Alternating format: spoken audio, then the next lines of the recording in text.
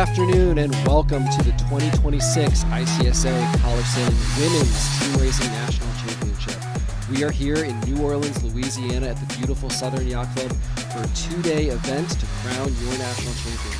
My name's Clay Johnson. I'm joined here on the live broadcast with Charlie Enright, and we will be here today and tomorrow to follow the action. Charlie, the racing has just started here in New Orleans. Why don't you fill our viewers in on what the weather's like and what's going on? Yeah, we're a couple races in here. When sailors came down to the yacht club this morning, they were met with some pretty severe weather, some thunderstorms with some big rain and even a little flash flooding. But the good news is that's moved away and has left some pretty good wind for the first few races. We're above forecast right now. We should have somewhere between 5 and 8 knots over the course of today from the south-southeast. And we should have, I think, pretty good racing here in this first round of 15.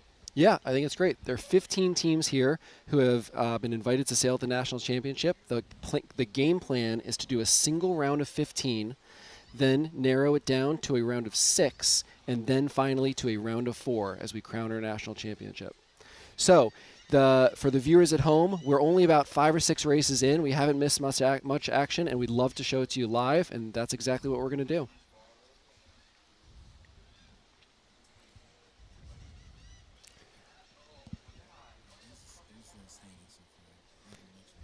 So we haven't missed too much, as we said. So far, there have only been a couple races, and it looks to me like Dartmouth, Georgetown, Harvard, Roger Williams, and Stanford have been the first ones to get on the leaderboard with some wins. So 5 races are in the books. The day looks beautiful, and I think we're going to be in for a fast-paced, lot of action team racing day. Similar to the Open Championship, which concluded yesterday, we have 2 fleets of boats in these first rounds. We have the FJs, with the colored mainsails that you can probably see in the distance on the screen right now. And then we have a fleet of 420s as well. We talked a little bit about the weather this morning. It has left some chop here on Lake Pontchartrain, just off the breakwaters by the Southern Yacht Club. So the competitors will be dealing with that, at least this morning. And we'll kind of see what happens with that situation throughout the day. But as much as this is a team race regatta, you got to keep the boats going fast through the water. So we have the wind, we got the waves, then we got the transition between types of boats as well. So we have a drone today. We also have a great cameraman from on shore who's going to zoom in here and check out some action. I think the first race we want to jump into is Yale against Tufts. Yale is going to be in the green main FJs 1, 2, and 3, sailing against Tufts in the blue main FJs 4, 5, 6. These two teams are on their first beat almost at Mark 1, and that's where we're going to try and start the day. Looks like a classic play 2, play 4 here. Looks like a 2-3-6 for green and a 1-4-5 for blue. There we go.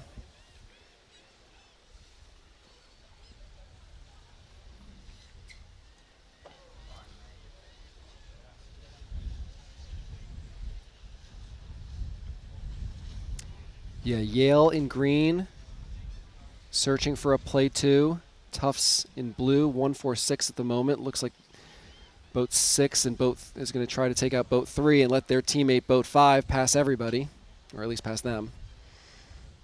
Passing everybody would be nice, though. Yeah, one could dream. Boat 2 doing a really nice job setting up a wall on boat 6 to convert to a 2-3-4.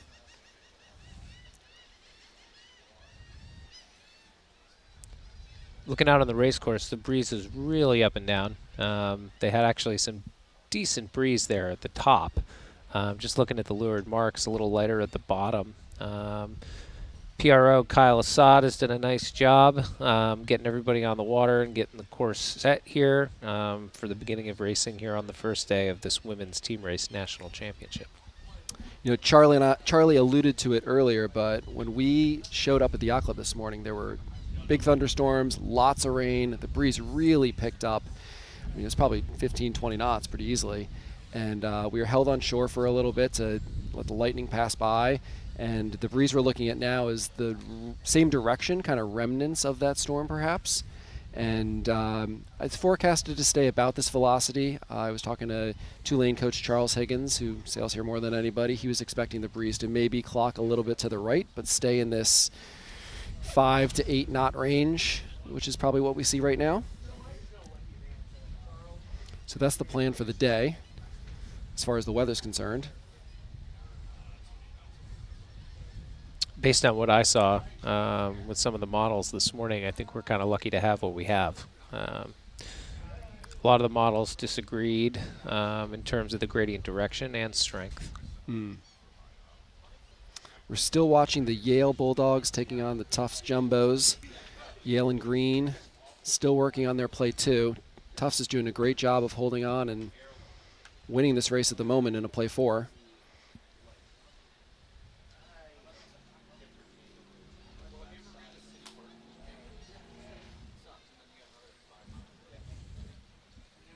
I was just thinking about an actual elephant and an actual bulldog competing against each other in something.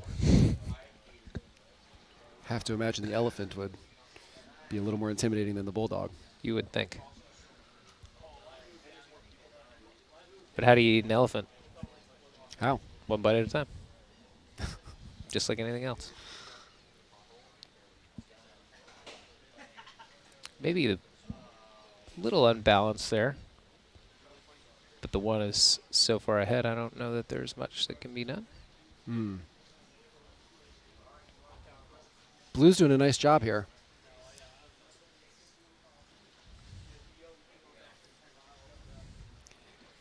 These are two NISA teams that I think have sailed against each other many times throughout the spring. I was looking at some past results to prepare for this event, and this it's amazing the level of parity in college sailing right now with these women's teams. Some of these events have been settled on tiebreakers and with just a couple races between them, so any of these teams could beat any of these teams.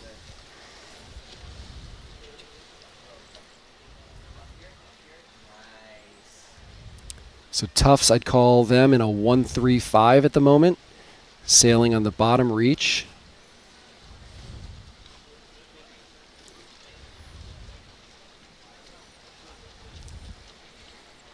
That second place green boat's doing a pretty nice job. Yeah, they need to really clamp down on boat number 5 to start their play 2.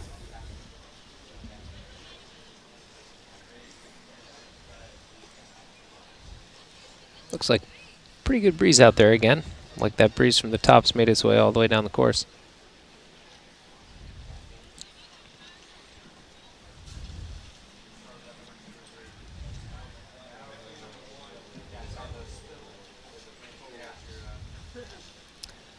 You know, opportunity for Tufts to go play 1 if boat number 4 gets engaged.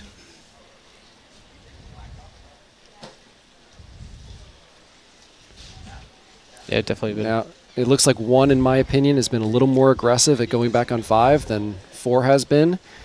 And, you know, whoever acts first usually wins first. So I'm going to call this a 2-3-6 now.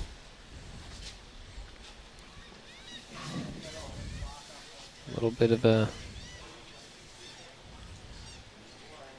All right, looks like Yale's going to try to do the pass back.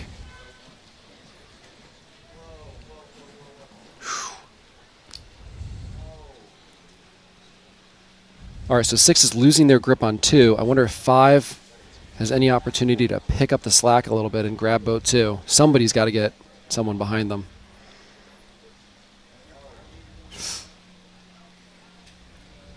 Three doing a good job on 5.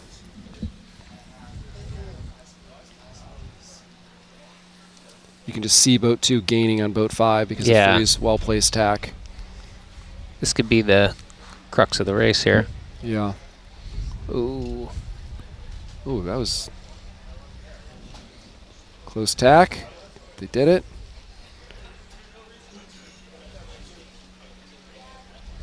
All right, so Yale has successfully moved into a play 2. They're in 2nd, 3rd, and 4th. The Tufts counterparts are in 1-5-6.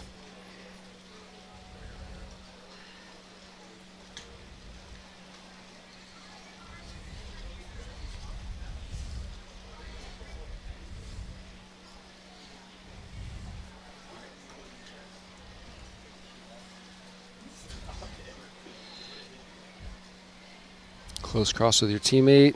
Maybe a little miscommunication there. Yeah. As boat 2 and 3 came together on that exchange.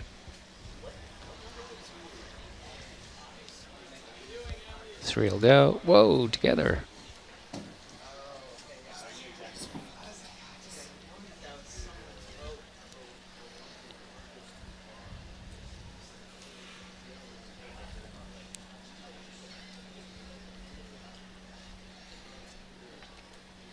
Boat 4 ragging their jiv in the 1 here. Yeah, just trying anything they can to slow this race down. Might be too little too late as they approach the finish line here. Yeah, for our viewers at home, the finish line is just to the right of the screen, about to come into play.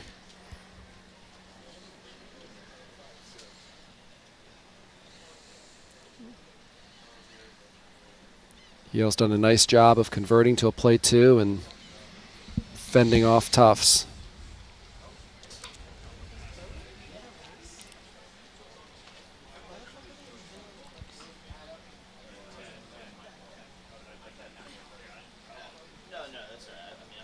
That's a pretty tidy last beat. Yeah, nice job by the Yale Bulldogs. You know, as a Harvard grad, I was challenged before this regatta to say one nice thing about the Yale team. Do you think that checks the box? And I racked my brain for a few days, and kind of the best thing I could come up with is that it would make Yale makes a great safety school. Oh, that's tough. But I'm gonna take it back, and I'm gonna say what a fantastic last beat by the Yale team, recognizing what play they were in, acting faster than their opponents, and successfully converting to a play 2 and taking the win. That was really well done. Excellent job by Yale.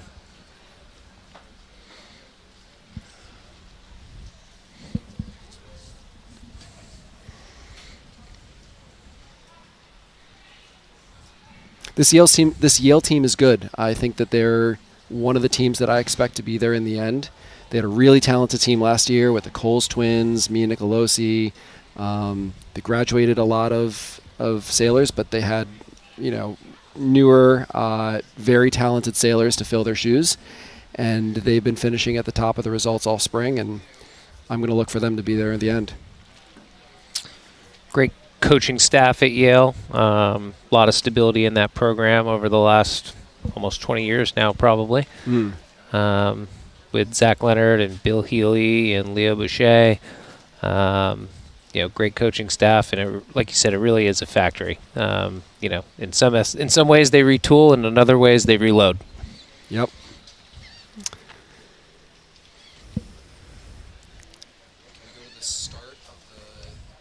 Can see the boats sailing in here, getting ready to rotate. Switching with another team, and then they'll be back out for another race. So as these boats sail in, we're gonna pan over to the start of race 9. It's gonna be Harvard in the red FJs 13, 14, 15, sailing against Georgetown in the black FJs 16, 17, 18. So those two teams just started their race.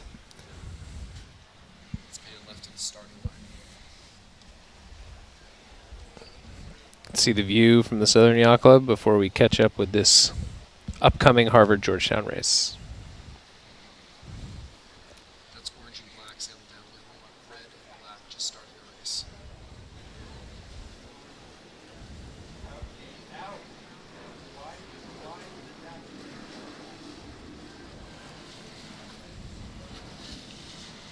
Looking at the results here, Charlie, both Harvard and Georgetown won their first races.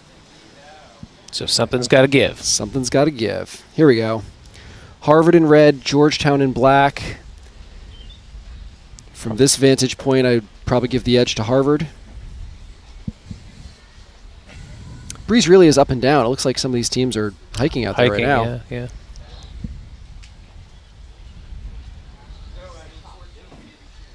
Hopefully this sticks around. Yeah.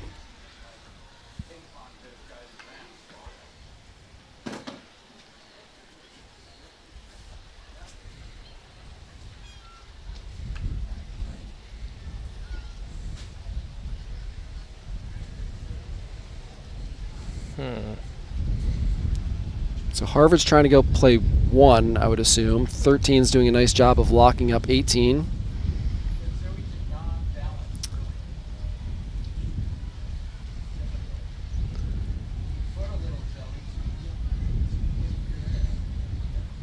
Doing a nice job there. Yeah. It was 13 had a well-placed tack, and then they kind of footed just a little bit just to give 15 a little bit of breathing room, which is nice. Someone should tack back right now with 18. And now they can actually play off each other. Right. Help each other out.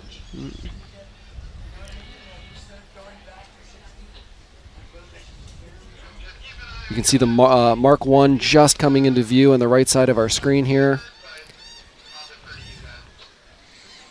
So it looks like 13's going to round in first. As you said, really up and down. I mean, the teams were hiking about, 2 minutes ago, and we just saw them sitting in their boats as they were approaching Mark 1. Yep. 1-2 here for Harvard with a close third by Georgetown. Yeah, 1-2-4. Hot pursuit. 14 will try to slow down 16 and 17 behind him to give the play 1 room to extend.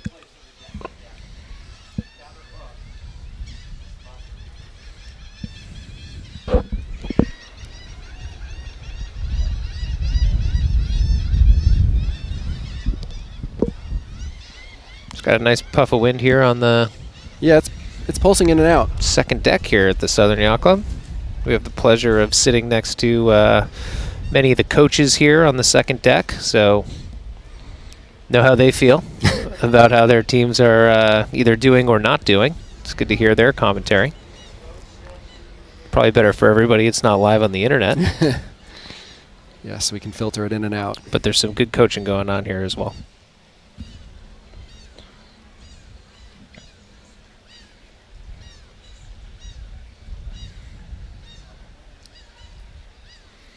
Harvard looking pretty stable going down the run here in this play 1. I was just going to say they're looking pretty speedy. That Georgetown boat was close, and Harvard's been able to sail fast for a little bit without needing to balance yet. You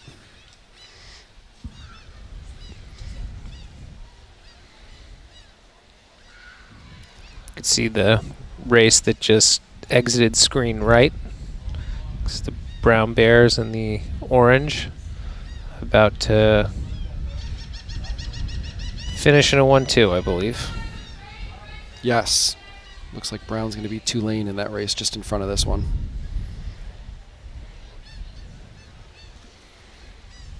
Bit of a drag race here for Harvard and Georgetown down to Mark 3.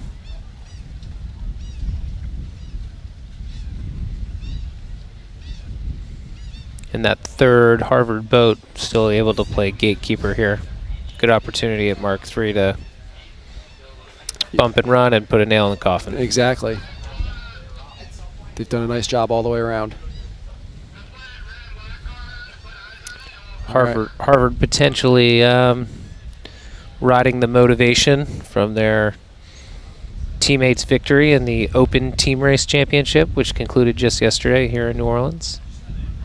Rising tide lifts all ships. Yep. Good time to be sailing for the Crimson.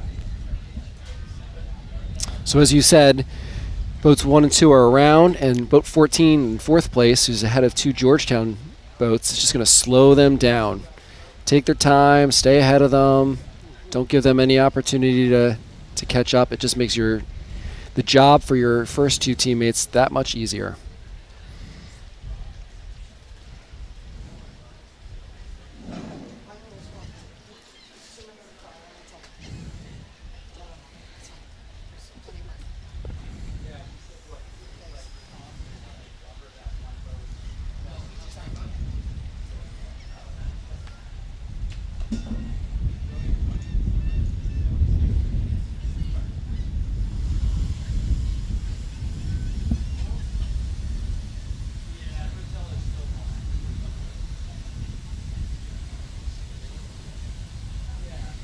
Harvard doing a nice job here. What I always preach when I coach team racing is you want your more vulnerable boat, 15, closer to 18, to do fewer tacks and sail fast, and let your stronger boat, in this case boat 13, try to pick up some of the covering. And I think Harvard did a nice job of letting 13 take 18. 15 can just sail fast and just minimize the opportunities for the other team to catch up.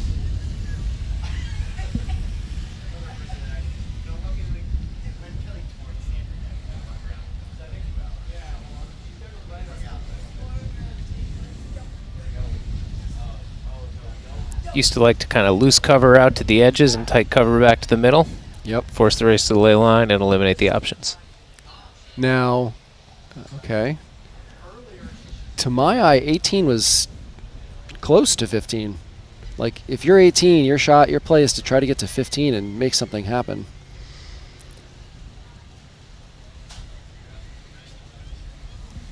I might have continued on and tried to get a piece. A little softer on this beat here. Fairly long last beat, actually.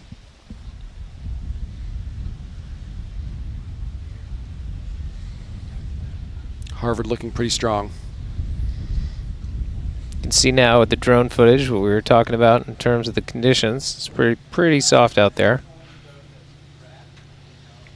Interestingly enough, Harvard, the boat that was in first place, now has the ability to lock up the pair and actually finish this race in a 1-2-3.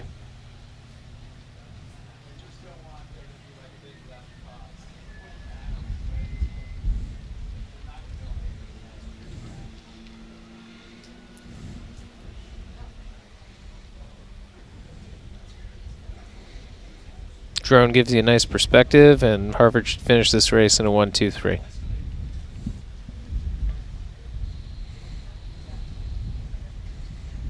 There we are, back at the Southern Yacht Club.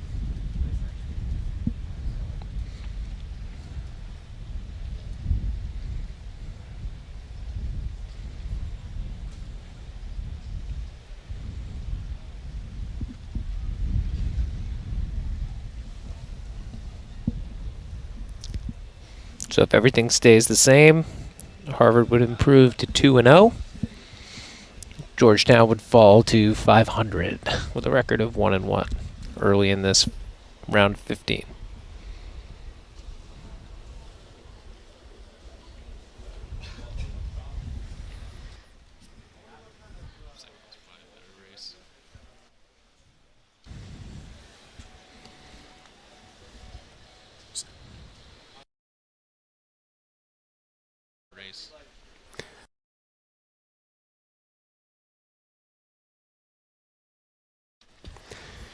So, as we watch Harvard cross the finish line here, we're going to pan down to the starting line for race number 12.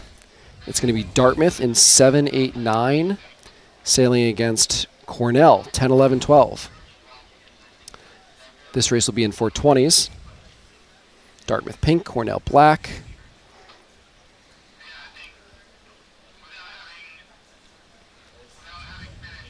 One of the Dartmouth skippers, Bella Casaretto, was on the open team, so she has 3 days of experience. We watched them sail into the Final Four and win a bunch of races at the end of that regatta.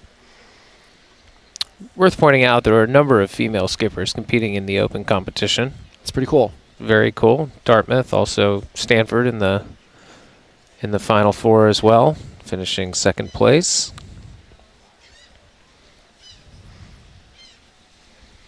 Makes for a long 5-day stretch for some of them. I'm sure we have some crews that have competed in both competitions as well.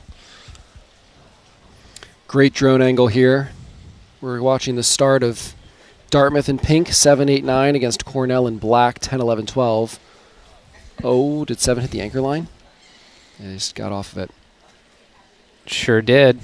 So, Charlie, if you hit the anchor line, do you have to do a 360? I feel like you're putting me on the spot here, but I do not believe that you do. You're correct. If you hit the anchor line. If you hit the anchor line, you're fine. If you hit the mark or the boat, then you do. So you could drag that mark behind you, and as long as that mark doesn't touch your boat, you are okay.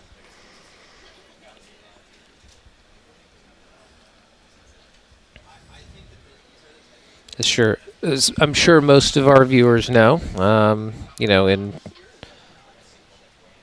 disciplines outside of college sailing, there's been a move towards robotic marks. Yes. With no anchor lines. Yes. We had a little action there. Why don't we get back to that? Yeah, I think 12 was trying to tack out from the cover of 9 and just clipped their corner through the tack and put their hand up and said they were spinning. So just so everybody at home knows, we have on-the-water umpiring here. Try to have 3 boats per race, 1 umpire boat per pair. They have the ability to give a green flag, indicating no penalty, a red flag, indicating a penalty on a particular boat. And a 720 penalty. And a 720 penalty, whereas if the competitor elects to exonerate themselves without going to the umpire, they only have to do a 360. And then in the event the umpires feel that something egregious enough occurs, they have the ability to throw a black flag as well, which can result in a hearing and penalty points in excess of what the competitors finished with on the water. Now, do you know how the umpire boats divide themselves up to watch the races? Because I only just kind of learned this when I was umpiring myself post-college. At some point, Clay, I'm going to flip the script here and start you asking the questions, asking you the questions, but no, I don't. Please enlighten me and the audience as to how they decide. So I think in an ideal world, you have 3 umpire boats, each with 2 people on the boat. Correct. And let's say, in this case, 7, 8, 9, Dartmouth is sailing against 10, 11, 12, Cornell. The umpire boats follow the lower of the 2 groups, so they would follow the 7, 8, 9 boats. One would follow boat 7 wherever they went. Second one, boat 8, wherever they went, and boat 9, wherever they went. The driver of the boat pretends to be that number, and the passenger pretends to be anyone who that person interacts with. So the driver says, I'm on starboard tack, I'm giving you room to keep clear. The passenger says, I'm on port tack, I'm trying to keep clear, and then they ultimately agree with what happens or narrate what happens so that if there is an umpire call, they've already talked about it and they can make a call as quickly as possible. And sometimes you'll see a single boat all the way out to the side and an umpire boat out there with them, and you say to yourself, geez, why are they even out there? Because there's no reason, no situations will arise out there, but that's why they're doing it. Kind of cool. The more you know. Yeah. I think it's really great. We have some recent college grads volunteering their time to umpire. I talked to a few sailors yesterday who said they plan to come back and give some of their time to also help umpire and make this happen for them, and we're so lucky to have them here I'm a big proponent of anybody who's volunteering their time to make our game better and allow me to sail, or anyone to sail. So, pretty cool. Totally agree. I frequented a New Orleans establishment last night with umpire Steve Wolf, got his take on things. He's been doing it in the team race game for a long time. Does a lot of these collegiate events, does events like the U.S. Sailing Hinman Team Race National Championship, the Wilson Trophy over in West Kirby, England. So we're lucky there's guys like Steve and all the other umpires that continue to give back to the sport in such a meaningful way. Absolutely.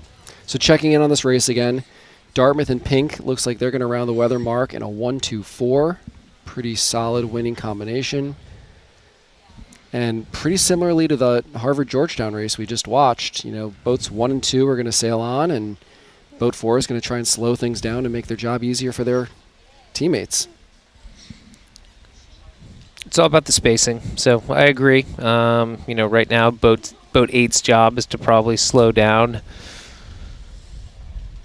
10 and 12 and let the teammates extend in the 1-2, but had that spacing been a little different, you could actually have seen one of the 1-2 boats attack 11 and try to launch their group into a 1-2-3. So it's fairly situational here.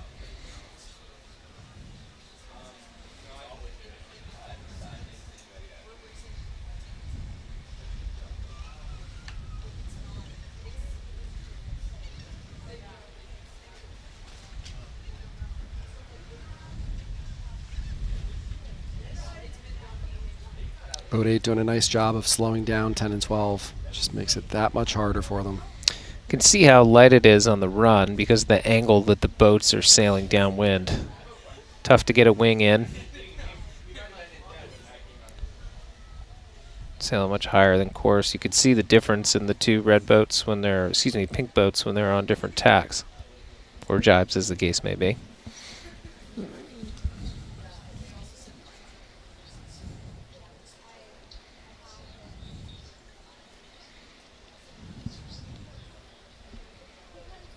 For a little dirty air for that Dartmouth boat taking the low road.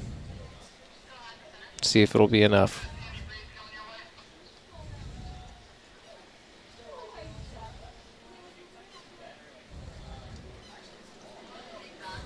Breeze really up and down.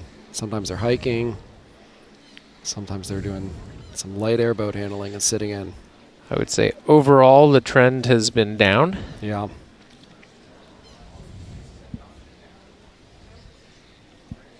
Off screen right now, Clay and I have the ability to see some other boats on the last leg of the course, sailing in very, very little wind.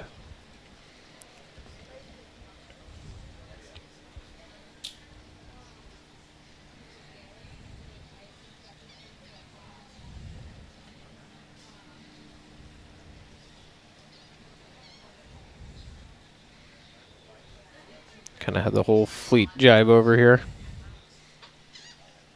in this Dartmouth Cornell race.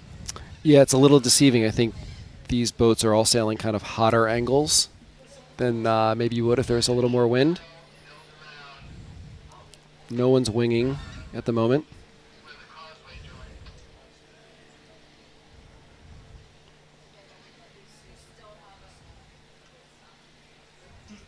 I have to imagine Mark III is going to come into our view shortly.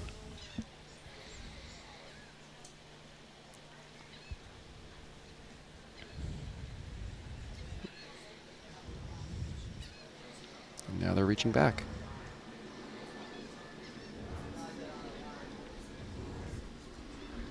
There it is. Think 9 had room? Pretty close. I think if 9 had room, you really would like 7 to jibe first.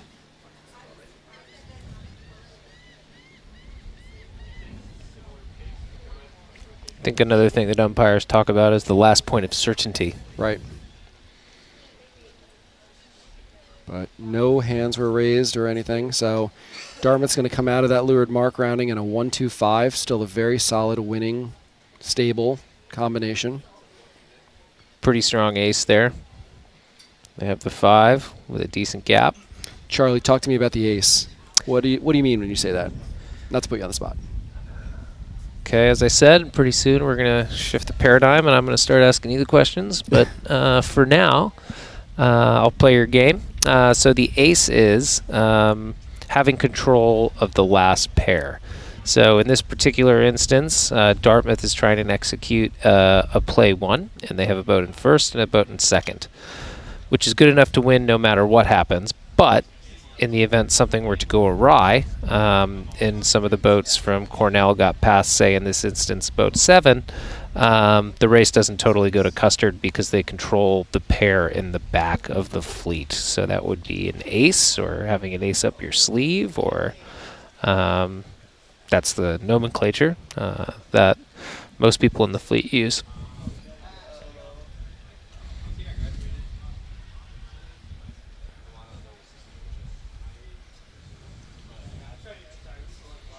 Yeah, the breeze is up and down, but I'd say the average is trending down.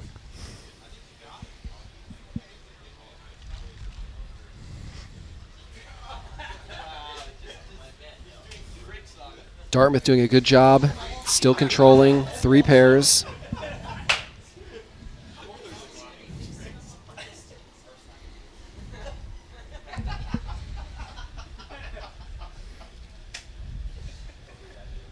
I think if you're black, you want to start coming together and create some opportunities. A little surprised that boat 12 was allowed to Sail by away themselves. uncovered.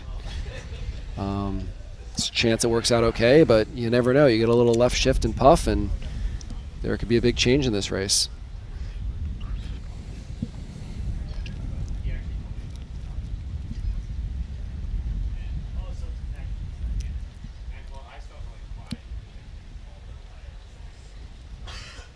Seven sticking with 11 on the course right side. 8 doing a good job of keeping that ace, as you discussed.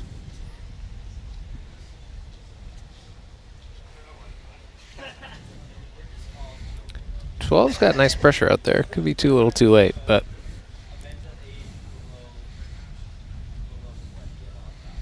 Definitely have some leverage.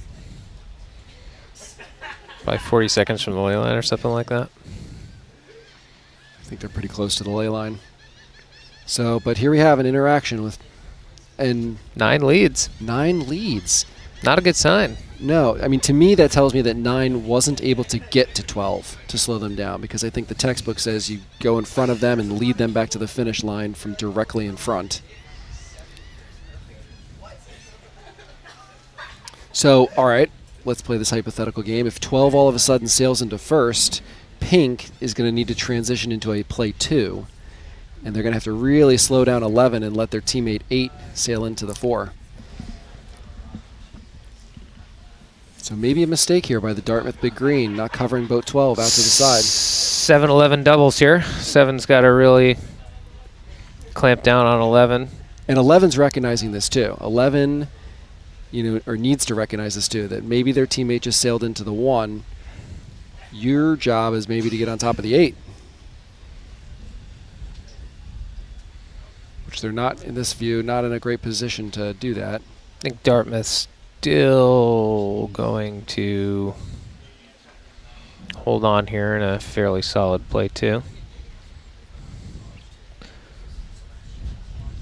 Let the record show 12 did not lay, Clay. Thank you.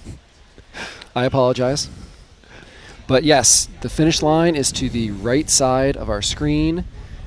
Cornell now in a 1, trying to go play 4. Their goal is for one of their boats to get boat 8, slow them down. I think in theory Dartmouth should end up okay here in a play 2, but boat 8 is going slow right now. They sure are, and they're a lot of chop. Going backwards in the Lake Pontchartrain chop. But even if they get away with it, I think it's a example of what not to do in terms of leaving your opponent on a final fluky last beat. Yeah, missed opportunity for sure. Just could have been that much easier. All right, so boat 12 is finished. I'm wondering if the second place boat, pink, is going to peel back and just really make sure that their teammates are solid. All of a sudden, 8's back in the game here. Yeah. Got a little puff from the right. 8 looks better on 10. I think this boat 7 out here at the left of our screen needs to really hold boat 11. Hold, hold, hold. Don't tack. Hopefully 9 can come over here and see. I would go a little further, tack, and then reach down.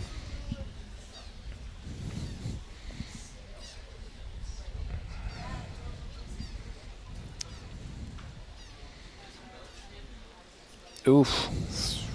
Couple little rocks.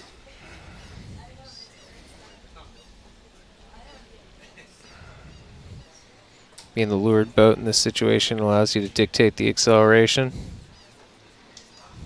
Here comes 10. 7's been so slow holding up boat 11. Quite the nail biter here. Actually looks like.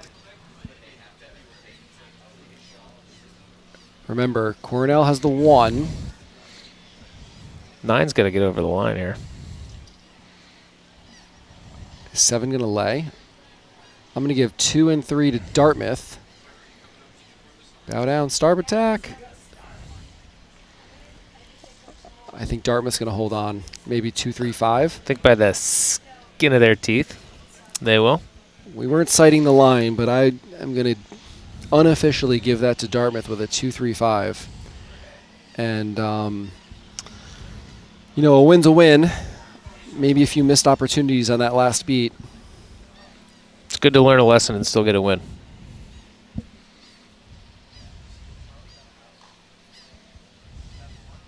sure the heart rate of some of these coaches has been a little high the last few minutes.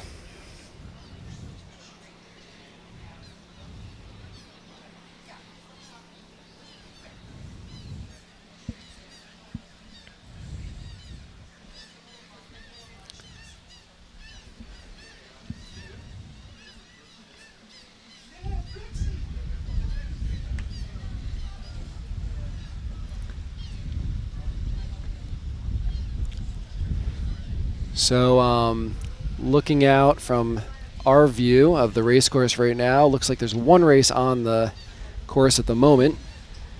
That's going to be MIT in the green FJ sailing against Michigan in the blue ones. They just rounded Mark 1 and are sailing downwind. MIT, Michigan.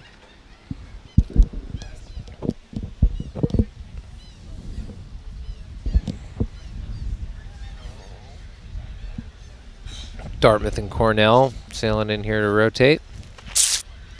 As we pivot over to the green and blue FJs.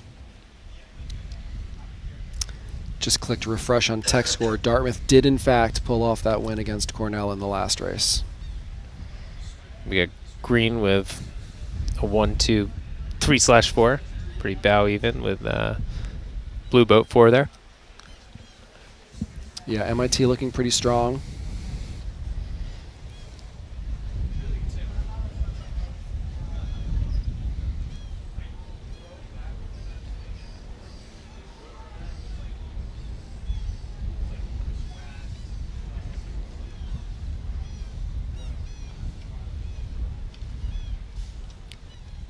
There's a chance that if this race kind of turns into a blowout, maybe swing over to a race that's starting after this, which hasn't happened yet.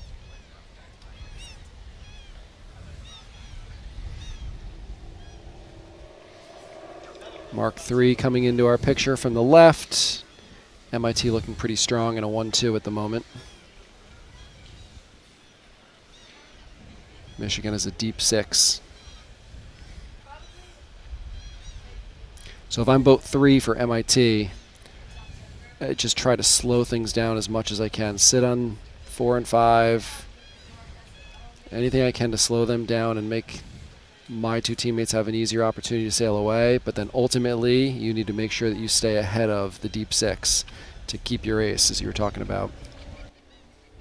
It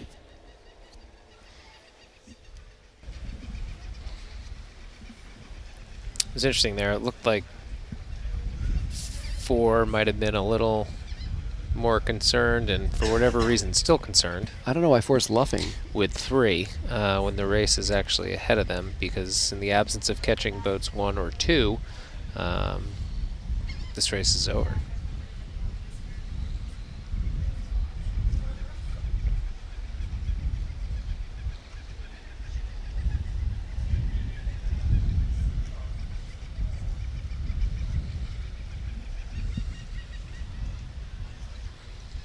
You ever sailed at Michigan, Clay?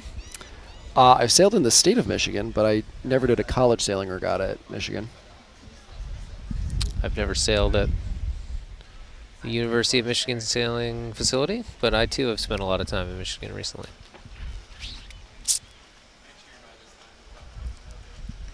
Nice part of the world. Great sailing culture out there on the Great Lakes. And the inland lakes, for that matter. Yeah, let's just go to the start of the next race. Orange, Tufts against Charleston.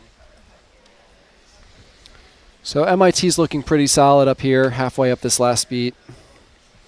The race behind them just got started. Maybe we'll pan over and check out that start. Good news is breeze looks a little more stable than it did, say, 5 minutes ago. Yeah. Just kind of phasing in and out here. Clear sky here, so. So orange and I guess it's gray, looks black on our screen. Orange is 7, 8, 9 Tufts Jumbos sailing against 10, 11, 12, the Charleston Cougars. I believe there's one of the Charleston boats over. It's boat 11. But boat 10 looks pretty good for Charleston. Less clear on that left-hand pair. Yeah. 7 looks to be going better through the water. Probably a tie at the moment, but I think if you made me choose, I'd probably want to be boat 7. All things even, starboard advantage, and they look to be getting stronger as they go straight. Something I always ask myself, am I gaining, am I going straight right now? A little now? dial down. Good job by 7.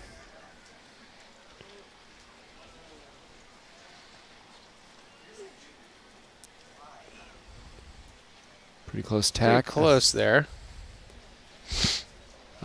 Too close. All right, so if I'm orange, if I'm Tufts right now, I am thinking play 1 all day long. And you'd be late to react, having not already engaged in that. Now Look would for be the the tack, time to tack, do it. tack, tack. I think if you're that lead boat, you need to anticipate that boat tacking so that you can tack and then reach down over top. Correct. There they go, reaching down. They're going to do a nice job of trying to lock up boat 12 and try to free 8. Now, conversely, 12 should be thinking, all right, well, they're trying to do this to me to free their teammate. I should be doing the opposite. I should be reaching down on top of 8 and really trying to lock them up and get my teammate 10 back involved. And if you are the orange team, you're happy doing it towards the mark, pushing the race forward in a race that you're winning. Right.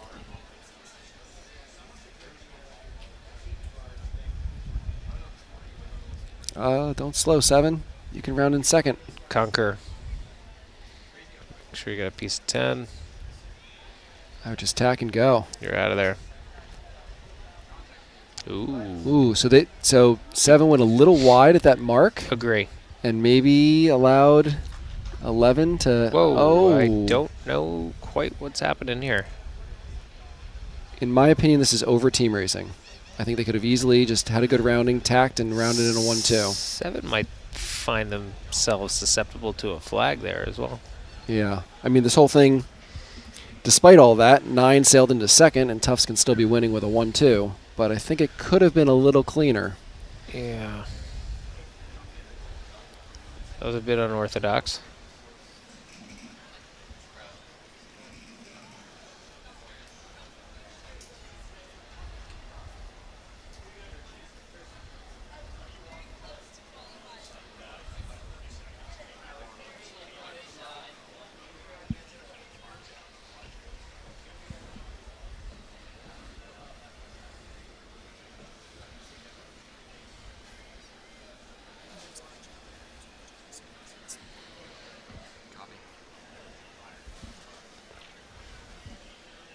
So Tufts still in a powerful position, 1-2-5. Winning, stable combination, play 1.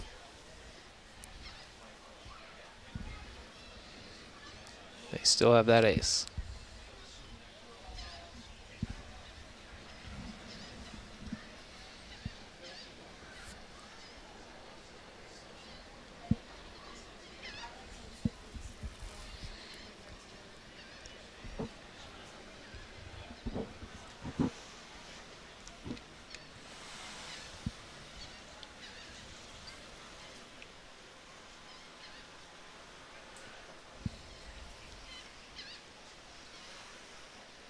Breeze is kind of sticking around, which is nice.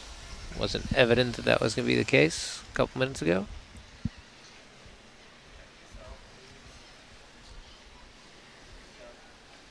This is race 14 of the regatta so far.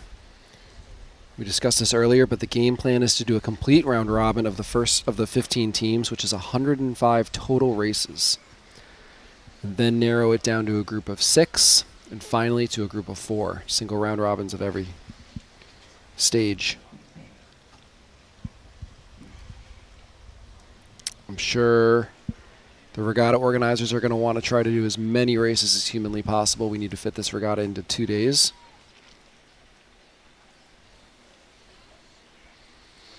The Open Championship, we had 16 teams. But 3 days to finish it. Went to a round of 8. Mm-hmm. Finished with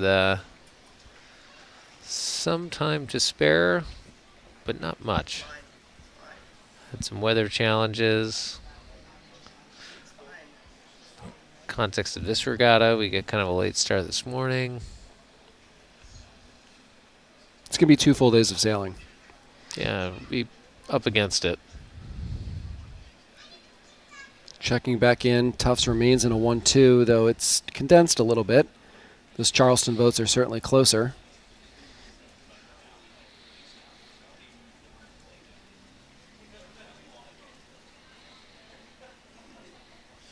Just had Charleston Race Week last week down in Charleston. Sailed off the battleship.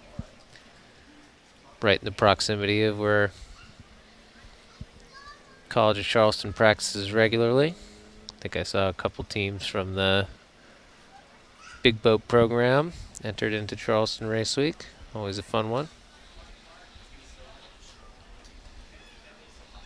A lot of current in Charleston.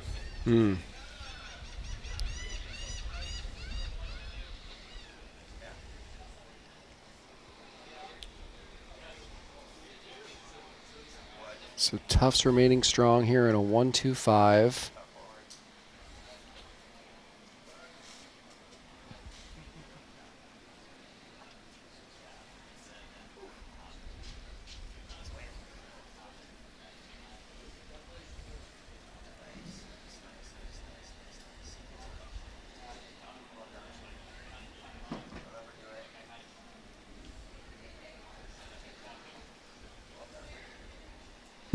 Yeah, pretty well balanced. Just say conversely, no current where Tufts sails on the old mystical lake. No chop, flat water venue, plenty shifty.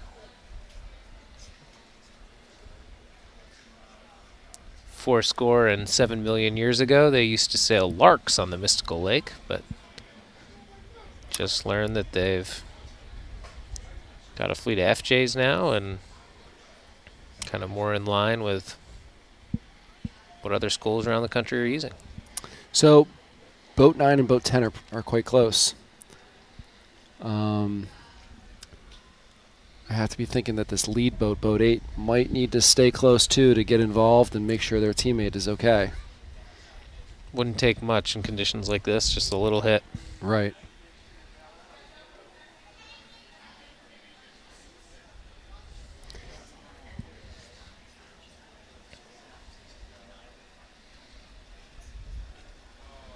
Nine's probably okay here, but 8 shouldn't leave it to chance. No, I'd probably just be ready to help.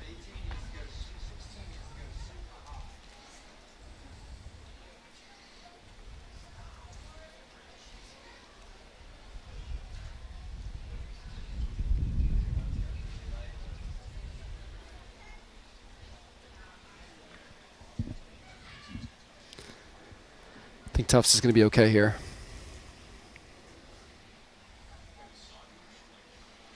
Spent a bit of time at Tufts when I was in college. Yeah? Yeah. They had Thursday night team meetings that I'd often... You attended the Tufts Thursday night team meetings? Usually meet up after their team meeting, and we'd use it as a launch point to go skiing on the weekends in the winter. Oh. Did you ever attend any of their team meetings as a brown sailor? I did not. Yeah. I was not welcome. Makes sense. But I'd be there waiting for them when they got out. Johnny Norfleet's taken over that program from the legendary Ken Legler. I know, pretty team race focused, and he's done a good job with the squad.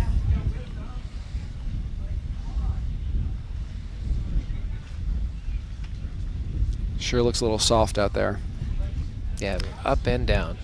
So boat 8 has finished.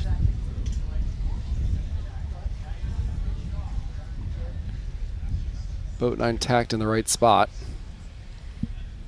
As long as they're laying, this race will be over. Either 1-2 or 1-3.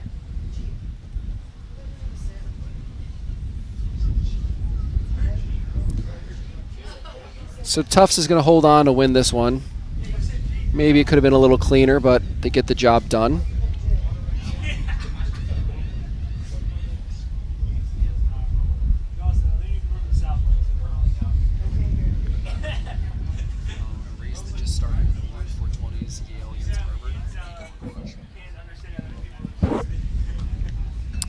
So as we search the rotation for a race that's going on, we see that Yale Harvard has just started. Yale is in the red 420s, 1, 2, 3, sailing against Harvard in the blue 420s, 16, 17, 18. That'll mess with your mind a little. Yeah. Both teams undefeated so far to start their event.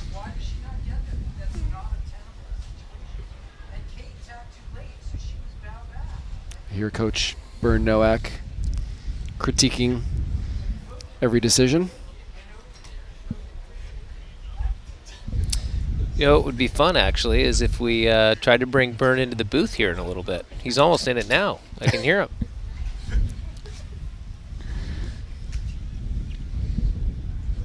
Bern's been doing it for a long time. Won a lot of championships. Never shy of an opinion. Can't fault him for that. Looks like Harvard's automatically thinking play 4 off the line here. Yale's best option at this stage is a play 2.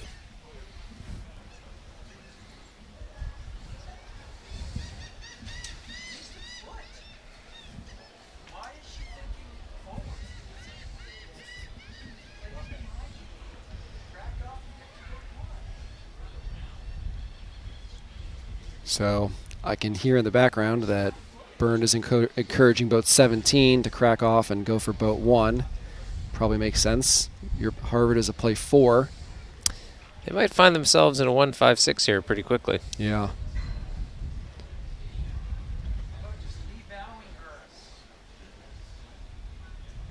Yeah, looking pretty strong in a 2-3-4 at the moment.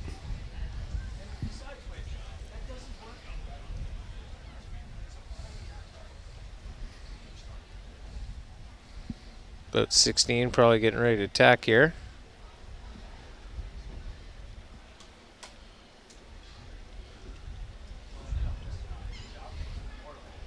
Mark 1's just coming into view, the right side of our screen. 16 looks like they're going to slow down a little, see if they can help their teammates out in any way. These are admittedly difficult conditions to overly engage as a 1. But not super involved right now. Looks like Yale should come in here with a pretty solid play 2. Yeah, pending what happens in this final exchange. see a hand go up. 18 gonna ask the question there. Boat 3. So get out of there without a penalty. Did a nice job. They are doing a spin.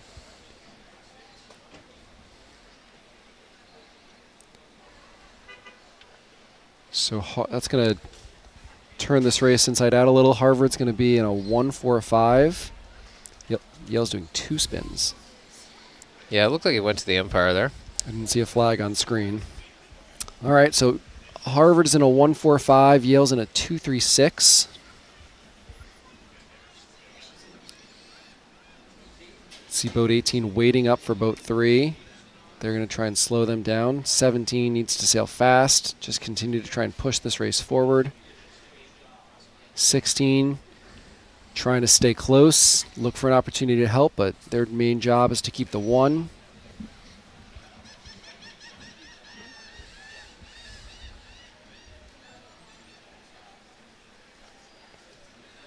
Yale doing a nice job with boats 1 and 2, slowing 17, trying to wait for their teammate to catch up so that they can split off and help her get around.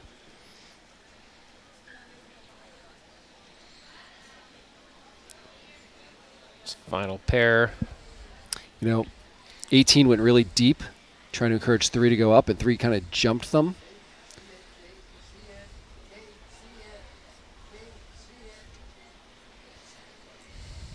They still have a grip.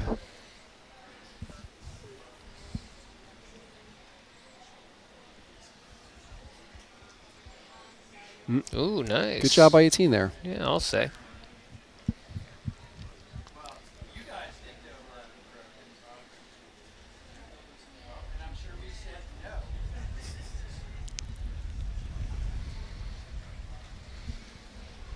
If you have to leave later this evening, Clay, for your selection committee duties, maybe we can get Coach Bern in the booth.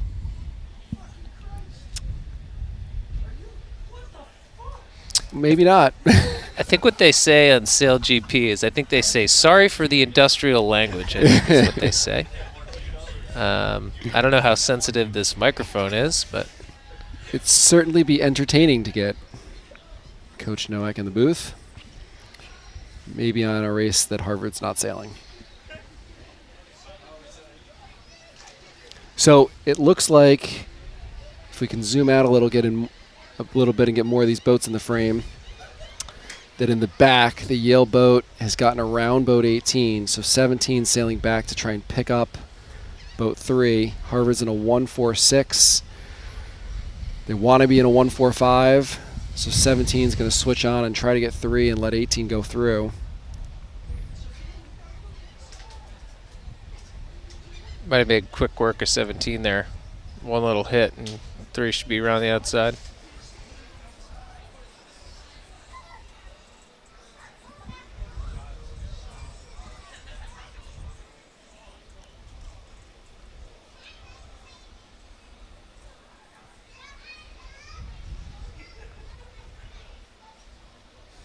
Seventeen's got to try to get a grip on somebody for Harvard to try and go play 4. I think 1 is that somebody. And all of a sudden the Yale boats are passive on engaging 17. Hooker.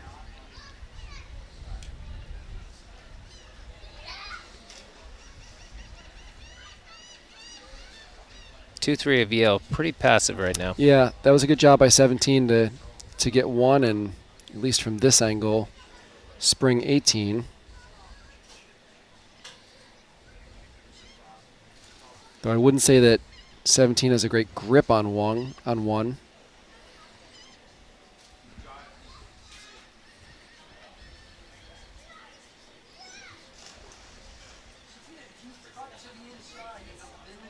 Mark 3 is coming into our picture to the left.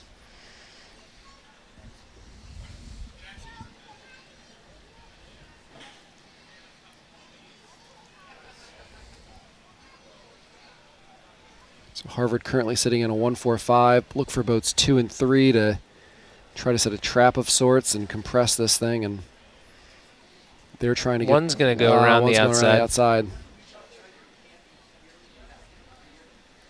Although 17 had an overlap with 3, they were either too far apart laterally or too bow back to control the situation going into the mark. Good job by Yale to convert to a 2-3-4 there.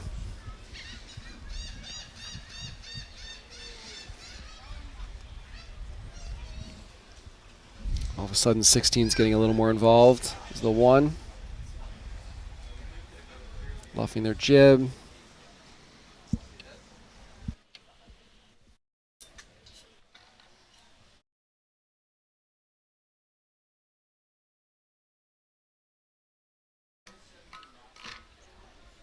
All right, so Harvard's remaining in a 1-5-6, Yale in a winning combination 2-3-4.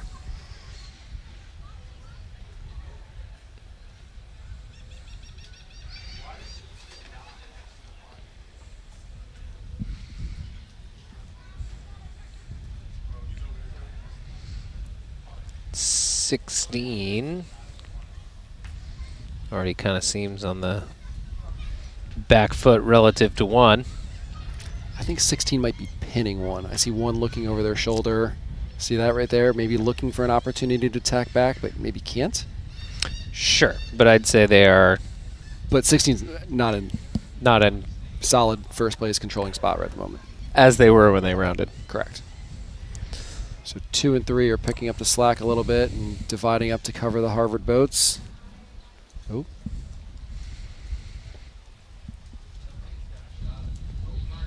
I think that's actually a couple times we've seen potential miscommunication between the Yale boats as they've come back together in the middle of the race course.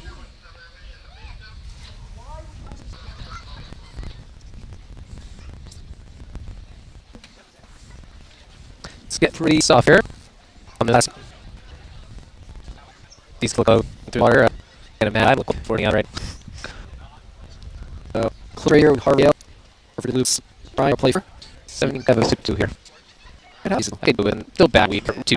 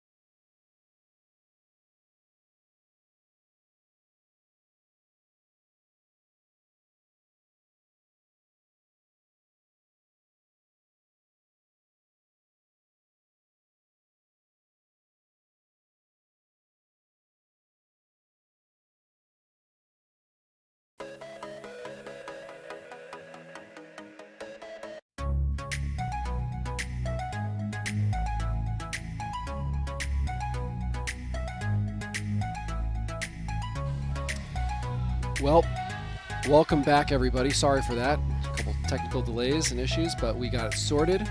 Unfortunately, you missed a nail biter with the Harvard-Yale race. Yale was able to take the win right at the finish line. We're going to swing over to the next race on the course, Dartmouth, 7-8-9, sailing against St. Mary's, 10-11-12. I think this is the only race being sailed at the moment. They're on their last beat as conditions have gotten pretty light. You can see in the background there, Charlie, that it looks like the race committee boat just pulled up their anchor, and I think they're going to relocate. Looking around the lake, tough to figure out where it would be noticeably better than where they are. My name's Clay Johnson. I'm here on the live stream with Charlie Enright. Talking some team racing. We're at the 2026 Women's College Sailing Team Racing National Championship.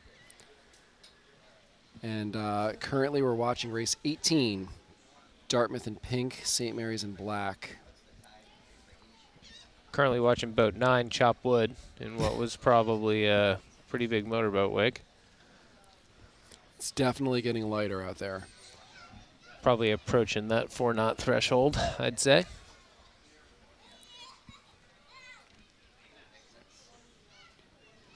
Dartmouth looks to be controlling this race, but as the conditions lighten, nothing is a given.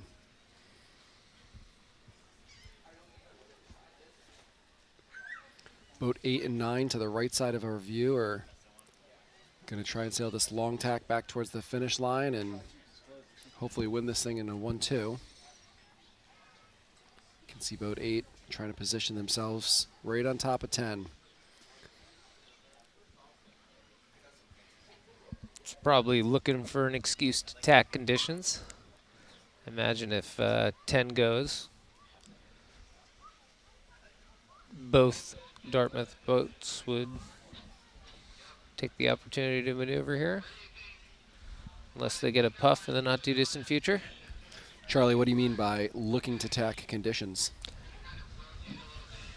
When it gets really light like this, you actually don't lose when you do a maneuver, and oftentimes, given the kinetics around college sailing, you can gain from doing a maneuver. 25 knots when you're going upwind and you have to tack, that's a loss. But in 5 knots when you have to tack, it's not totally clear.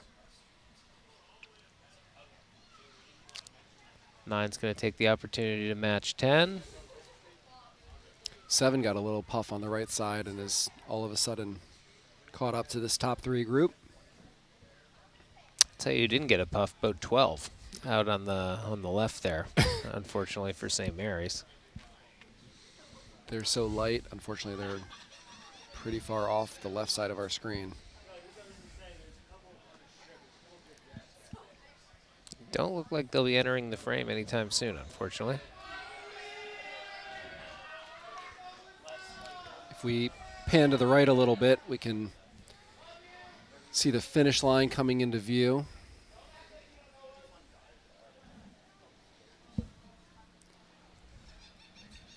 Dartmouth trying to hold on to this one.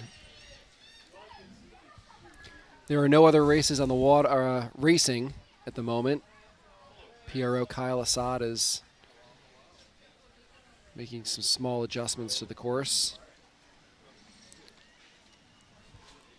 Looks like maybe they're trying to move out from under this outer jetty. Yeah. Maybe get a little bit more fetch, but if we can pan to the right here and take a look at the finish line, you'll see the flag on the committee boat. It's just barely moving. You know, from our vantage point at the Southern Yacht Club, the Southern Yacht Club Burgee and American flag are looking a little further right than before. Could be a little right shift going on.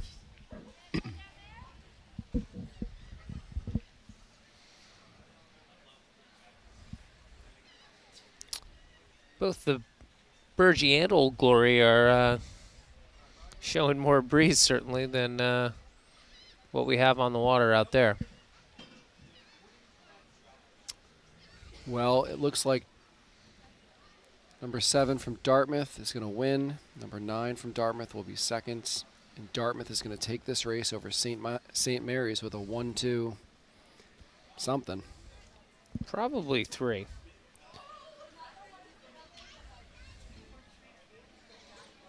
Pretty tough conditions right now. Yeah, light and lumpy.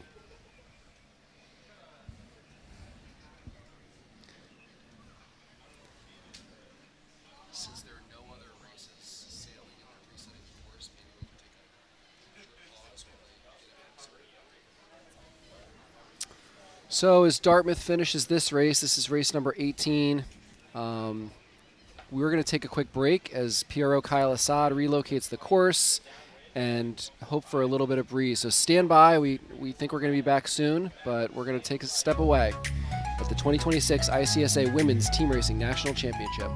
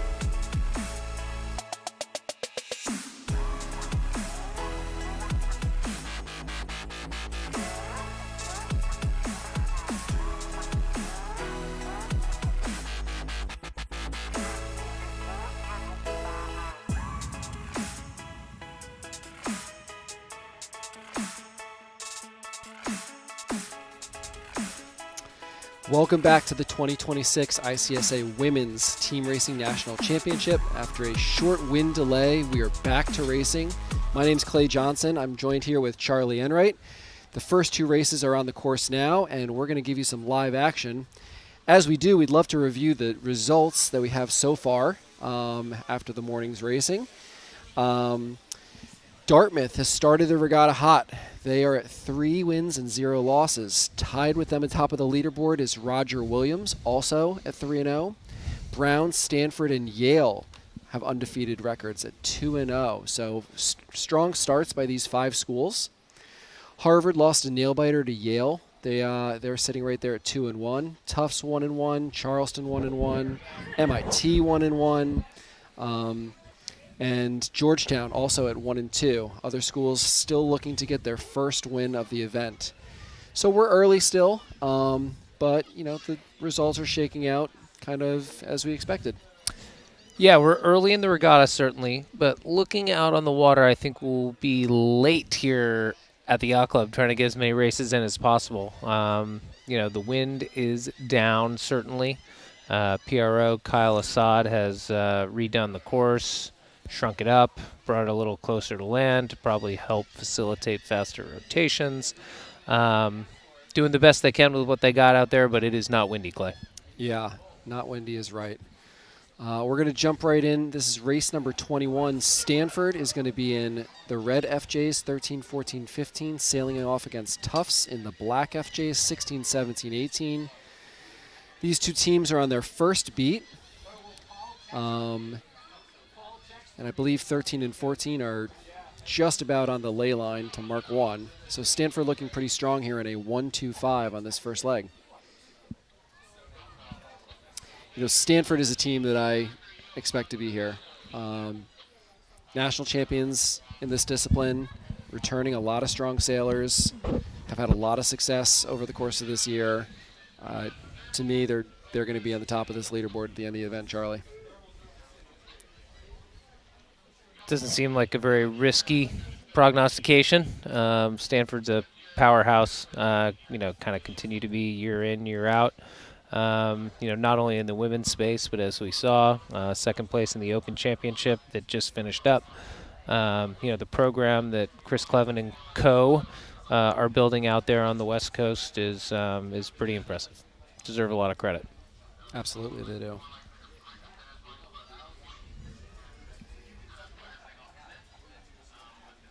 Yes, Stanford skippers Ellie Harned, Sophie Fisher, and Vanessa Larkamp. Crews Kit Harned, Piper Blackman, and Alice Schmid. All have a lot of experience, and it's shown all spring long. Might be some tacking on the way to Mark 2. Means there's probably been a little bit of a right shift. Clay, can you talk a little bit about the schedule and how that works for Stanford? Are they traveling every weekend? Yes. I mean, primarily. They certainly have some events on the West Coast. I think they had the McIntyre team race early in the season, PCC champs.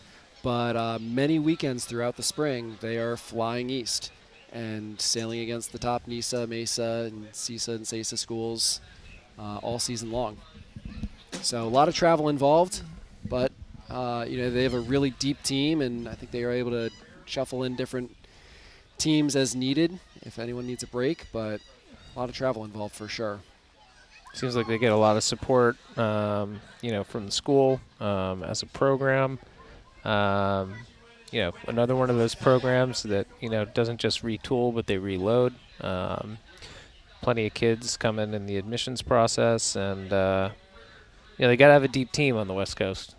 Their practices have to be pretty intense, It's not like, if you sail on the Charles River, you can kind of mix it up with a couple other schools on any given day. Right. But, they are where they are out there. On a bit of an island. It's impressive that they've established that enclave and they're able to continue to be dominant year in, year out. Yeah, it is, and we talked about it already, but their coaching staff's deep. They have 4 team racers that are on the staff, 2 of whom are sailing at practice every day. They've got a talented co-ed team, open team, so they've got good competition. And in order to be competitive without, like you said, without the neighboring schools to compete against, you need to have that. And they've done it. So, the course has shortened up. These teams are already on the bottom here. There's also been seemingly a right shift as the boats are struggling to lay Mark 4. And they're going to tack and sail the long tack back. This is not a good spot to be in if you're the Tufts Jumbos. It's spread out a lot, and it's turned into a bit of a parade.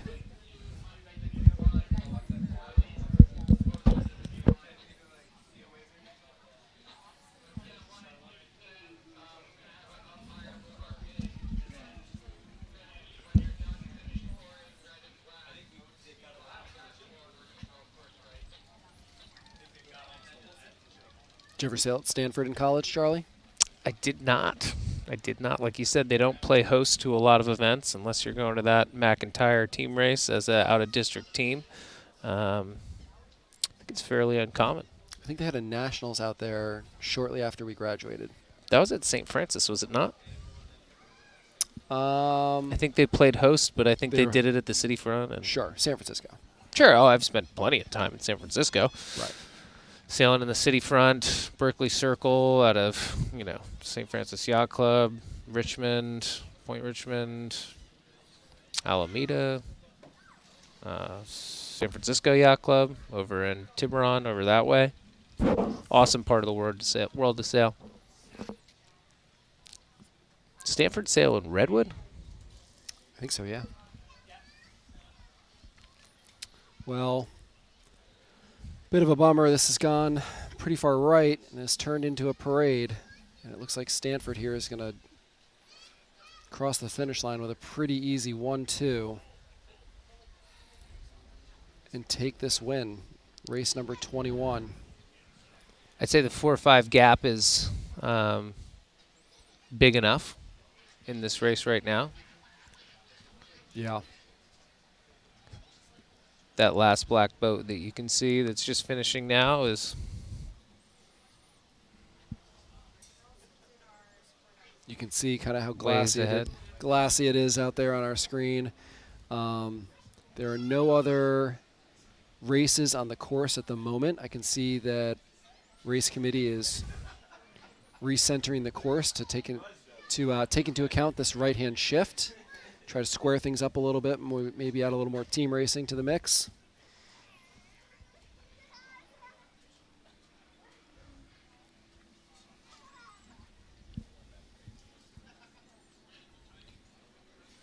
I think think we see some umpires dragging some marks around here. Yeah, I think it's all hands on deck when it comes to doing a quick course reconfiguration. So, looking ahead to the next race, Charlie, we have your Brown Bears in action. Oh, wonderful. Yeah, they are going to be sailing against the College of Charleston in 420s. So that's going to be the next race that we watch. I kind of think it's going to happen pretty quickly. I hope.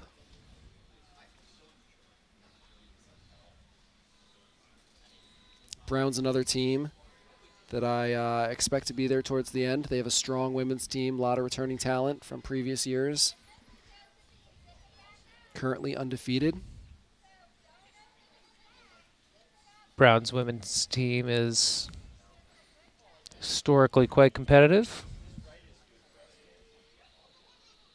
As I've checked in over the last, I don't know, getting close to 2 decades. Kind of always hanging around the top 5. I think they were the Fleet Race National Champs in 2019, if I'm not mistaken.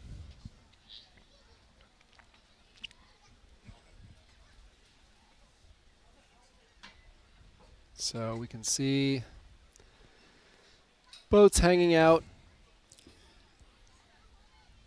near the starting line as the race committee does a quick course reconfiguration.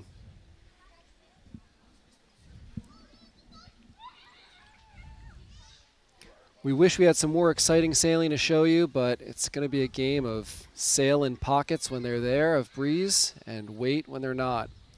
So I think for the moment we're going to take a short break. I don't expect it to be too long, but we will come right back to you with some more action for the 2026 Women's ICSA College Sailing Team Racing Nationals as soon as it's happening. Stand by.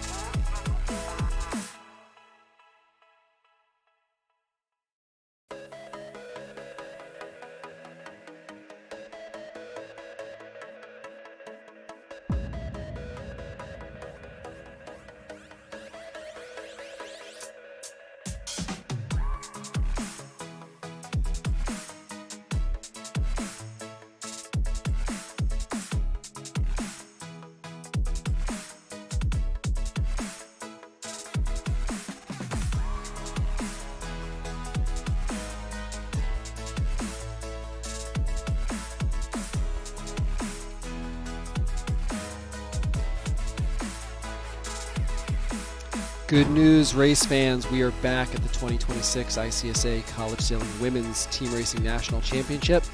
Little breezes filled. This looks promising. And the first race is already on the water. We're going to jump right into it at mark number 2 with Charleston in the blue boats, 16, 17, 18, racing against Brown in the red boats. 1, 2, 3. We got a play 2 here for Brown, it looks like. 2, 3, 5. And a 1, 4, 6 here for the Charleston Cougars. We're about to see a beautiful lake boat come into the frame here.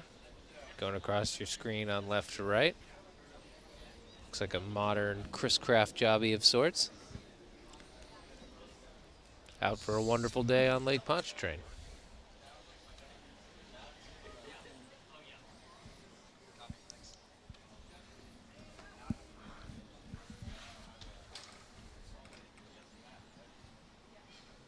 As you can see in the background, still pretty light.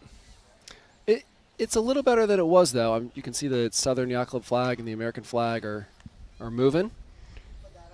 Sailboats are moving.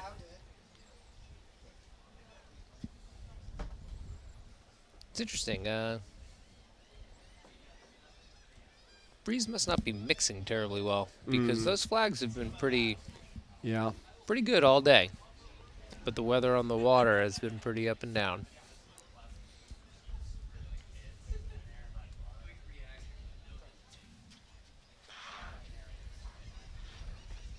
Picking up this race on the screen now here. There we go. Brown looks like they're in a pretty solid play 2. The 1 is just off the screen to our left. We're looking at 2nd through 6th. There they are. All boats in the frame now.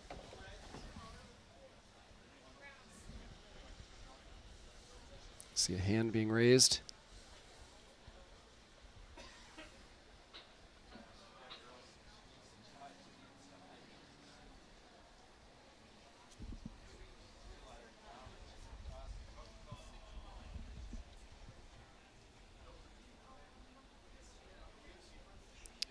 So Mark 3 is just coming into view on the left side of the screen. 17's in first place. I have to imagine they're trying to get their teammate 18 to go wide around the outside. And it looks like they did. Nope, 2's going to sneak. I think they might have converted to a 1-2. Hard to see with all the other fleets in the mix. Certainly looks like it from here. Yeah. So a little reconfiguration there. Charleston at the moment is in a 1-2-6. Brown chasing in a 3-4-5.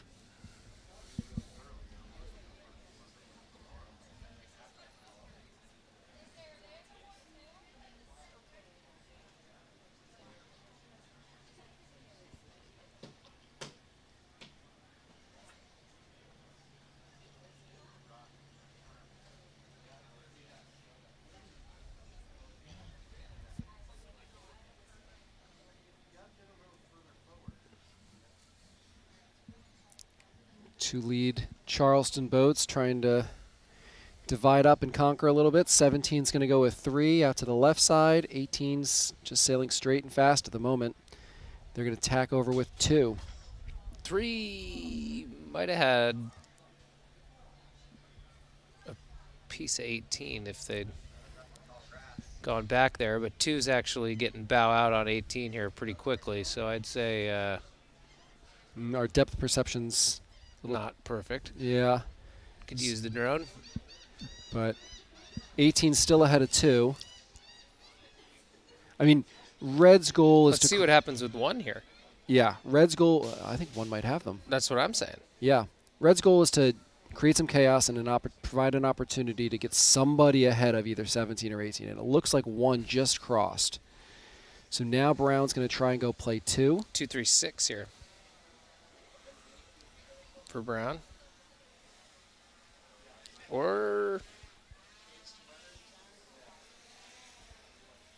well, so we talked about this a little yesterday. In a 1-2-6, The 6's job is actually to cover the 5 from behind, follow them wherever they go.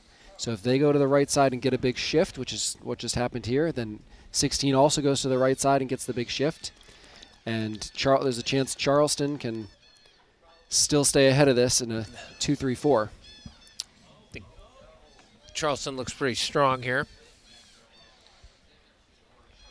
I guess there's an outside chance that boat 3 is able to come back as a 3 and a play 1, but looking from the drone, they're pretty far away. Here's the finish line.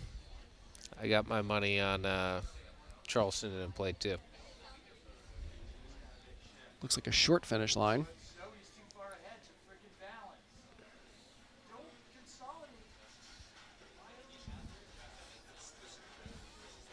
Charleston is, in fact, 2-3-4. going to take this one with a 2-3-4. So that's going to improve their record to 2-1 and drop Brown to 2-1.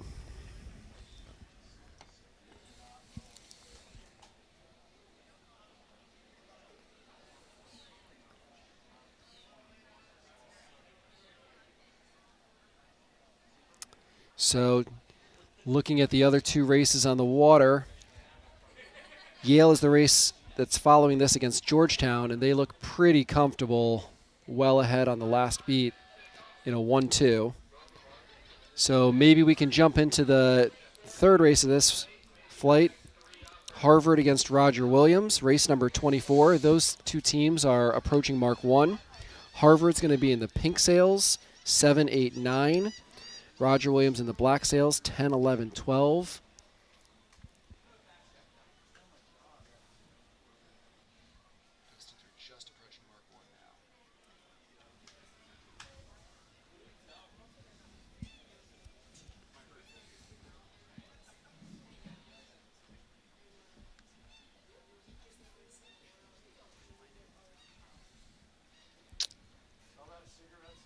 It's a nice last beat length, I'd say. Yeah. In that last race.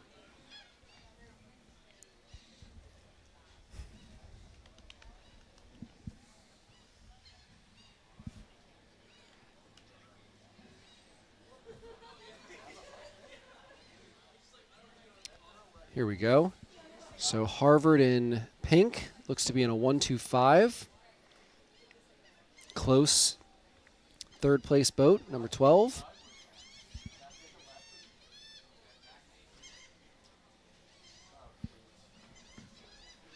Number 12 might have just gotten a little puff and sailed over the top of 8.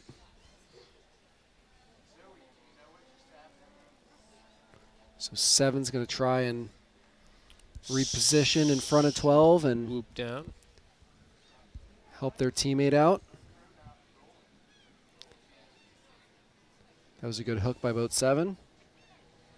Lets 8 sail straight and reconfirms their team to be in a play 1. Boat 10 from Roger Williams there is a They're nice coming little, hot too. nice little letdown. It's probably some of the righty we saw on that last beat of the Brown College Charleston race. So it kind of ran out of gas. Yeah.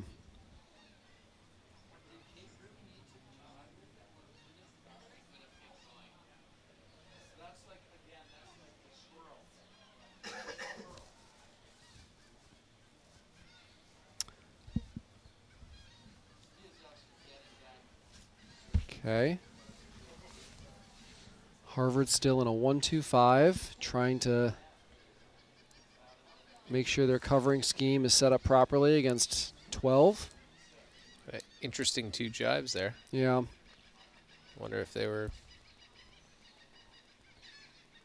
kinetic based or.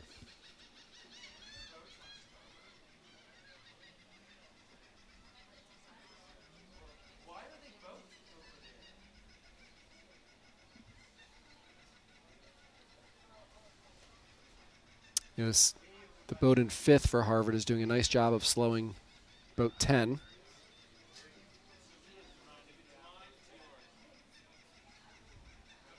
Really causing some bad air there. Right. Just makes it that much easier to have her teammates sail away. I like that job jibe 2. They can be a pain in the rear until they have to make sure they lock up the ace. Right. At some stage, you gotta forget about slow and 10. I think they're in a good spot here. Keep slowing them down until 11 catches up a little.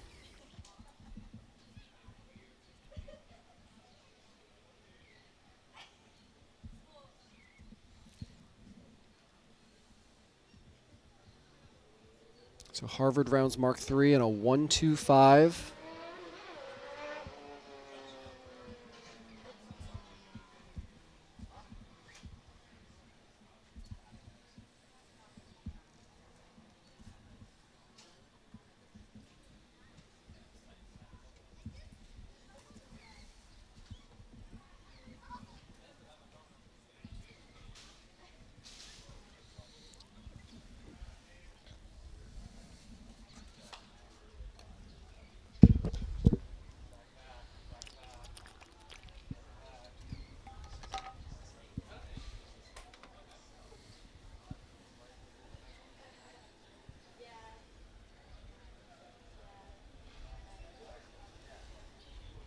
Is going to attack. I look for 8 to go with them. Agree. 8's the stronger of the 2 Harvard boats. So now 8's going to take 12, 7 will take 10, and 9's goal is to stay ahead of 11. Harvard looking pretty strong here.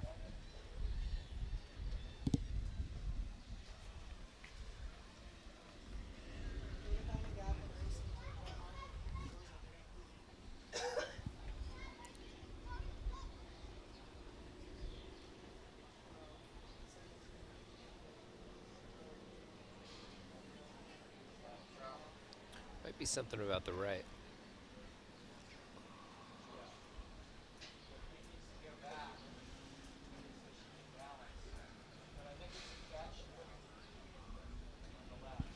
Seven and 8 are both very lifted. Something's got to give. There it goes.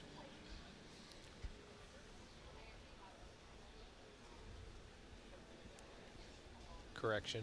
Back to more of a median true indirection.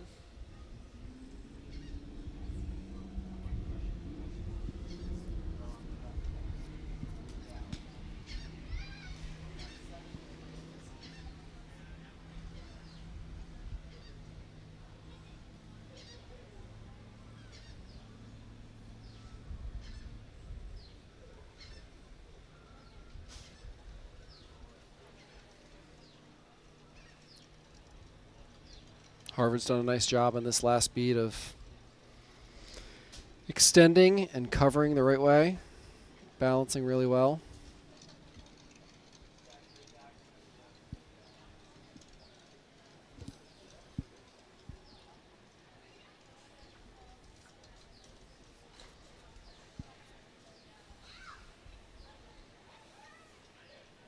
Harvard should finish here with a 1-2. Maybe even a 1-2-3. See what happens with 9 here.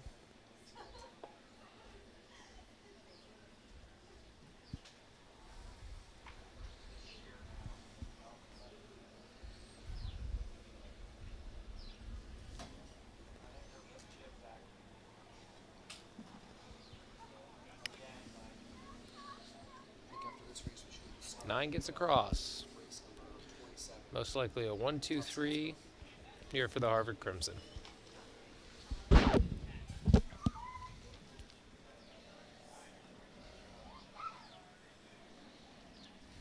Oh.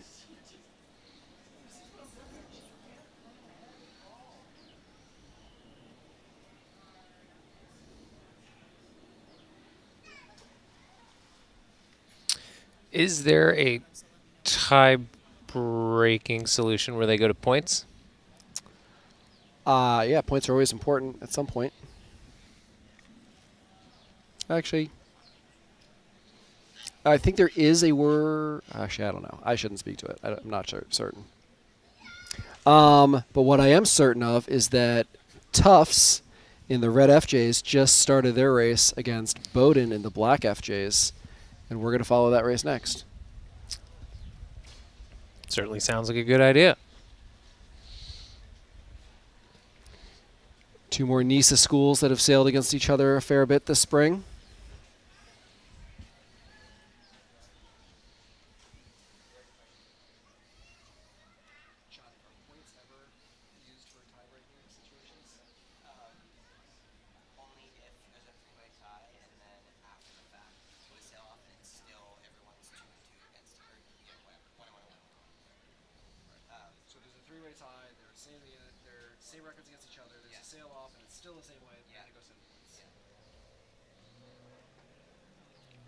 Probably give the Bowdoin Polar Bears a slight edge here, but there's not much in it. Based on how these boats come back together, it's going to be 2 pairs to one and 1 pair to the other is my guess. Thinking about your points question you just posed earlier, I think that if teams were tied, or 3 teams were tied rather, and they had similar records against each other, they try to do a sail-off, and that still yields a 3-way tie. You know, one team beats one team beats one team. Then the next tiebreaker would be points. So it's a lower-level tie-breaking factor, but it is in there.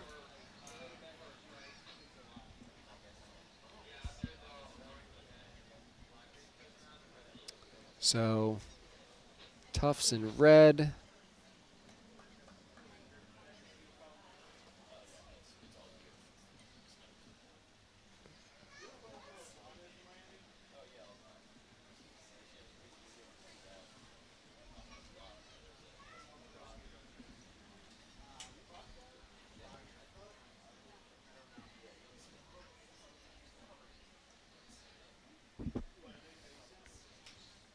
Probably a play 2 here for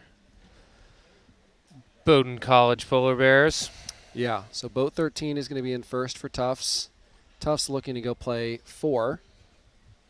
Bowdoin looking to go play 2.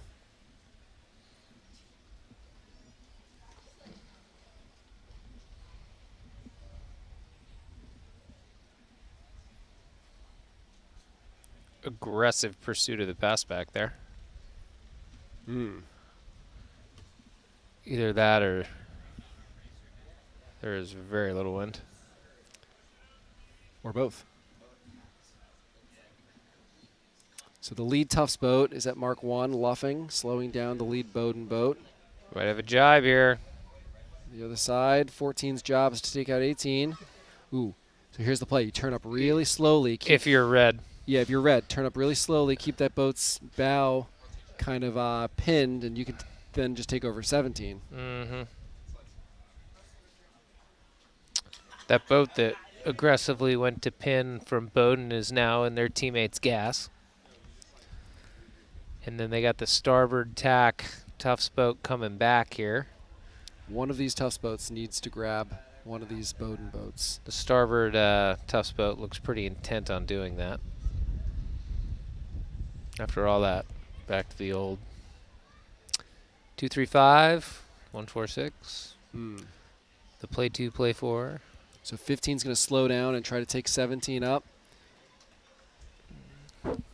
and pass their teammate number 14 through. All right, so they've locked in 17. 17 can't head up and around. 14's going to get some space and try to go high. Up, 17 swung their bow. Good job by 15, maybe a quick hard hit. Go, go. Oh. 15 trying to make sure there's no room, signaling no room. Go up hard, luff. Nowhere for 17 to go. 14 becomes the 4.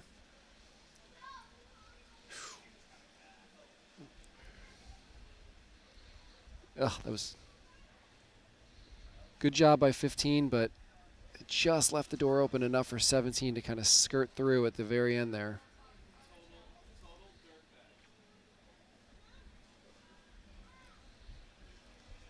if I was 16, I would be jiving for that boat same. 15, right? Same, yeah, exactly. You're play 2 right now. You're definitely play 2. Chasing the 1 is a choice. Pairs look pretty even, like from a ladder rung perspective. Just go get it done on the other side of the course. Somebody's got to pick up boat 14 too. There you go, 18.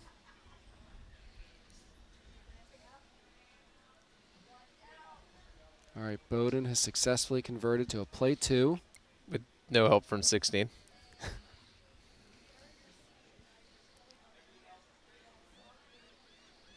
Bowdoin Polar Bears looking pretty strong coming into this bottom mark here. There's Mark 3 entering our picture. 16's got to be careful here.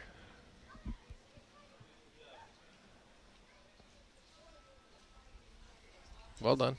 Yep, I think 17 goes up. See, I always like 17 to go up and let 18 go around first. But nonetheless, no room.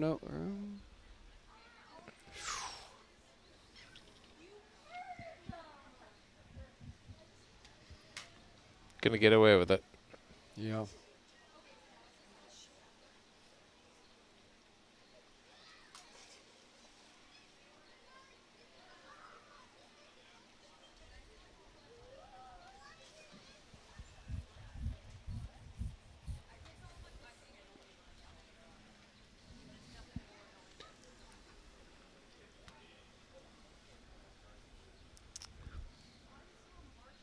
So 16 rounds in second, but not really in a powerful position to help. Having to have gone wide around 13. Yeah, the spacing here is not great. 17's got a tack here, unfortunately. Right. So 17 has to tack to go with 15. They're the only one that can. But no one else is in a powerful position. Right. 16 can almost do 2 here. Yep, I agree with you. And hit 14 and make 18's life a little easier. It looks like they're trying to pinch up to get to them, but in turn they're giving bad air to their teammate 18. See them 14 had the best rounding and lane. Yeah, I wonder if I was.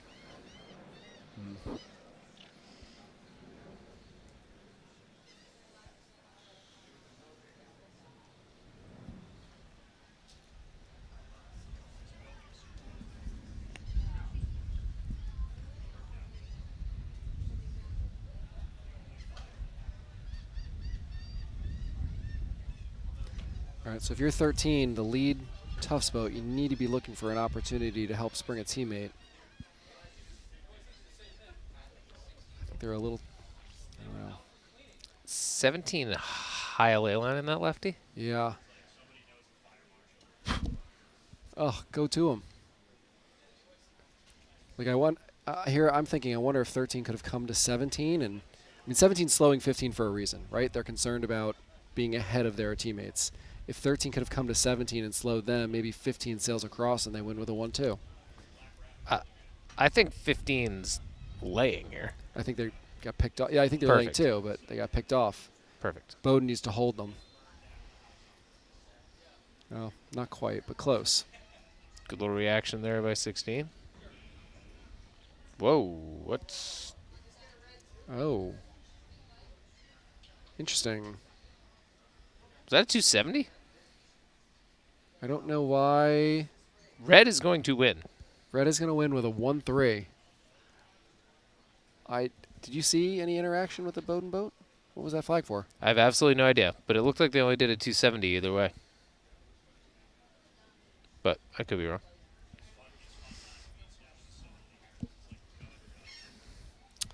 Okay, well, Tufts is going to take that win. Congratulations to the Jumbos.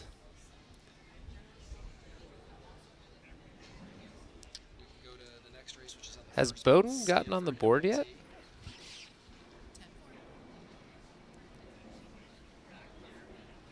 Bowdoin is 1-2 at the moment. Now Dropping to 1-3. 1-3. Copy that. snatching defeat out of the jaws of victory. So the next race that we're going to jump into is Stanford against MIT. Stanford's in the red boats, MIT in the blue boats. These two teams are approaching Mark 1.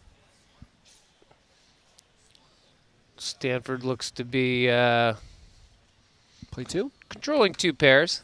Yeah, I think boat 17 is winning, but Stanford pretty solid in a play 2. So Mark 1 enters our picture to the right.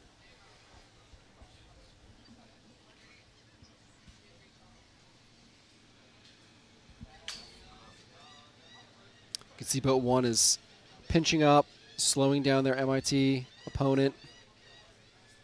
Just trying to make sure that their teammates can push around. Boat 18 kind of left behind here. Does 18 have a shot at 3? They might. They might. I'm talking about the other 18. Sorry, 16. Hard with the glare on the sails. Sure is. I was looking in the real life. Made it a little easier, but when I look back at the drone here, I was like, oh yeah, guess it's not clear. And it looks like 17, the MIT lead boat, might have lost the 1 to 2. So in this situation, no. Okay. That'll spice things up. Little penalty for the Stanford Cardinal. But So very quick to convert that play 1. they have to do one more spin. I don't know if they're going to still be ahead of boat 18. Close. My guess is yes, just.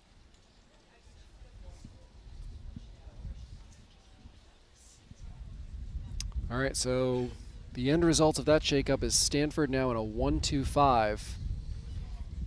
Good job in the front of the fleet by the Stanford Cardinal to pass an MIT boat and then hold them up and allow their teammate to get by.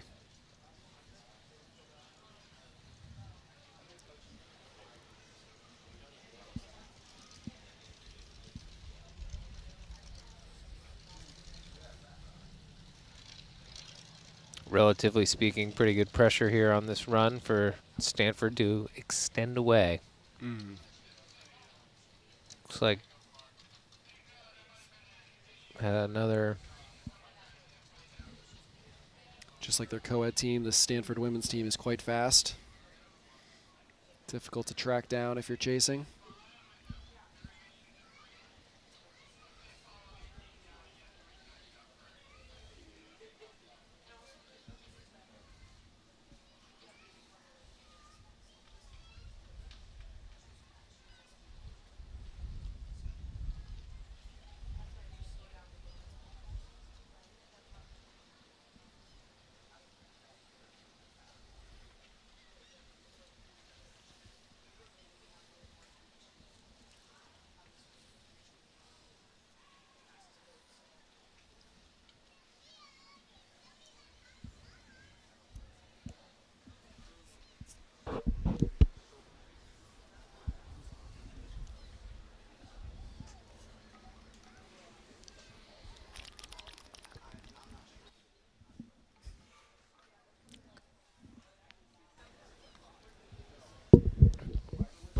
Wow, is that Mark 4 that's upwind? Sure is. Pretty big shift here, Pretty big right is correct. which should indicate they're almost fetching.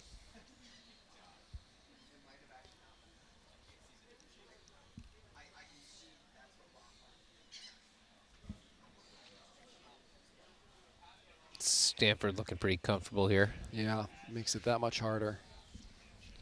Not to jinx anything here, Clay, but last time we saw a race of this nature, it was called off.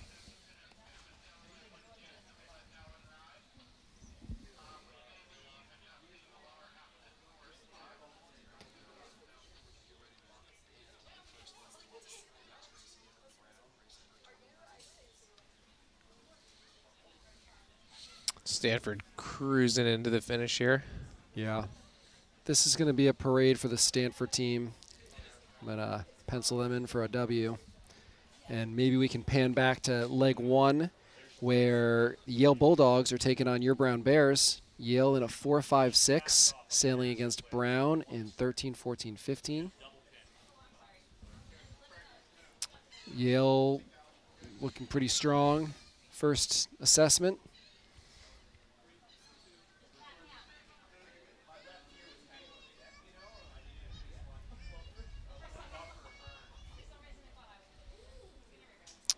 If you're the Brown Bears here, you're chasing right now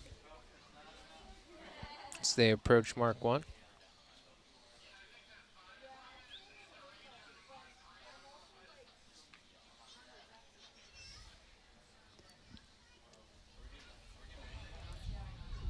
Winning one pair, but not a helpful one at this stage. Race is in front of you if you're Brown. Yeah. Nice 1-2 for Yale here. Yale coming into Mark 1 and a 1-2-6.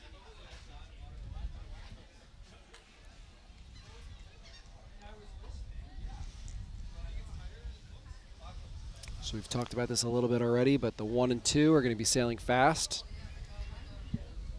The 6 can try to cover 15, just be a thorn in their side and try and slow down the chase as much as possible. And then on that, upwind or down, follow them around in case something crazy happens and they get a shift and jump into the lead. They're also right there to jump in with them.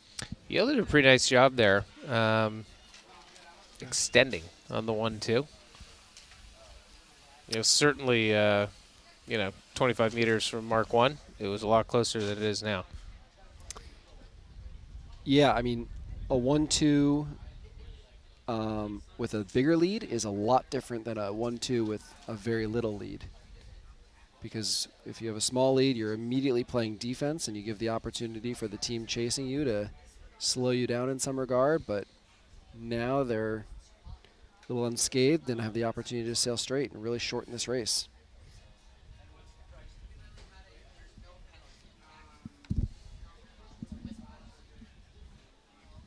Good boat handling there by these teams.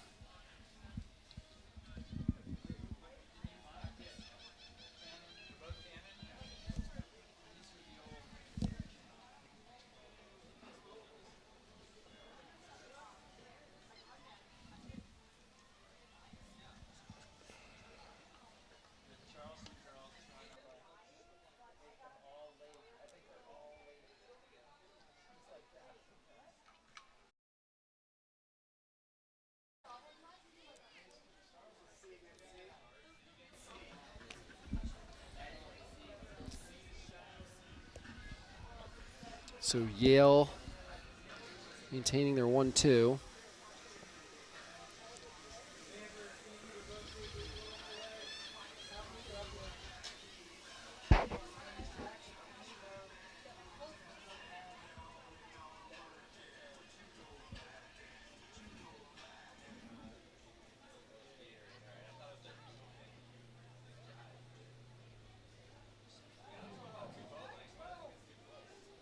So we approach Mark 3. Yale still looking pretty solid in a 1-2.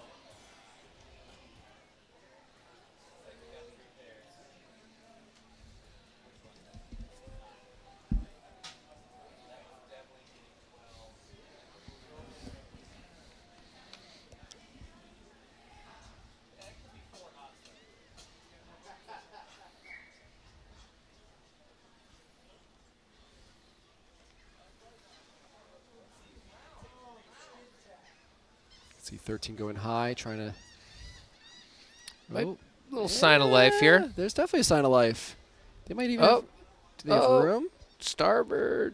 I don't know. It was very close. I'd certainly ask the question. I'd ask the question, but doesn't hurt. might have done enough. Their teammate got around. Simo, perfect time to attack. Yep.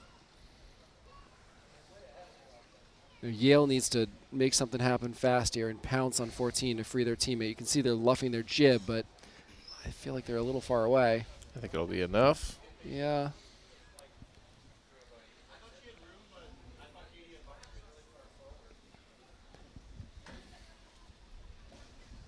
Oh, all right. So that boat tacks across. Ooh, that was contact. So I don't know why she forced that tack there.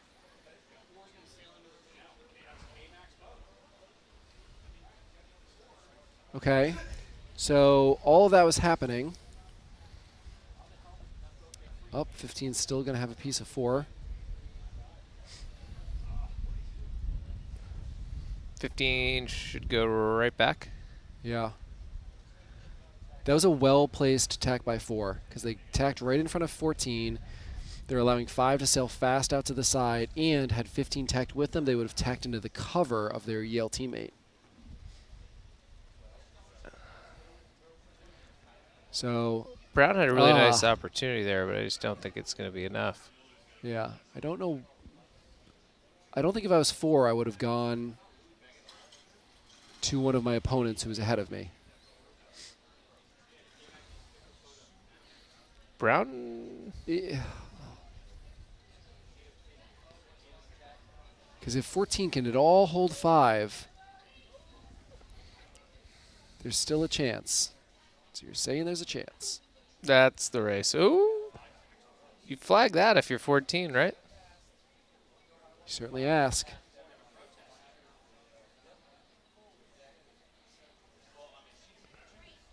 Play 1 for Yale. Yeah. But it's after a lot of shenanigans.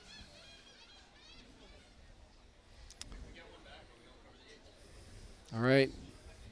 So Yale's going to take that race win over Brown. 2 good teams. There's one more race on the course at the moment, and that's going to be between Cornell in 7, 8, 9 against Charleston in 10, 11, 12. They're just rounding Mark II, so that'll be the next race we pan to, race number 30.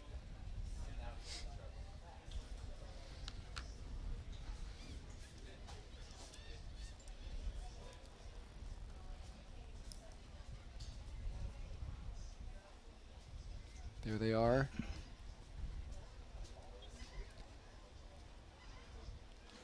Give the current edge to Cornell and the pink sails.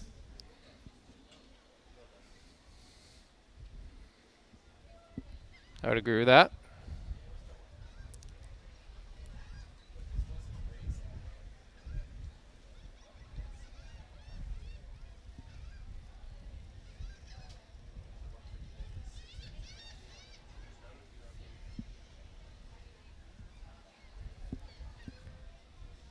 So it looks like Cornell's has a 1, potentially 1, 3, 4.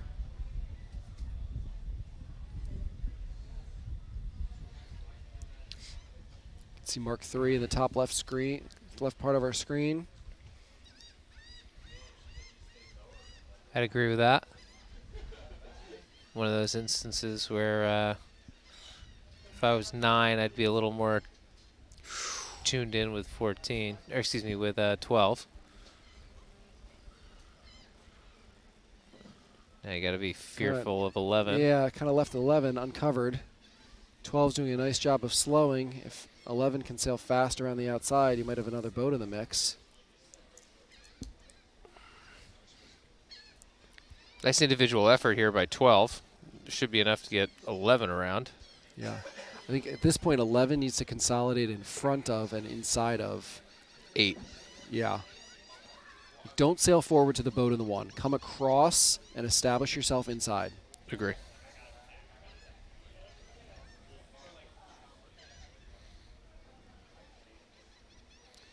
Taking a stab at 7. I think they have them.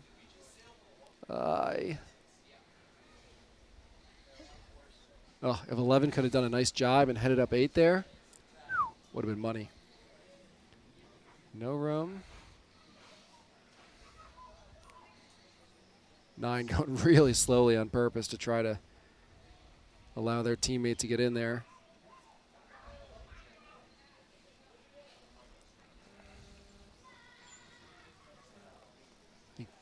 I think 9 got too slow. Yeah. 10 saying no room.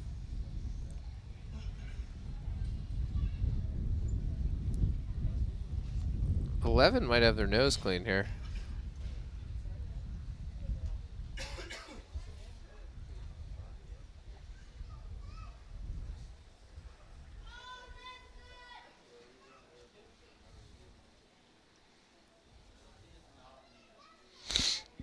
Eleven looks like they're getting stronger and stronger. Agreed. Let's see where Mark 4 is. That changed our vantage point a little bit.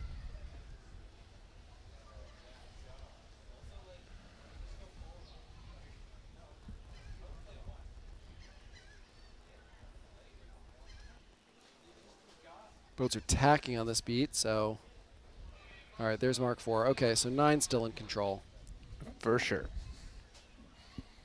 All right, so that means Charleston is going to be in a 2-3-6, Cornell in a 1-4-5.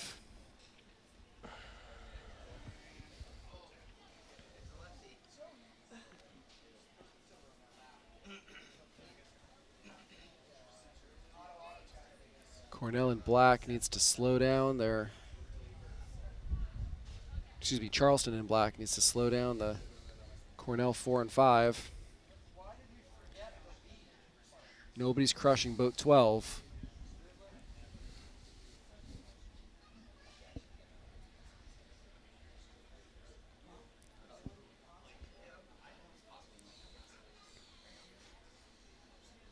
All right, so if I'm 11, I would sail down onto 7 pretty hard.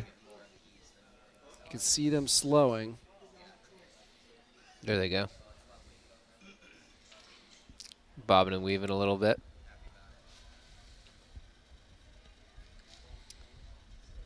Ten's got. As you get to the edges of the race course, it's more about the pin than it is the slow. Right, here comes 9 getting involved. Oop, can they tack? No, 9. 9 needed to pin 11 to free their teammate. Go back 11, go back 11. Nice. Just like that. Good pin by 9 there. Learn from the previous exchange. Cornell in a place here where they could convert on a play 1 maybe. Yeah.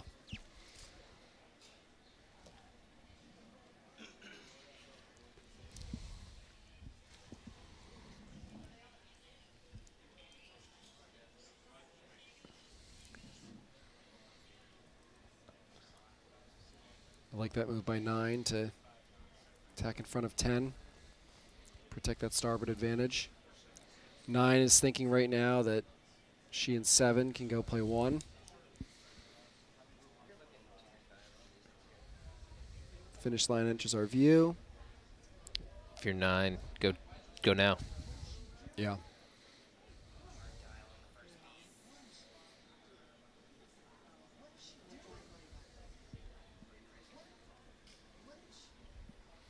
Looking like a win here for Cornell University Big Red.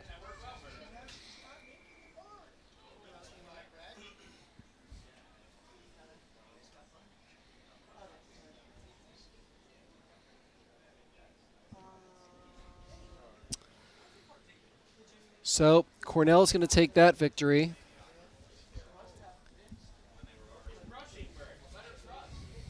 We see on the race course, race number 32, Harvard in the orange FJ Sails sailing against the hometown Tulane Green Wave. Those two teams are at Mark II, just on the right of our screen. They're in orange and gray sails.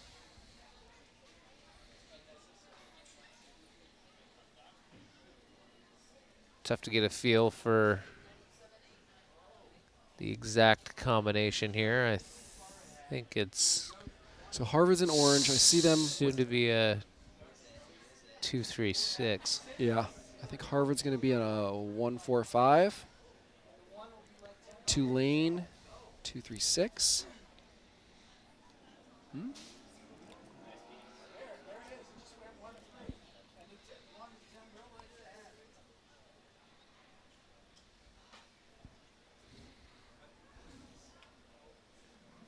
Boat 7 certainly making it hard on 10 and 11.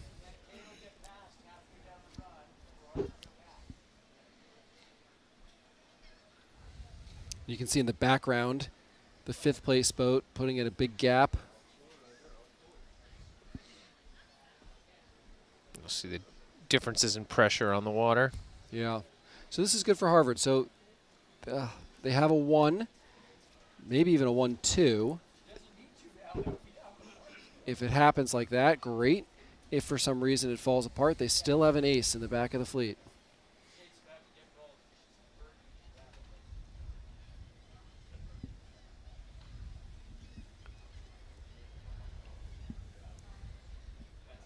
It's kind of interesting. Harvard had a 1-3. Check out that gap.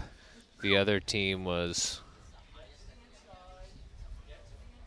more aggressive in doing the pass back, but then kind of got sailed back around.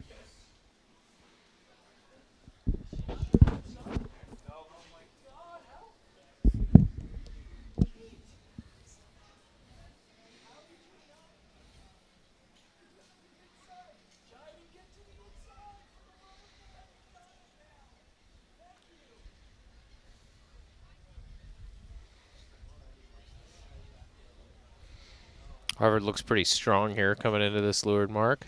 Yeah, I think 7's going to be okay with 11, but I think 9 doing a good job of coming there. Look for them to jibe twice so that they can hit 11 as needed. 9 should let 7 round first.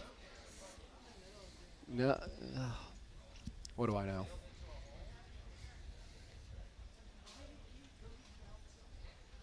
I would have hit, if I was 9, I would have hit 11 and let 7 round first.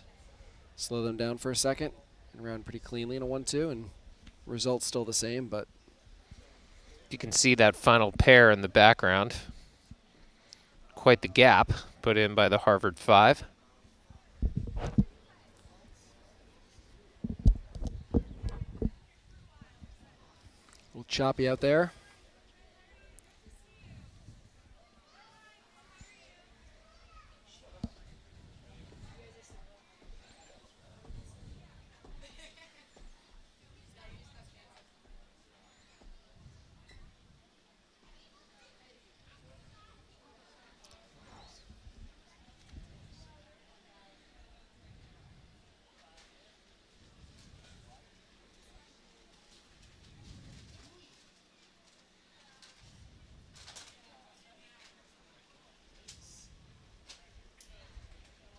Harvard looking pretty good here.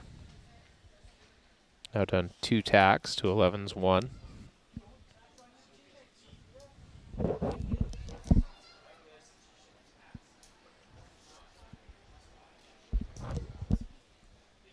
So if I'm this Harvard boat here, I extend a little bit and maybe more of a loose cover tack and encourage boat 11 to go to the side. Yeah. Slam them now so that they're away from your teammate.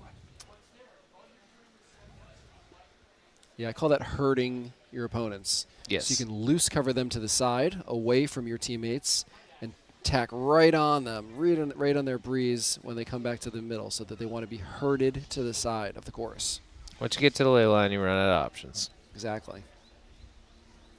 I mean, right now, what's Tulane's option, right? They need to get a piece of one of these boats. And one great way to get a piece is to have the starboard tack advantage and pin one of the boats to the side. If I'm boat 9, I stay clear. I don't bring it together. I go to the ley line and I tack. And if I have to duck, I duck.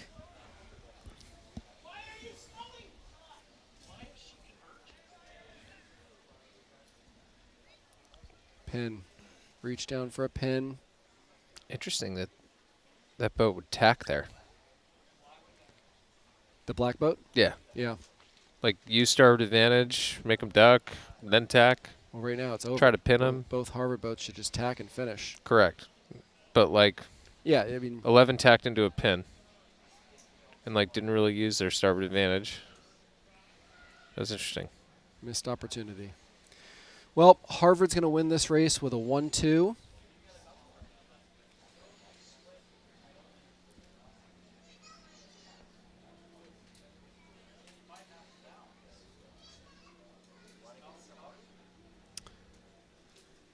Race 34, Stanford, Dartmouth is on the first beat.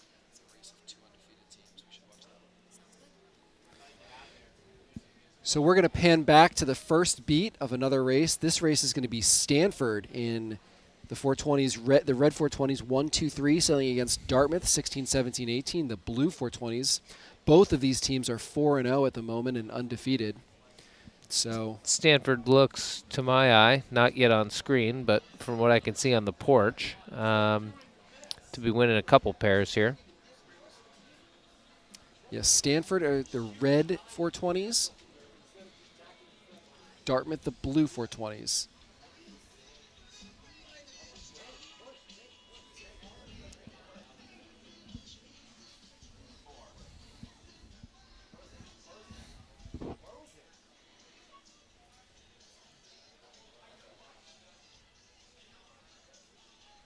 Windward mark's going to be coming into view on the right side of our screen. Boat 2 looking pretty solid in first. Boat 1 has their counterpart 17. Kind of all up to 16 here to get a piece of one of these two lead Stanford boats.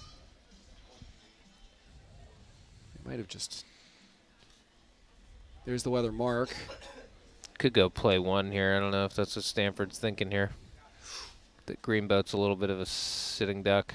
Oh.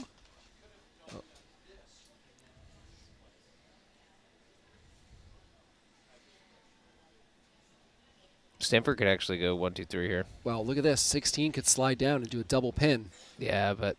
There you go. Somebody should take a stab at 3, and Dartmouth could round here into 2, 3, 4 if executed properly.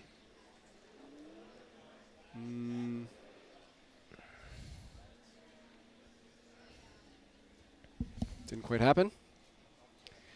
Okay, so we find ourselves in a 1-3-6 for Stanford. They're going to try to go to a play 1. 18's got to do a good job on 3.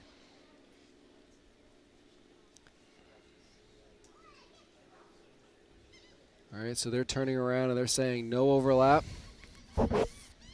18 is in 2 boat lengths, so they're going to turn up and own the zone and really try to get a grip on 3. They've let their teammate 16 sail around. So Dartmouth's gone into a 2-3-6.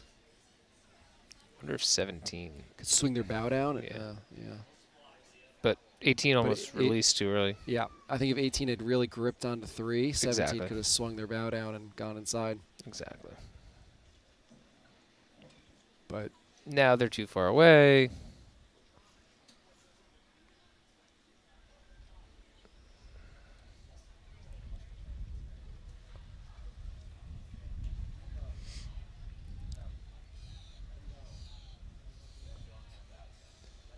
so Dartmouth is trying to convert this into a 2-3-4.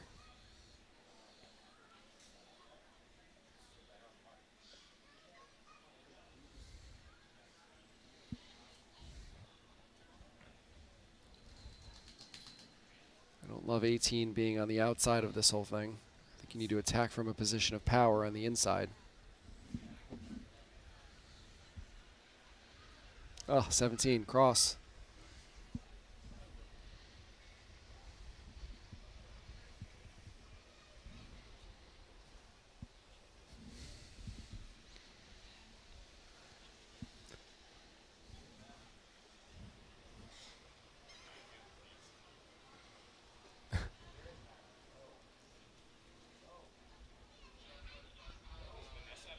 So we can see Mark 3 kind of middle of our screen.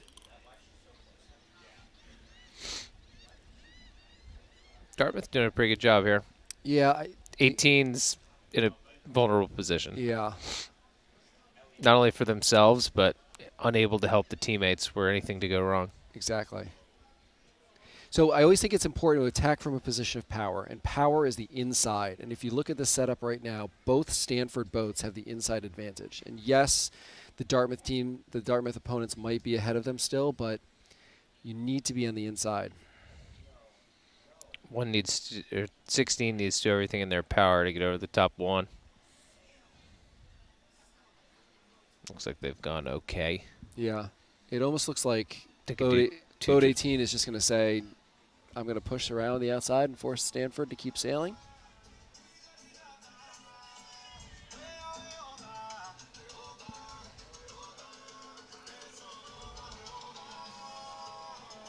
It's a wake forthcoming here for the fleet as a powerboat with loud audio charges up and leaves the harbor here next to the Southern Yacht Club.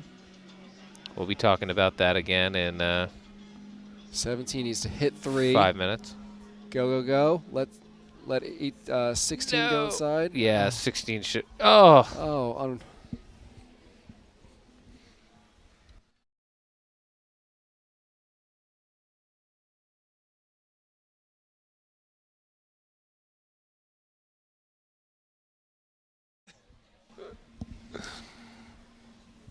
So Dartmouth Still came out of the situation okay. Yep.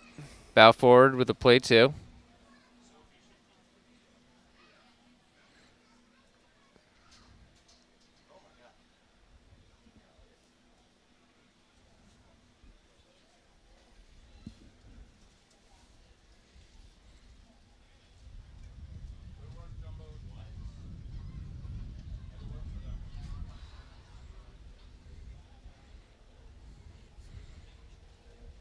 Tacking on this leg again here. Or spinning. Spinning. Something that late doesn't seem voluntary. So there you go. Here comes the next Huckleberry. 17's going to have to match with 13. Yeah. I'd almost just go. Yep. I actually thought that was a good job of 17 slowing 3 for a second and allowing your teammates to get around. They didn't have great roundings. 2 kind of got in their way, and it was a good job by 17. But, yeah, that was good by 18. Little puff right there. Sailors are hiking. 3 is certainly working up. Yep. That's why I was going to say just round and tack. Right. Because if 3 goes straight, they're going into their teammates. And if they tack, yeah, good shape.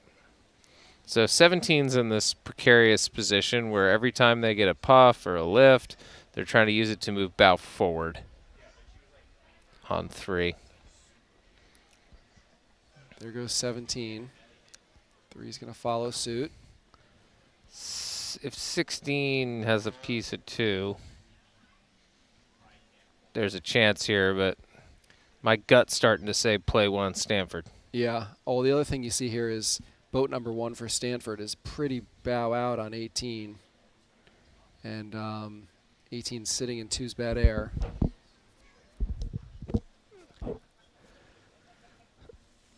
I think that, yeah, Stanford passed that pair on the far left side of the course. 2 should tack back.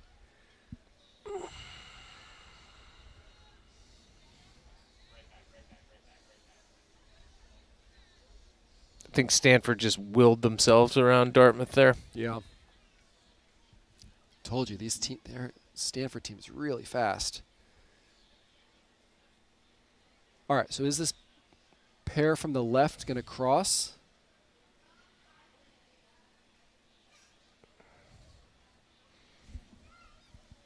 Nice. Good adjustment by 17 as soon as 2 committed to the tack. Problem is there's not enough race course left. And they're conceding their gauge, and 2's about to use their starboard advantage in about 15 seconds by tacking on ley line.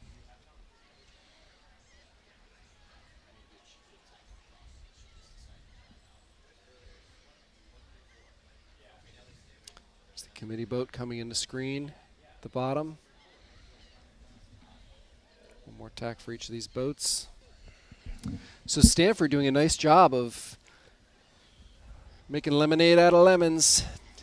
It was looking a little bleak at the leeward mark, but they did a really nice job on this last beat of positioning themselves well and sailing fast.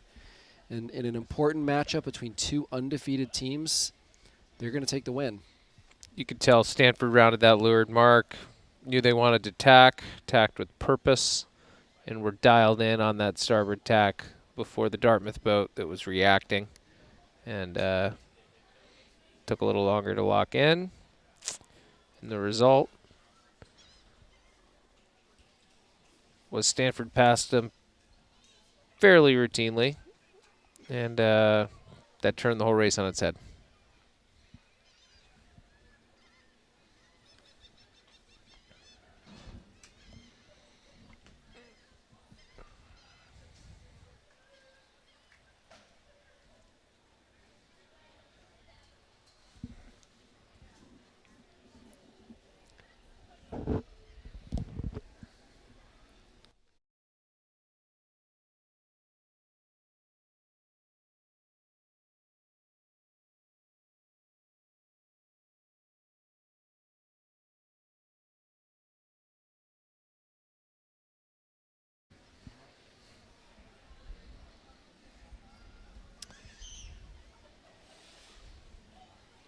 Got Stanford and Dartmouth coming in here to rotate as we pick another race on the course.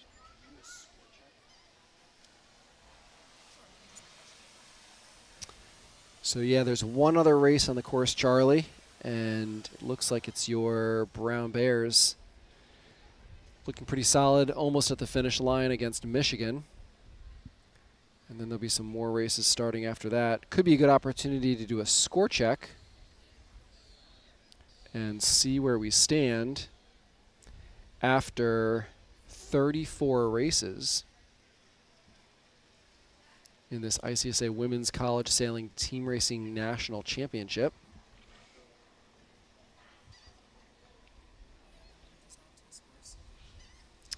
So yeah, let's check in where we are. Sitting at the top of the leaderboard is Stanford with a 5-0 record. Equally undefeated is Yale, 4-0. Dartmouth just lost a close one to Stanford. They're going to fall down to 4-1. Harvard's 4-1. Roger Williams and Tufts, 3-2, sailing well, batting above 500. And Cornell, 2-2. Charleston, 2-2. Brown, 2-2. They just picked up a win against Michigan to improve to 3-2.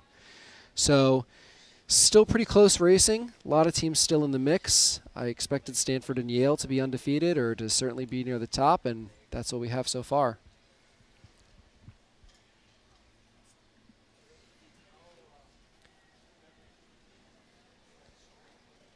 So this next race just started. We have College of Charleston in pink 789 sailing against Bowdoin in black 10, 11, 12. College Charleston looking pretty strong here off the line. Yeah, quite a strong start for that team. Interesting to see here. 8's across. Big puff there. Big puff, yeah, look at 10. Whoa. Unbelievable.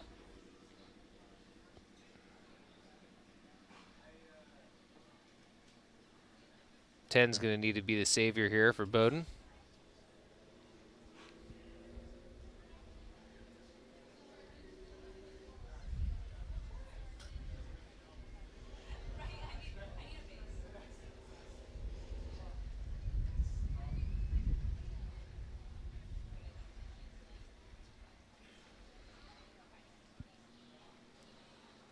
Ten is well ahead after establishing themselves in that righty off the line. That righty pressure seems to have kind of come and gone. Yeah, holy smokes. 10 is well ahead, unable to affect the race in any meaningful way other than cementing their status as numero uno.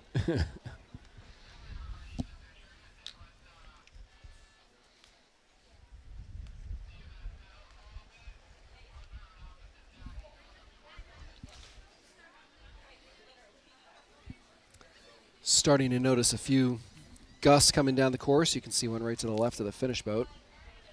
Not to go all microclimate on you, but I think what we're seeing here is some vertical mixing. Tell me about it. We've seen nice pressure aloft all day, and now I think based on the heating of the land, we're seeing it touch down on the water more frequently than we had earlier in the day. So boat 10 has decided to wait up a little bit. Bowdoin finds themselves in a 1-5-6. Charleston in a winning combination 2-3-4.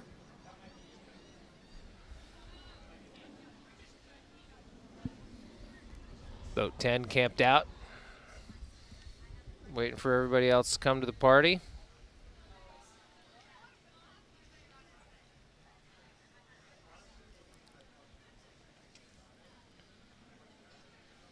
I think when you're that far ahead, you have the advantage of time and opportunity, and you can use that to your advantage to really set yourself up in the proper spot to cause as much damage as possible.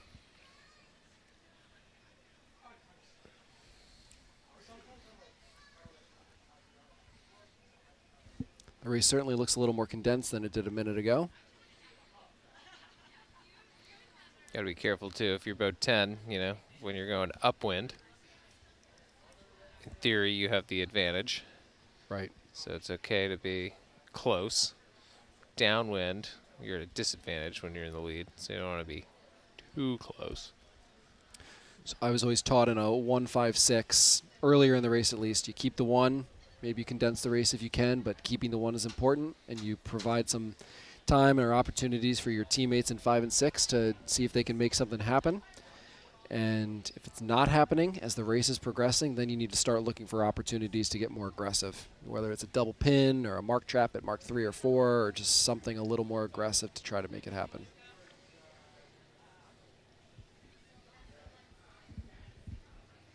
But so far, Charleston looking pretty solid in this 2-3-4.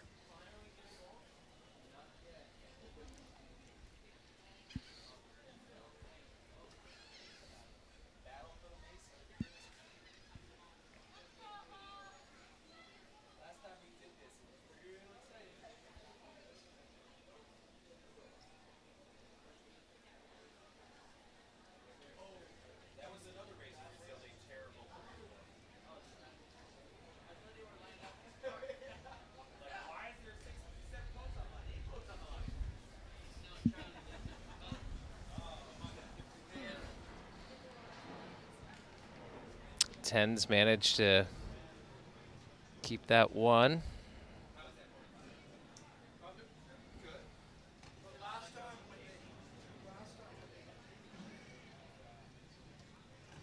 College of Charleston still in a fairly solid play 2.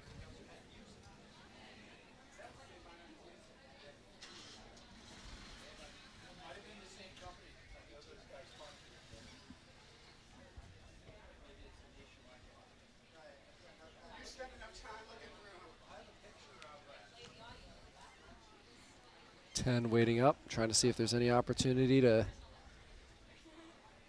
spring a teammate. It looks like 11 got a piece of 9.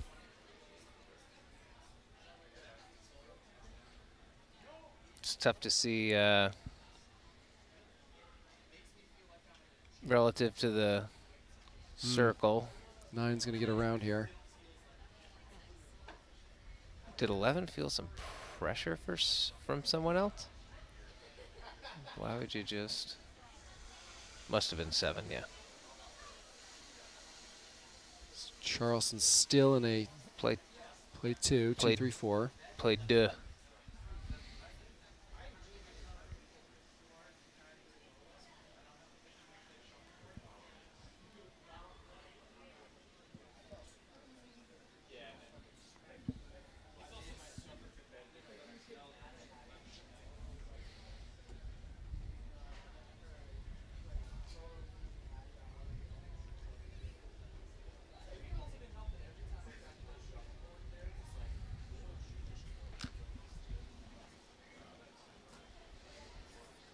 Charleston looking pretty strong here.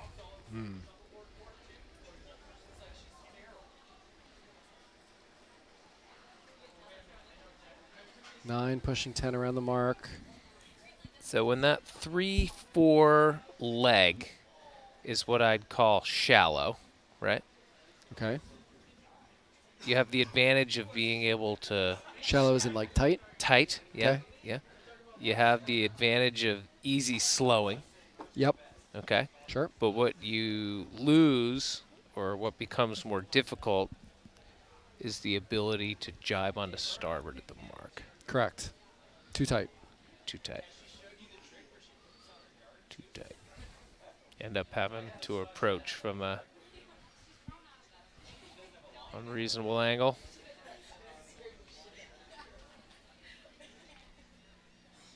Charleston's divided up nicely.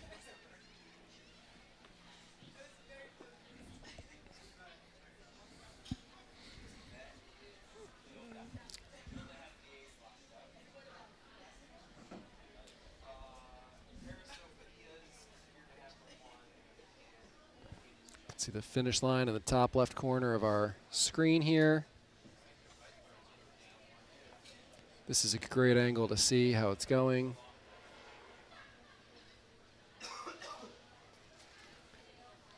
I think that Charleston boat might have even just sailed into the one. I believe they did.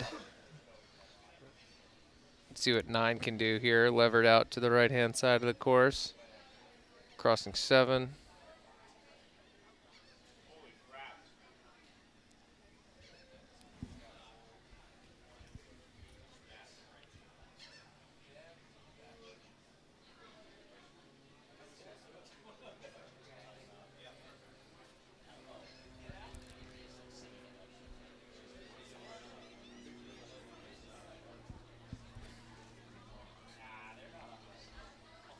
Play 4 here now, potentially.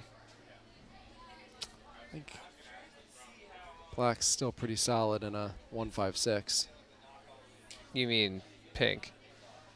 Oh, I think pink's going to play 1. Right.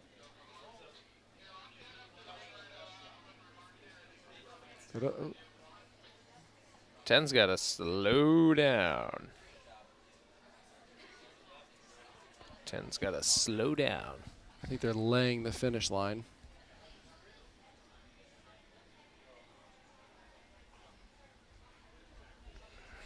There you go. It's your only chance. Pin, pin, pin. Oh! Son of a bee sting. That was close. Might still be enough. They're in their teammates' gas, but unfortunately they're going to have to pin because they get the 6 coming in. 7 needs to clamp hard on 11. Try to let their teammate finish. 2-3 is attainable here. However, due to lack of pinning, when the other boat 9 was on the short tack, no opportunity to. This is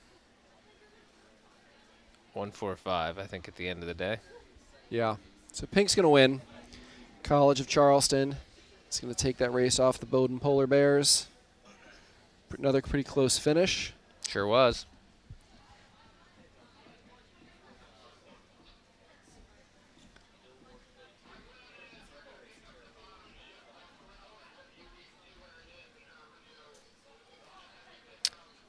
Your PRO, Kyle Assad on the radio, talking about shifting up the course here. 2 races on track here currently.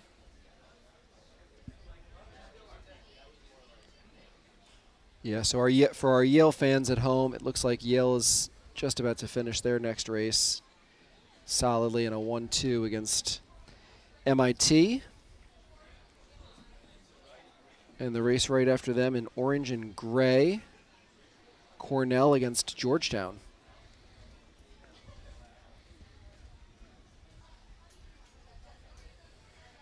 Boats in orange with a pretty solid 1-2. Yeah, Cornell's winning that one. So maybe we can go to the start of this race. So red and black just started. Race number 39, Harvard in red, St. Mary's in black. Looks like we had some folks over early.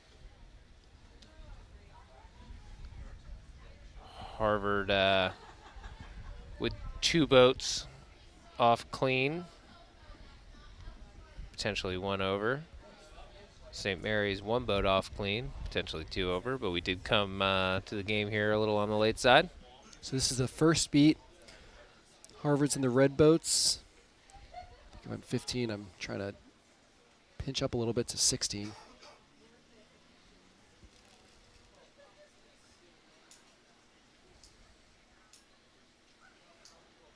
see the red Harvard boat spinning in the background. Insult to injury. I think. And going right back. Smart.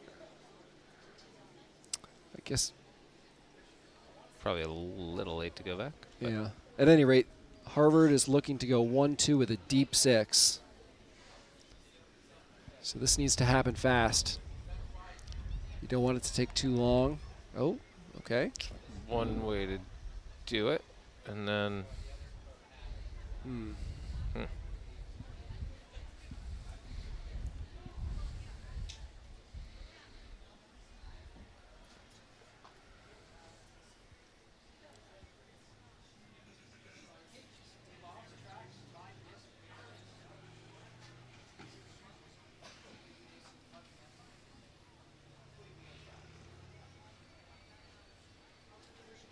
16 doing a decent job of living there, actually. Yeah. Double tack. Unclear what's going on. Okay. Must be on the ley line. Yeah, ley line. But black here could have a chance at getting an overlap, or at the very least Preventing the preventing tack. the tack. Are they luffing their jib? I think Harvard said that they were ahead. They left to slow down. Shoot, shoot, shoot, shoot, shoot, shoot, roll into attack. All right. So Can you explain that to me? I think that, I don't know. I think 13 said I'm clear ahead, and maybe they left their jib to fall in line a little bit. Couldn't tell you. Okay. But I will say that boat 14 went out to the right. They were kind of a deep 6 at one point, and now look like they're at least in the 5.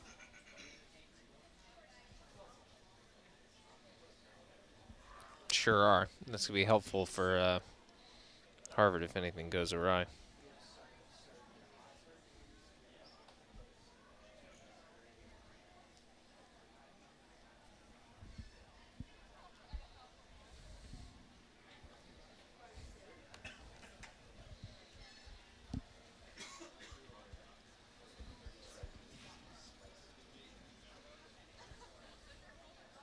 So Harvard's looking pretty solid in a 1-2-5.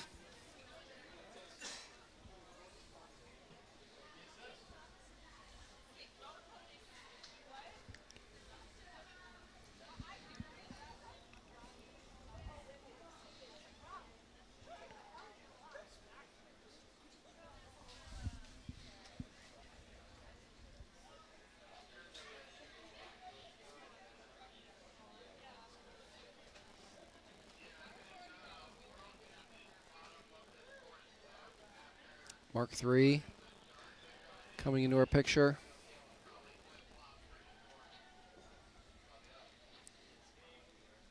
Harvard looking pretty in control. Yeah. This Harvard St. Mary's race is the only race that's happening at the moment. I think they're getting ready to start another one. I also heard Kyle Assad talking about tweaking the course.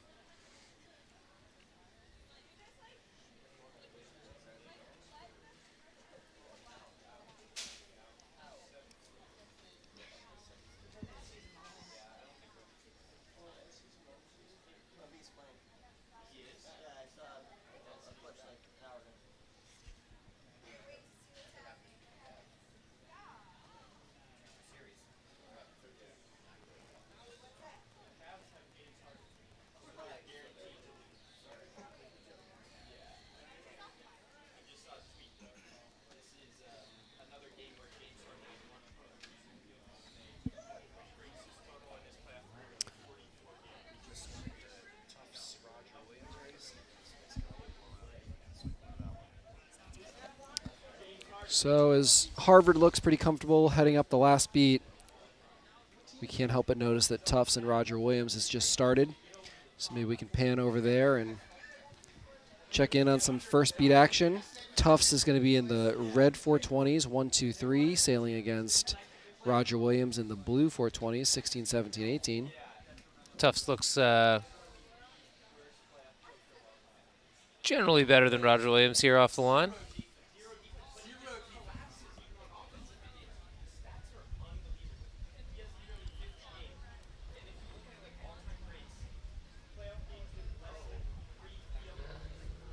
little penalty turn there, maybe, by the Raj off screen on the left.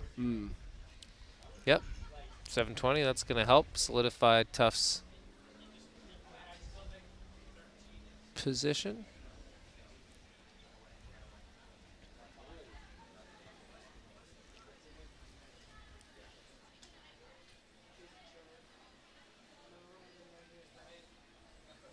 So Tufts is winning in the middle. They look a little bit stronger on the left.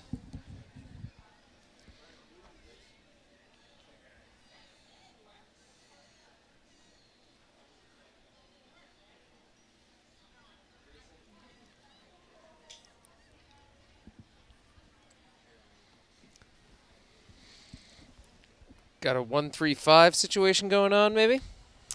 I think that's what we have. Roger Williams trying to get out. Did a nice job of breaking that pin. So boat 16.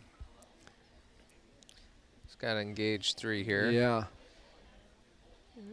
Would have been nice if 2 went immediately with 16. Boat that acts first usually wins first. 16 doing a really nice job of engaging boat 3, locking them up.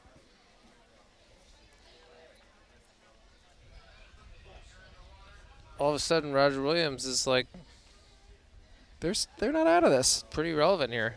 Yep. 16 really needs to keep a hold of 3, though. Keep sailing them, holding them. Meanwhile, your deep 6 is doing nothing but catching up. Got to hold this pin, though. You can't let 3 tack and cross. Yeah, I was just going to say. Yeah. 2's got no business going anywhere until 3's across. Oh, ooh, was that a foul? I'd flag it. Yep, it looks like they're going to spin.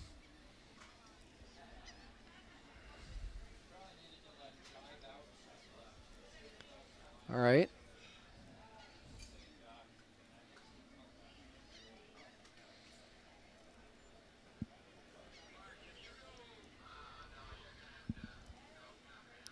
Tufts boat is just created maximum pain for their teammate and the boat in last. But something happened there. Yeah, so Tufts is going to be in a 1-4-5. That's a winning combination. Got to be careful here as the 5 coming in to mark 2 there with a gap between them and the 6. Right, because if these 2 Roger Williams boats just take them up. Just do their job and nobody's got the bogey, it ain't going to end well. No. So 1 has consciously decided to sail away from 17 and into this pin, which not the best. 3 is going to actually say, I will be the 5 and I will take out the 6. Somebody had to. Yeah.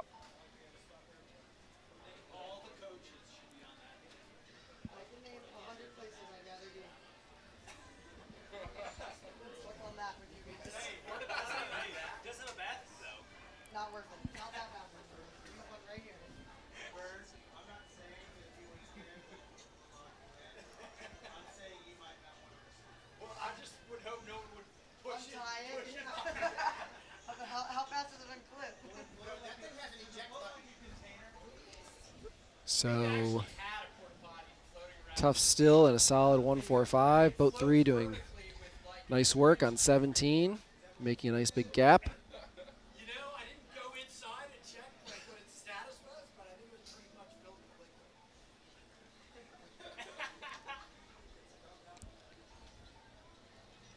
liquid. Okay. Love to see a little tacking on the beat there. It's a pretty good way to slow. On the downwind. Yeah, tacking on the run. I mean, remember at Cornell, porta potty got blown over on the last. Do you think they spun, seemingly?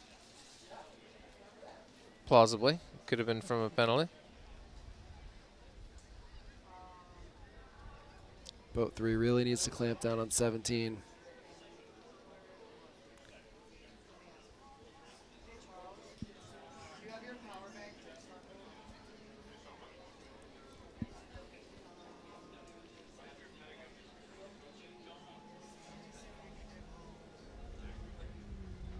All right, 18's coming. Nope. Just kidding.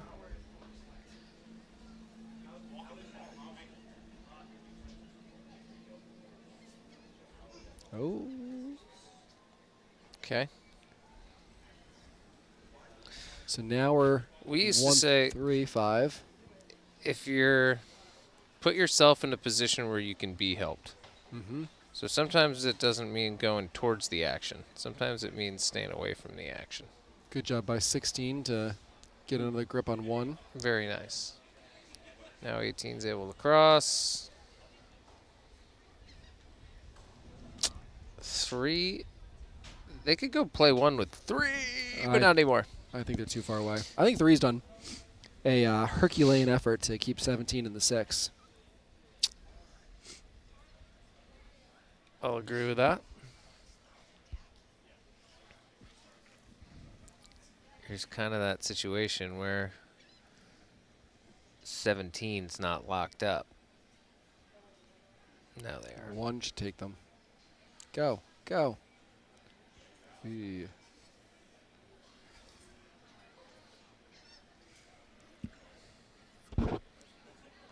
Good job by 1 there, doing the double jibe. Nice finger point there by 17. Don't know what the accusation would have been there, but. Oh, wow.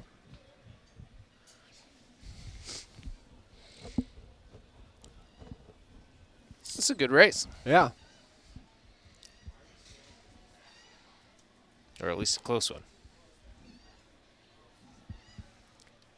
This is a really good drone view of like kind of following the fleet up so we can see the finish line and the boats from behind.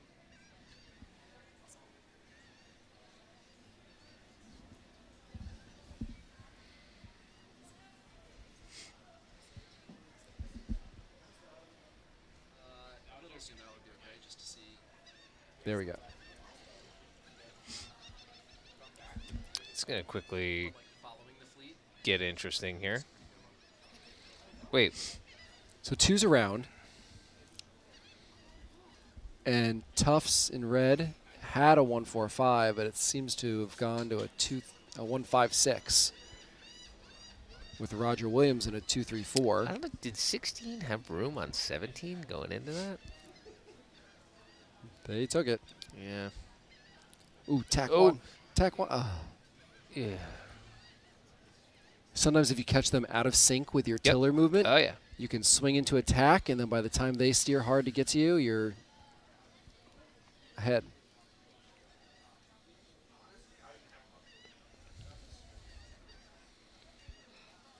All right, so Roger Williams looks pretty good in a 234 right now.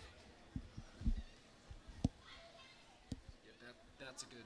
We can see the finish, and we can also kind of see where everyone is.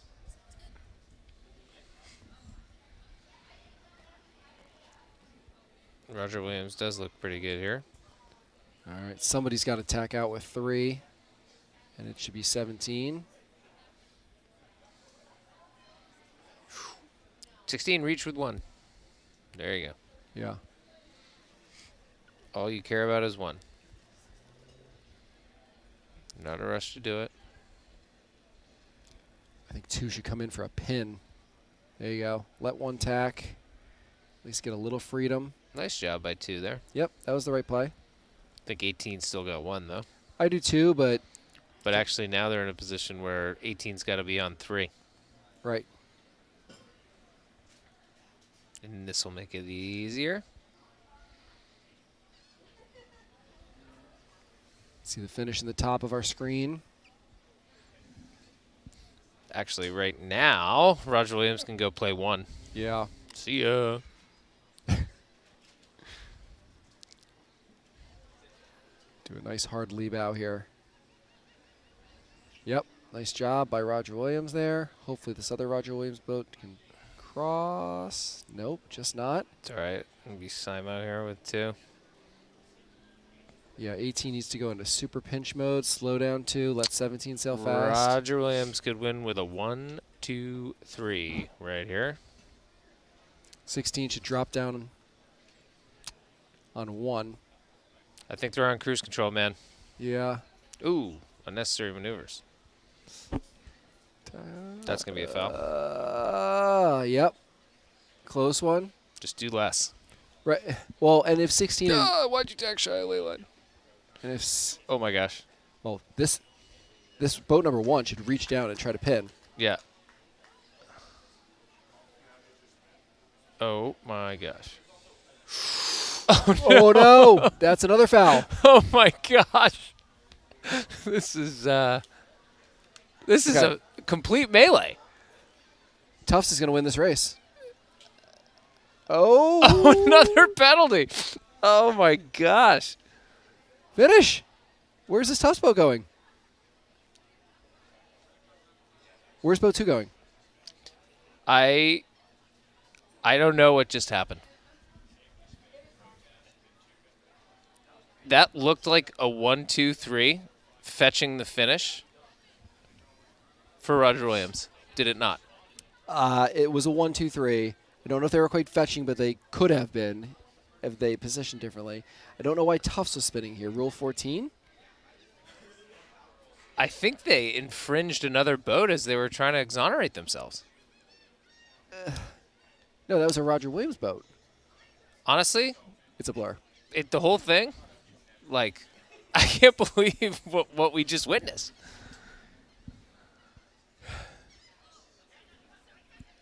Well, That was amazing. both teams were 3 and 2. And I'm just going to keep clicking refresh until I see what the finishing order was. Tufts had to have won. I couldn't tell you. That might have been the race. Well, certainly the race of the day in terms of entertainment value. Can we tell based on the expressions on their faces as they sail in? Is that a better indicator than tech score at this stage? What's your read on that face? I'm going to say the Hawks lost.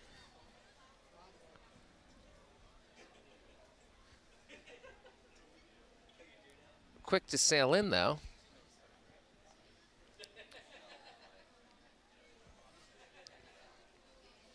You know, then usually when you have a boat talking to the umpire, which is what we see there with Tufts, that's usually an indicator that you're unhappy, right? Sure, fair.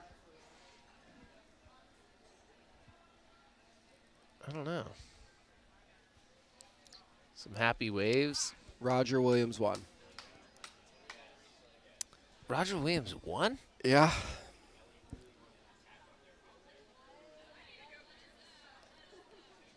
That was bananas. Why don't we go to the start for Brown Dartmouth, race 43? Bananas is right, my friend Charlie. It's pretty wild. Great racing. So starting right now, we're going to jump into race number 43. And it's going to be Brown Bears in the green boats sailing against the Dartmouth Big Green in the blue boats.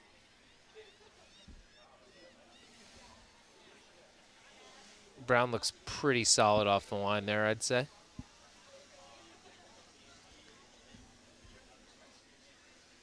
Can you talk for a minute as if I'm here? Because I have to go to the bathroom.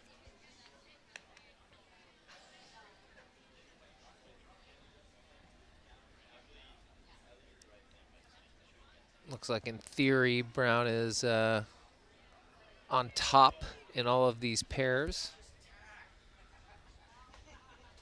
barring some crazy right-hand shift.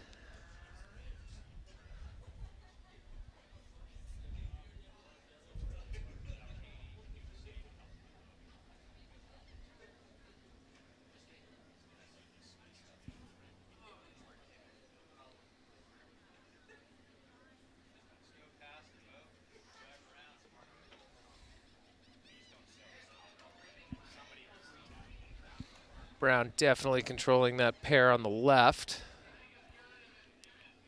Boat 5 is starting to get a little bow out on boat 2. Might be actually time to have boat 1 cycle out. because at some point you're going to need to unbalance these things to get a quorum. Might be a time to stretch there if you're boat 1.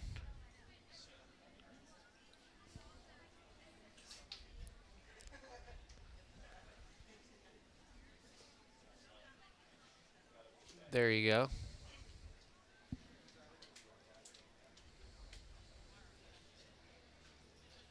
Playing forward here, boat 2 and boat 3 for a play 1.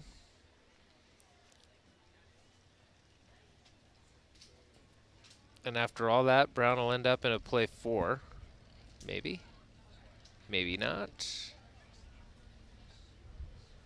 Nice. Nice job there by Brown.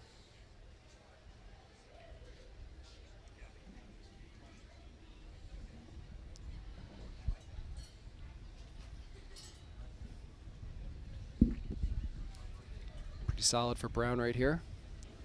It all kind of happened at the last second. The boat that was in first became the 3. Boat 2 pinned out boat 5. It all ended up well.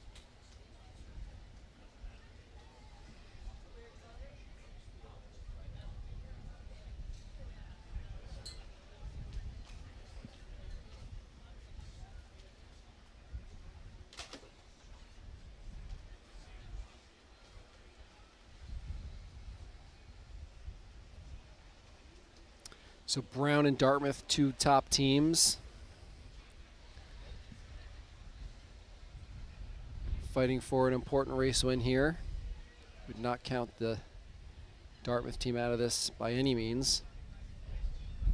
In fact, looks like 5 just did a nice job of getting to the inside of 2. They're going to peel off. They might have a shot at 1 also. Maybe. Maybe. Oh, concession.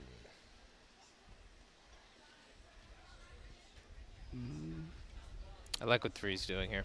Yeah, I do too. When in doubt, get to the inside.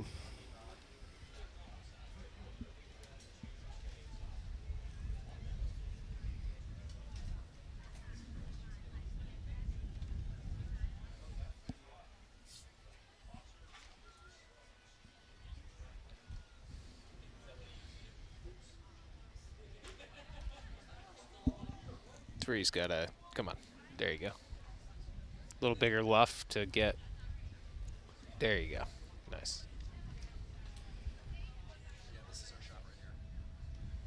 Let's see Mark 3 coming into play here.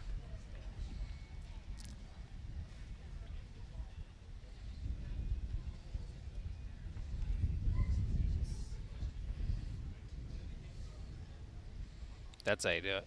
Yeah, nicely done. Quick jibe. Bree seems up a little at the moment. I still think they're going to be okay. They're totally fine. Yeah, yeah. A little far from the mark, though. So Brown in a pretty solid 1-2-5.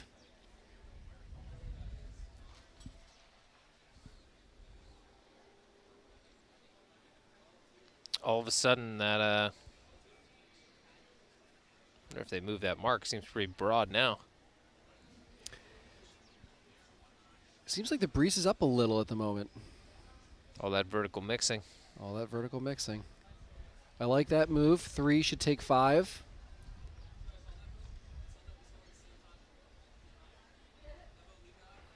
Two can go with 4. 1 can stay with 6. Okay.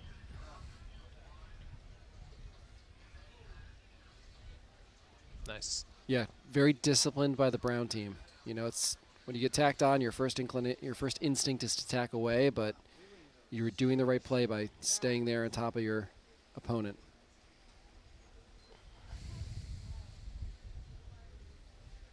Got a nice seagull in the frame there, or a lake gull, or whatever it would be. Just call it a gull.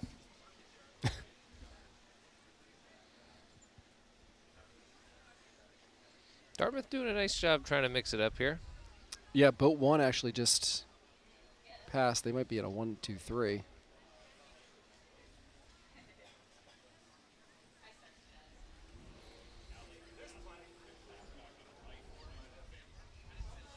There's the finish line at the top of our screen. Probably about halfway up this beat. Winning 3 pairs. Nice puff at the top of our screen there, Charlie. Top left looks pretty strong, from the drone at least.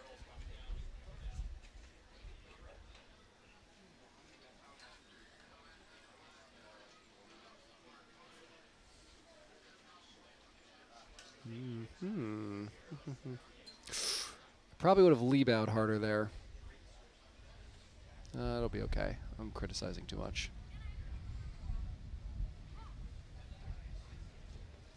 Now if you're just reach over the top and let one live a little longer.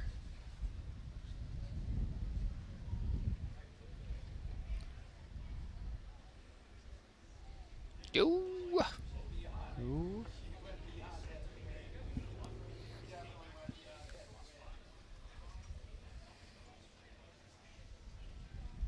Quick little. All right. And Brown is going to hang on to defeat Dartmouth. That's going to drop Dartmouth to 4-2 and increase Brown to 4-2.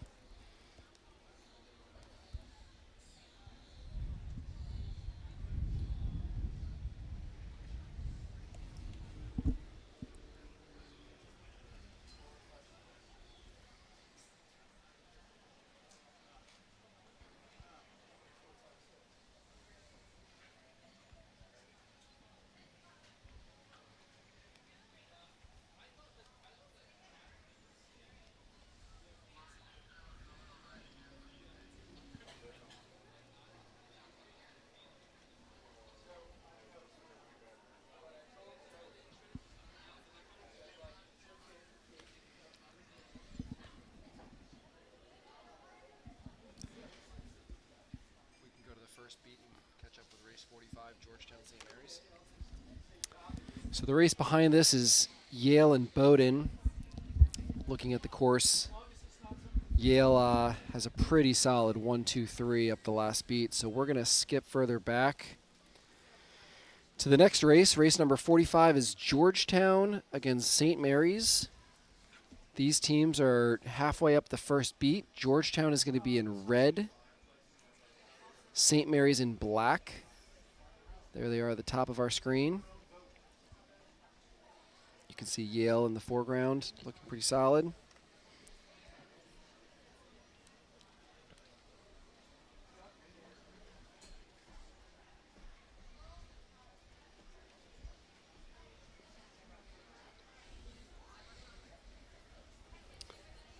St. Mary's looking for a play 2 here, I would think.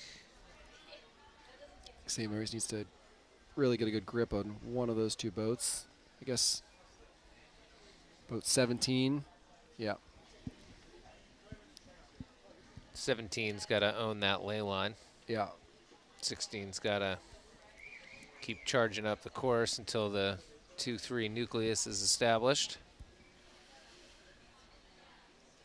And then they clamp. Let's see what 17 can do here.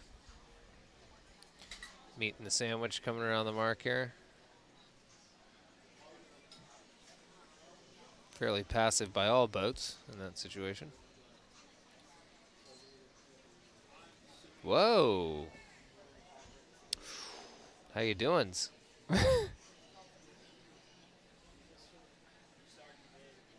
17 now is in a pretty tricky spot.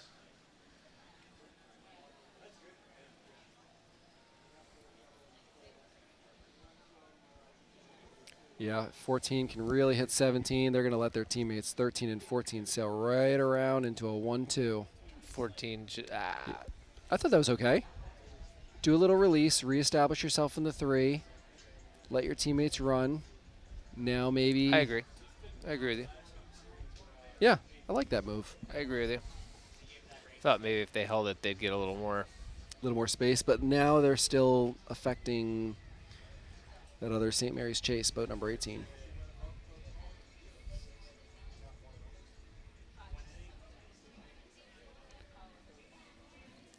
So we're heading downwind here. Splitting hairs. You wouldn't ask for much more right now looking at the course if you were Georgetown. No, it's pretty solid. They're divided up nicely.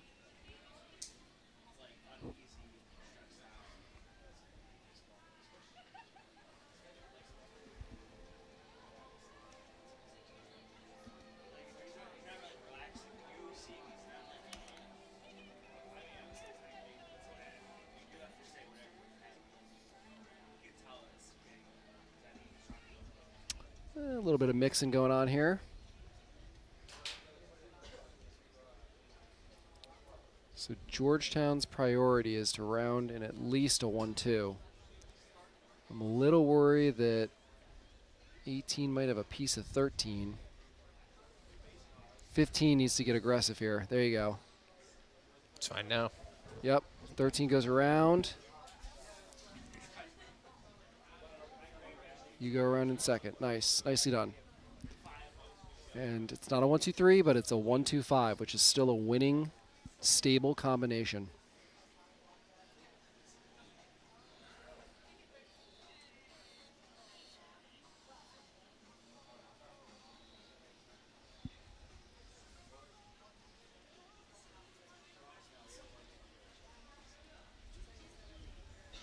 Georgetown set up for success here on this last beat. Starting to be a nice day. Yeah. As mealy as it was, I don't know, from noon to call it 2 o'clock local. Breeze has really settled in here, and we're getting some good sailing in. Yeah. So it's 4:30 p.m. We're here at the 2026 ICSA College Sailing Women's Team Racing National Championship. My name's Clay Johnson. I'm here with Charlie Enright, and we're commentating on this live stream of the event. The plan, talking to PRO Kyle Assad and Tulane coach Charles Higgins, is to do a complete round of 15. There are 15 teams here, which is 105 races. We're 45 races in. And then to narrow it down to 6 and then to a final 4. So I'm anticipating a long day, sailing until pretty much as late as they can to try and get as much of this round of 15 done as possible. The round of 6 and the round of 4 don't take too long. The round of 6 is only 15 races. The round of 4 is only 6 races. So If you think about it in that way, we have more still to do in this round of 15 than we do in the latter stages combined. yeah, for sure. So 4:30, I think we have at least 2 hours, at baby. least two more hours of sailing. That'd be my guess. Georgetown looking pretty strong here as they approach the finish. Maybe even improve their lot in life here on this last beat. Yeah, they're looking pretty strong.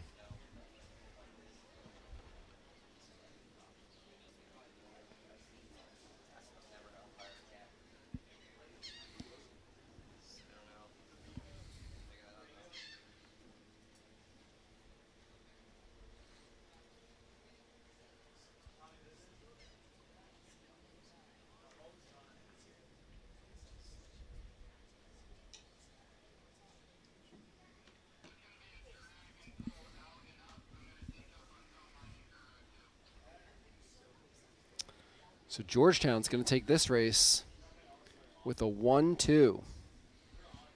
Just heard something from PRO Kyle Assad. Yeah, what'd he say? Something. I think it was about the anchor, whether he was picking up or letting back, or unclear at this stage. We could have some sort of course change, either minor or major, in our future here.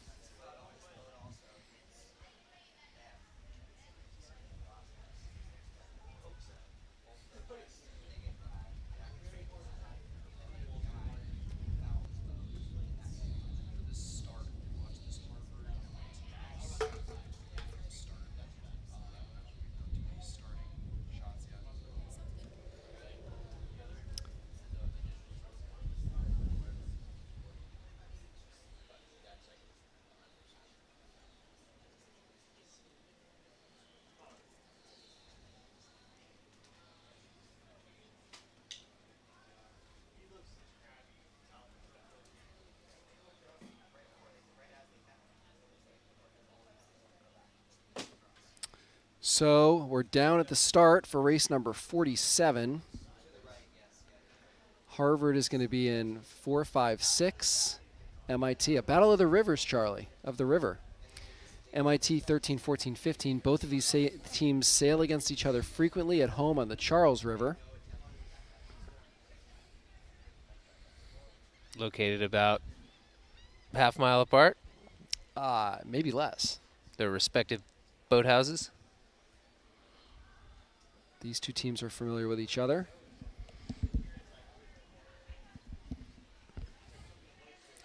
MIT being led by Matt Lindblad, kind of the head honcho over there. Mike Kalin, Caroline Young.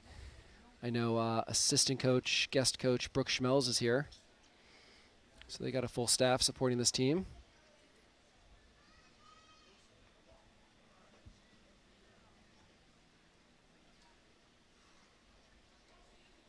Never want to miss an opportunity to say something nice about Brooke. I coached her a lot in Opties and on our high school team.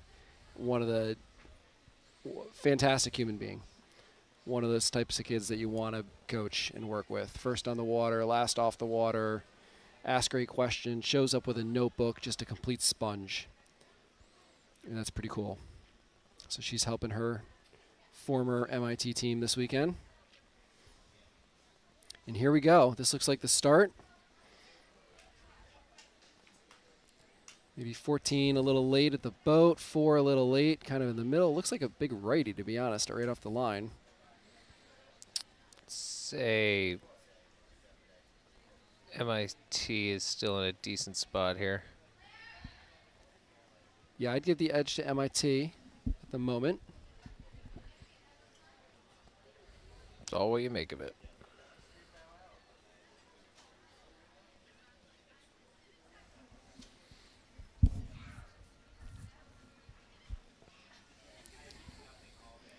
All right, so taking stock of the situation, Harvard's winning this pair on the course right side.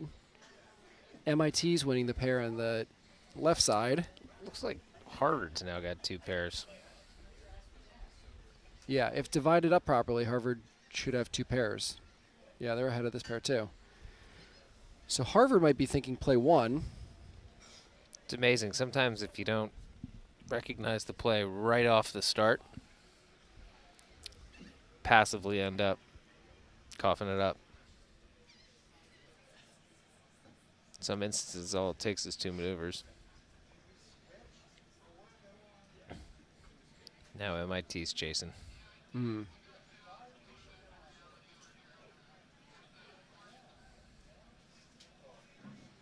Tack 6.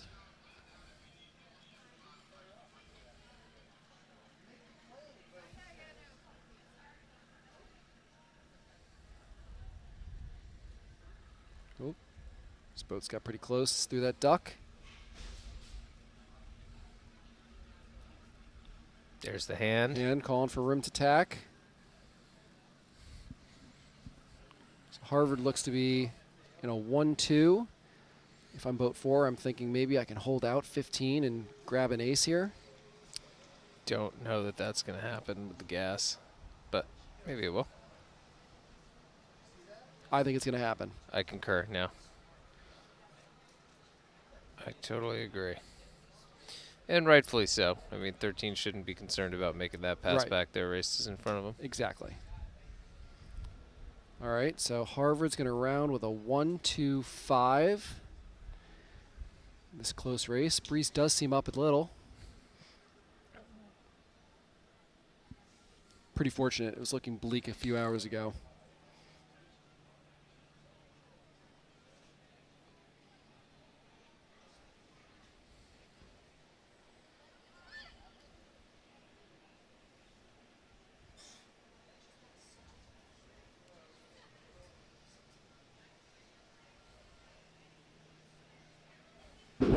See Mark III at the very top of our screen.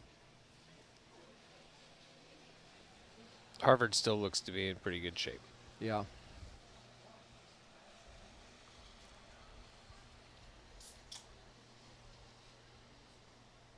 think in an ideal world, this Leading boat number 6 for Harvard rounds first. I don't think a bump is necessary by 5. I think you're far enough ahead that you just sail fast.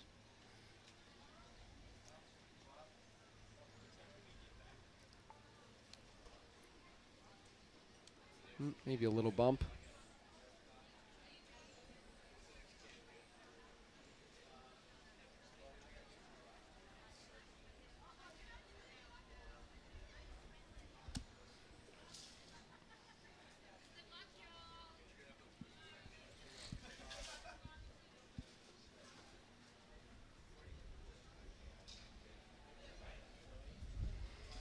Harvard's still in a 1-2-5 on this last reach. Looks tight on this reach leg.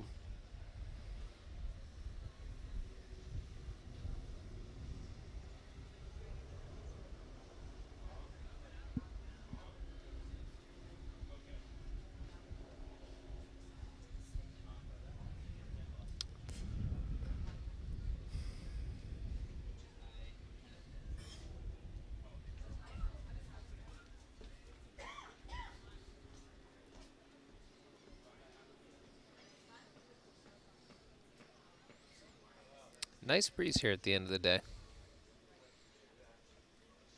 Definitely the best sailing of the day. Seems like ever so slightly the pressure's been rotating right. Yeah.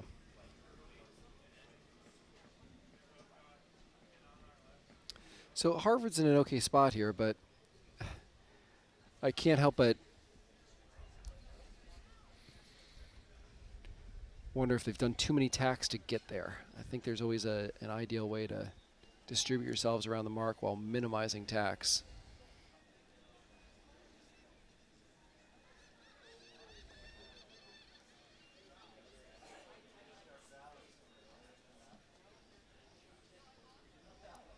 And one of those MIT boats got in there. It looks like they may be hard to hang, but Harvard needs to pinch up here and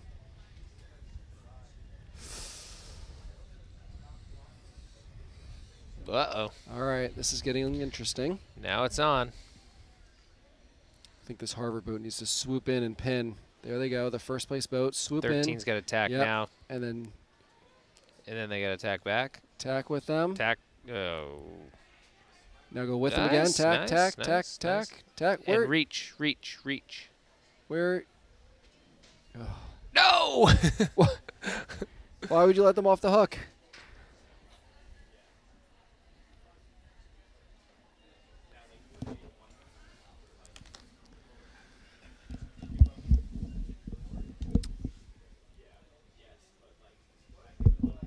So Harvard's still winning 3 pairs, sailing towards the finish line.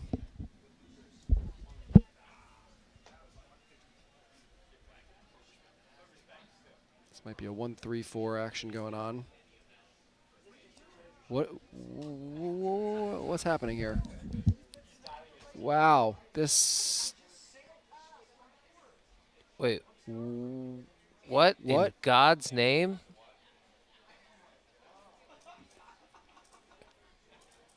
I have no idea what just happened there.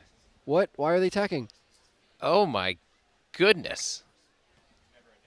This is 2 races in a row where I have absolutely no idea what's going on.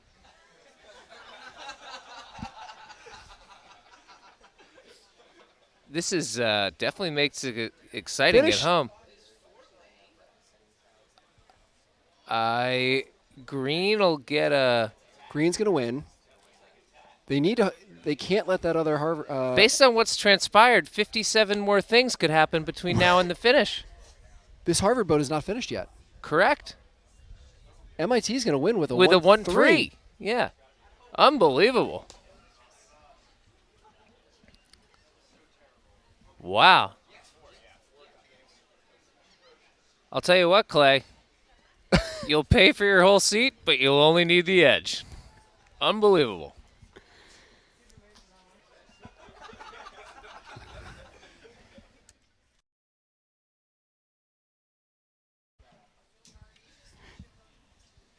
Unbelievable.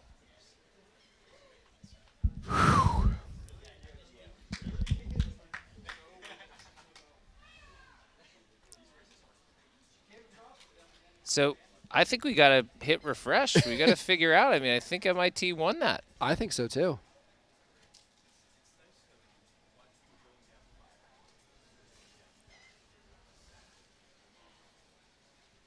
Don't really know what happened.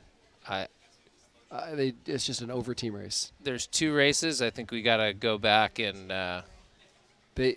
All they needed to do is sail straight across the finish. that's the second time we've said that. Yeah. Harvard is going to fall to 5-2. MIT takes the win to improve to 2-4. Wow. If I didn't see it with my own eyes, I'm not sure I would have believed it. Like the great Chris Berman says, that's why you play the game. Was that Herm Edwards? No, I think he said something about something else. No, he said you play to win the game. Yeah, fair enough. You play to win the game, is what Herm Edwards said. He also said something else.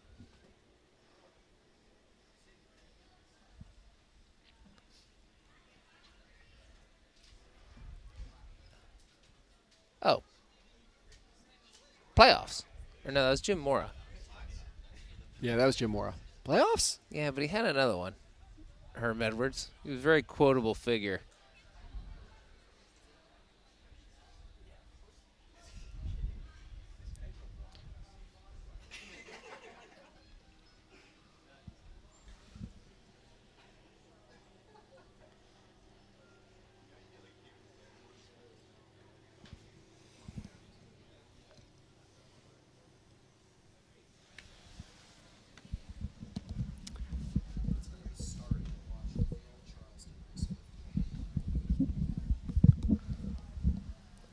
So in the background there, we have Tulane and Tufts sailing up the first beat. Tufts looks to be winning 3 pairs in that race. We're going to actually meet up at the starting line to watch race number 50 between Yale and Charleston. Yale's going to be in the orange FJs, Charleston in the black FJs. And they're getting ready to start their race any moment.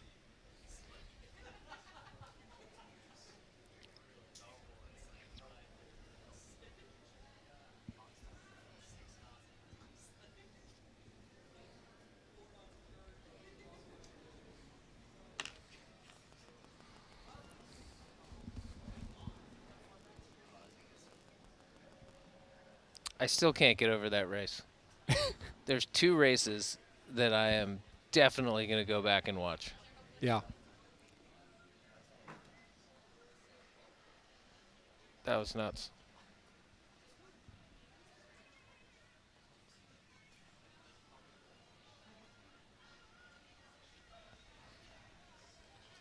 It was Roger Williams and Tufts, and then it was Harvard MIT. Harvard and MIT.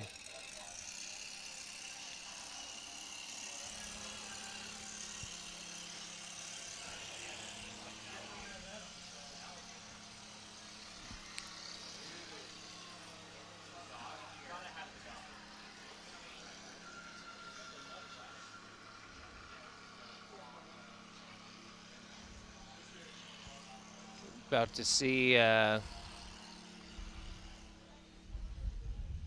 going to see it. No, just gonna miss it. Went behind the seawall there, but you hear some audio from a flatboat going out for a Sunday evening cruise. So here we are, Yale in orange, Charleston in black. Yale boat number 8's going back or spinning around. Something was going on with that middle pair.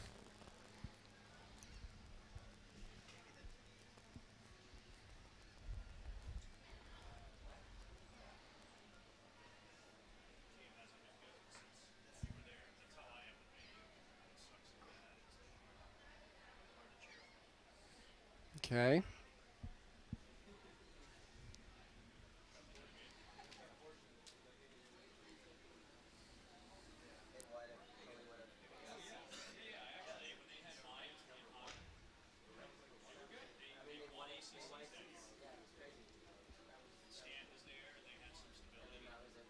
Orange crossed out of the left.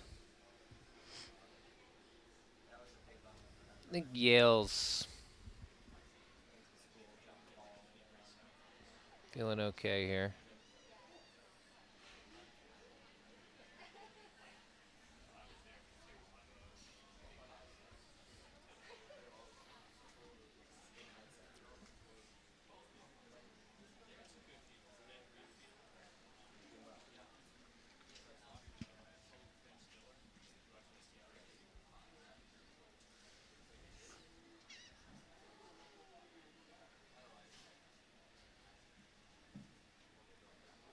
Can't quite see. So Yale's got the 1. Boat 9's in first. Charleston's trying to go play 2. They got a good chance. they- 7's got to go, go, go, go. 10's got 7. 12's got 8. That's all you got to do. No, you lock it up. 9's going to slow down.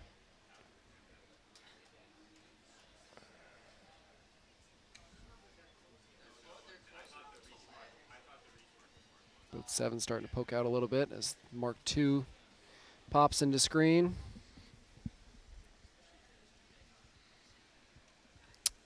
I think Yale's going to be able to move forward with a play 1 here, Clayton.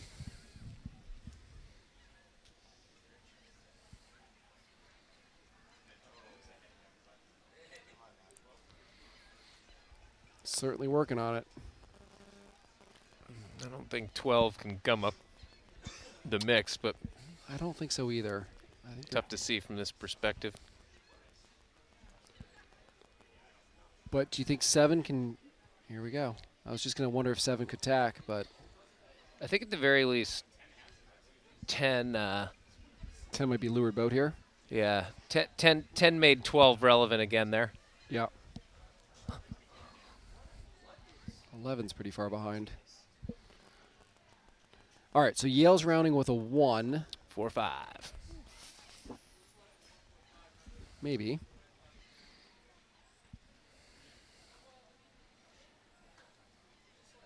Don't you think?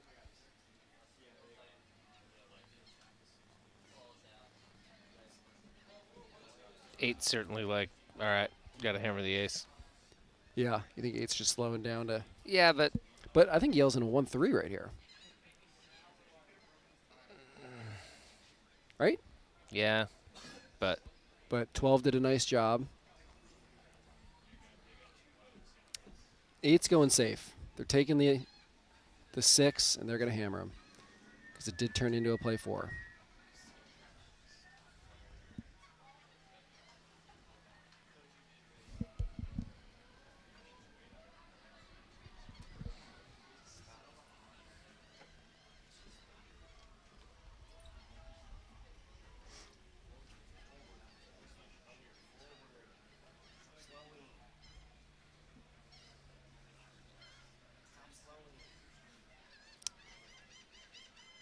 So Yale remains in a 1-4-5.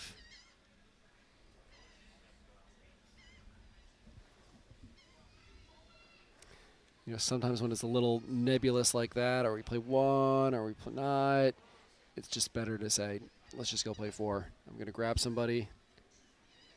It's safer.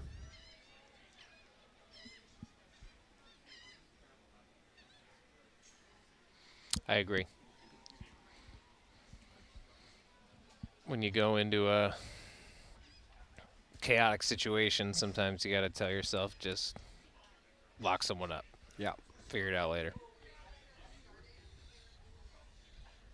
I guarantee you, whatever situation comes out of whatever's happening right now is better if I have control of one boat.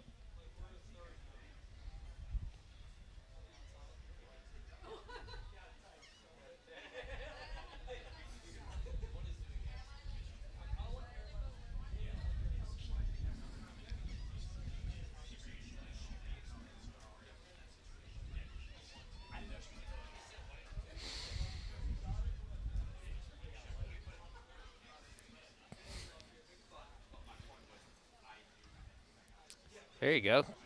Some good gap in there by the Yale 5.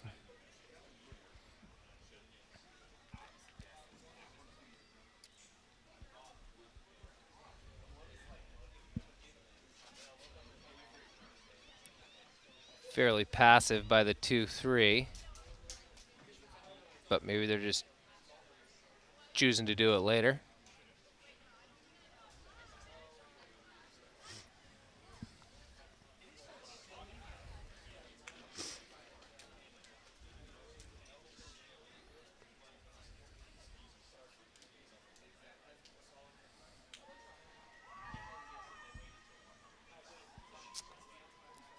Gang cover's okay here.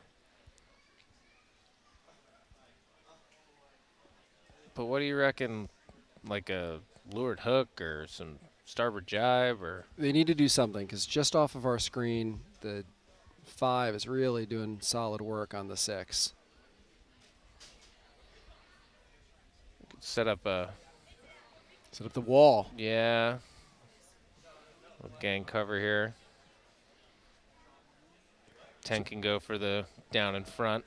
So the wall is a term we use when 2 boats are covering 1. In this case, 10 and 12 are covering 7. You have 1 boat, ideally 12 in this case, pinning boat 7. Okay.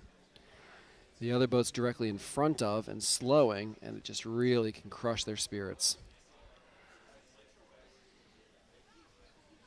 And then at some point you split off, which it looks like 10 has decided to do now.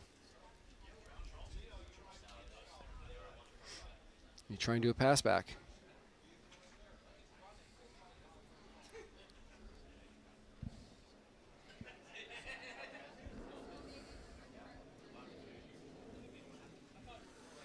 Ooh. Uh-oh. Yep. 10's got I think it's tough to say. 10's the last chance here. This is an important part of the race. If 10 has any shot at 7 and can hold them up, they're still in it. If 7 can get over 10, it might be over.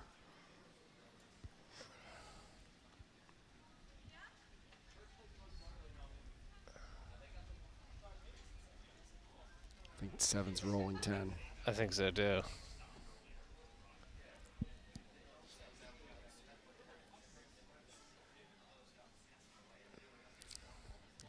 Yep.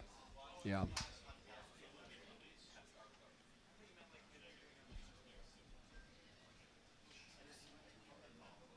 So now 9 and 7 are going to go play 1.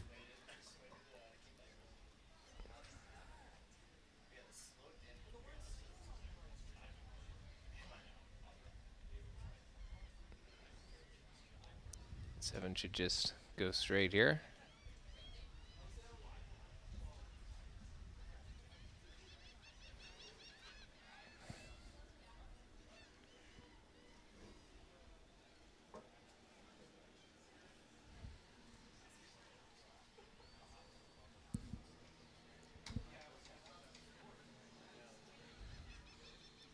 Pretty safe for Yale here. Yeah, Yale's looking pretty solid. I don't know. 7 gonna get across 10 just? Yes. So I'm 10. I don't know. Well, I mean, my fear if I was Yale is that 10 ducks me there and then doesn't. Get starboard advantage, I totally agree. But Yeah. actually, I would say that in the last exchange, 7 could have kept going, and 9 could have been the one to manage 10 from afar. Agreed. But now 9 has left 9's finished. 7 in a knife fight, whereas 9 could have potentially done that damage, killing me softly kind of thing from farther away. Right.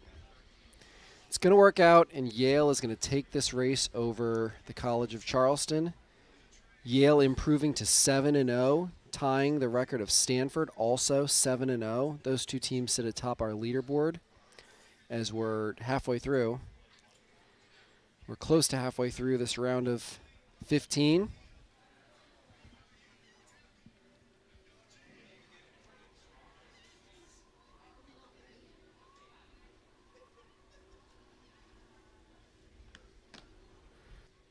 can go to the start, pick up the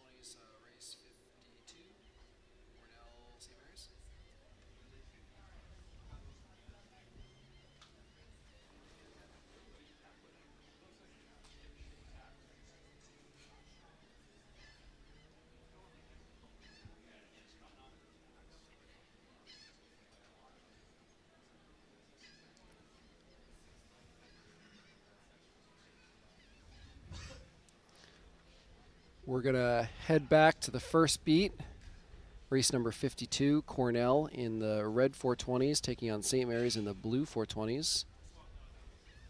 Just started the race. They're about halfway up the first beat.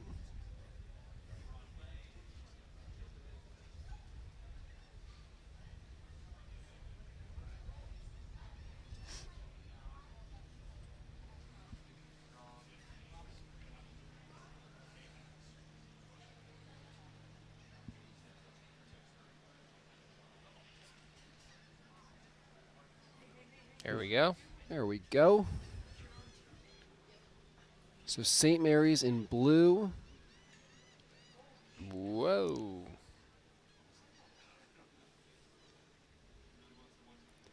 What do we have here? Tough to say until we know where the mark is.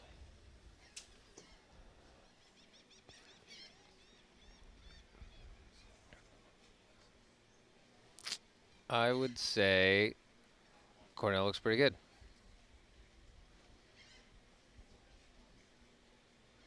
Now this boat in the middle, this pair, this St. Mary's pair is really pinching off the two Cornell boats. Mm-hmm. I wonder if there's an opportunity for their teammate down low to sail fast, tack over, and Reach in. reach Yeah, in. And it's looking more probable by the second, Clayton.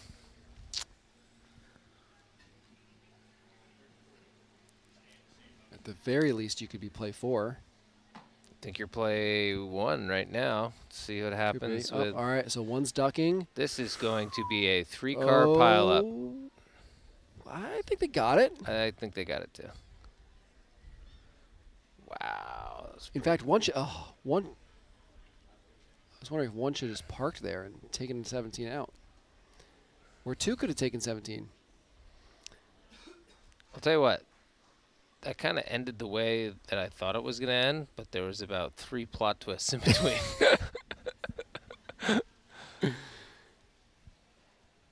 Keeping us on our toes. So 17's trying to slow down 2, and they're going to try and go play 4. St. Mary's currently in a 1-4-6. Little 5-boat stack up. Ooh. Oh, nice job by 17. But Freed their teammate. But in that situation, you'd probably just hold it, right? Start putting the gap in. Right now, 17's the 5, 2's the 6. Gap them.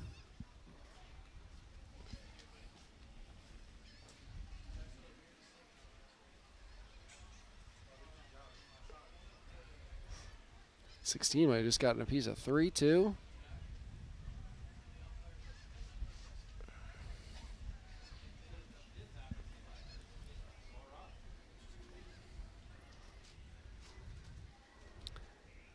St. Mary's looking stronger by the minute here.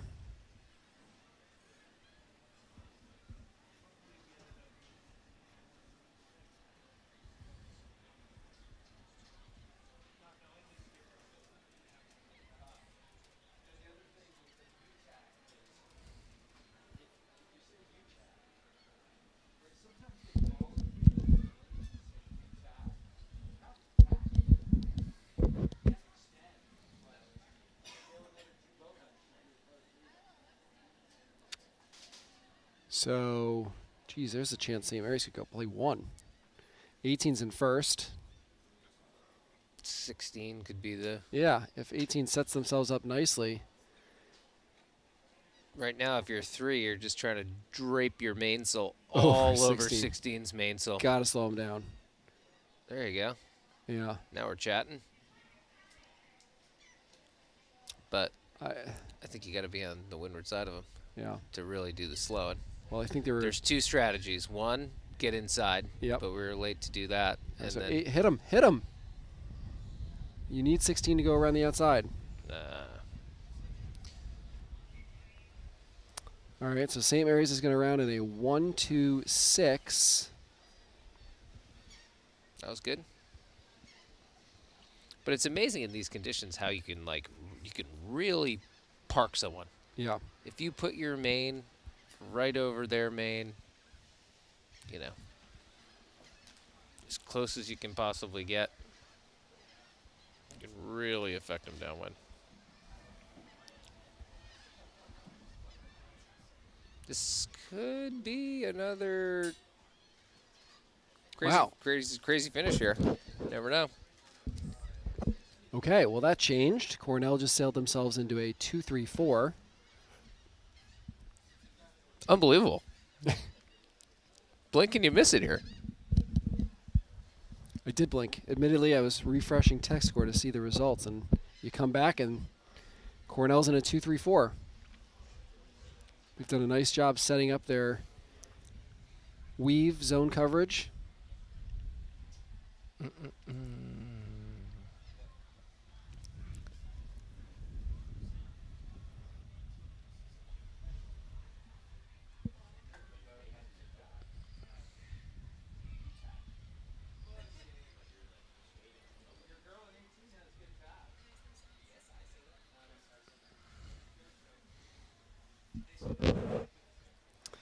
All right, St. Mary's 156.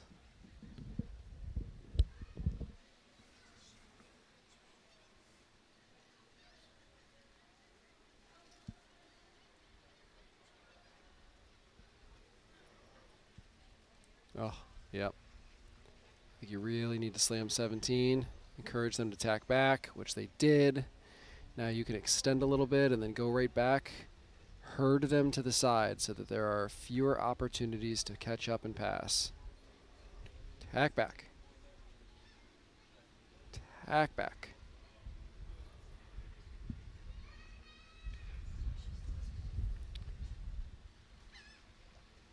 So 17 has sailed off to the left, uncovered.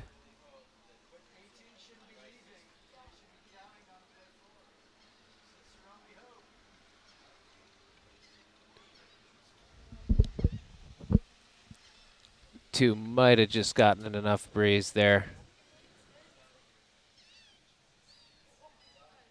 I think if I was I think 17's. I don't think they're in the one. It's hard from this angle. But if I'm 18, I think my only chance here is to go play back 4. Play You got to 4. go back. Got to go back and play 1 right now. Boom. 17 wins. 18's got to go back and pin 1 ASAP. And this is why you need to cover. You can't just let them go on. Wait, 17. What's your plan? 18 should have been going back for 1 much earlier. Clearly, but what is 17 doing? 17's just luffing and waiting to see. Are they going to try and win with a 1? Or they might finish with a 1 throw. 2, 3. 5. 2, 3, 5. 5. So Cornell's going to win this with a 2-3-5. 18 could have committed to the 4 early, and Yeah, I think they needed to say to themselves, hey, the only way this works out is if we're play 4 and I'm the 4. And gone back and done something. But I don't think they quite recognized it or had a little analysis paralysis. But they didn't do anything. might be a good time to check the scores here, Clay. After some intense on-the-water action.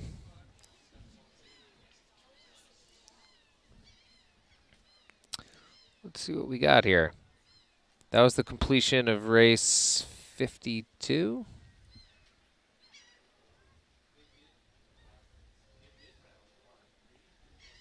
And here they are.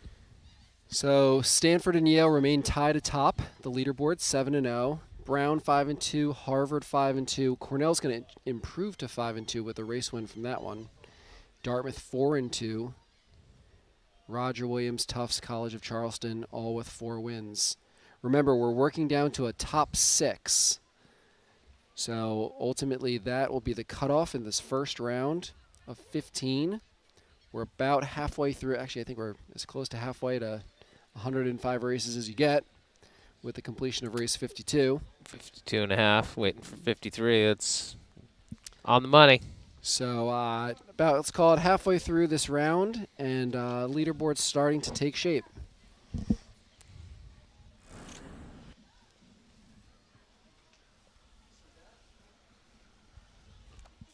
It's 5 o'clock here, Central Time.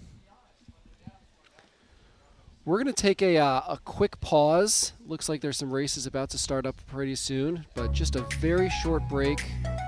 Allow my buddy Charlie and me to grab a sip of water, and we will be back shortly with the continuation of the ICSA Women's Team Racing National Championship.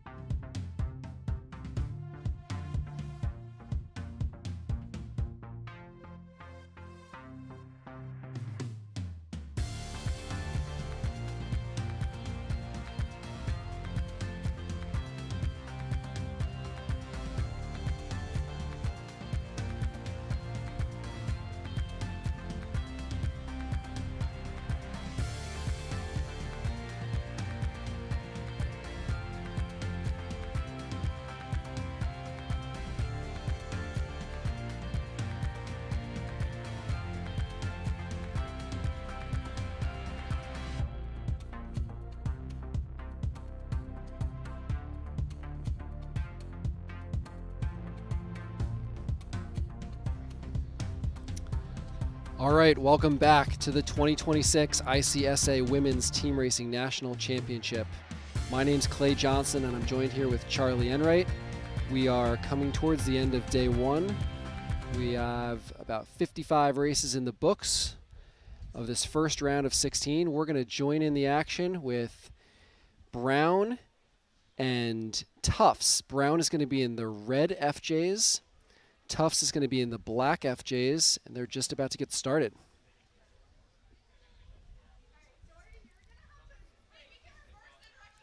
Breeze seems up a little bit right now, seeing some pressure come through the course.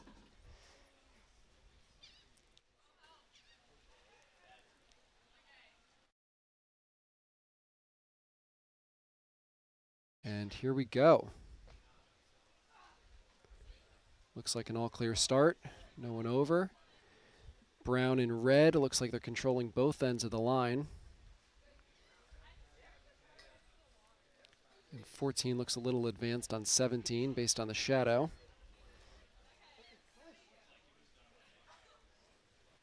Going to give the early edge to Brown here.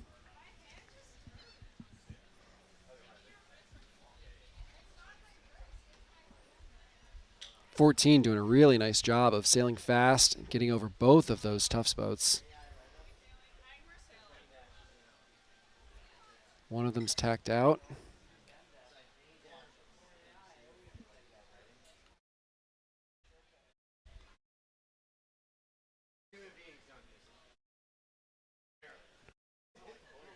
Now they look like they've done their work. Hopefully 15 can take it from here, but 14 is going to split off and sail toward the middle. There's some choppy conditions. That'll help the leeward boat in this case.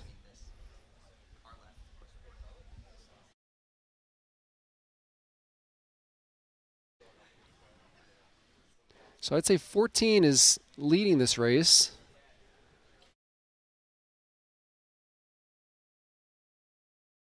Off screen, course right. I see a Tufts boat beating a Brown boat.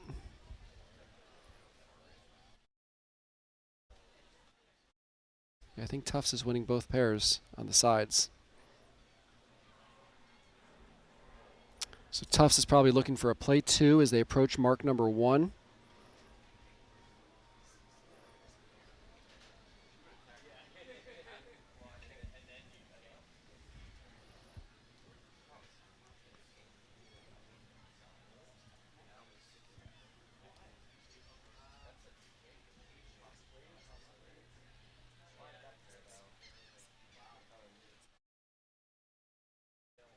So Tufts coming in first place. Excuse me, Brown coming in first place.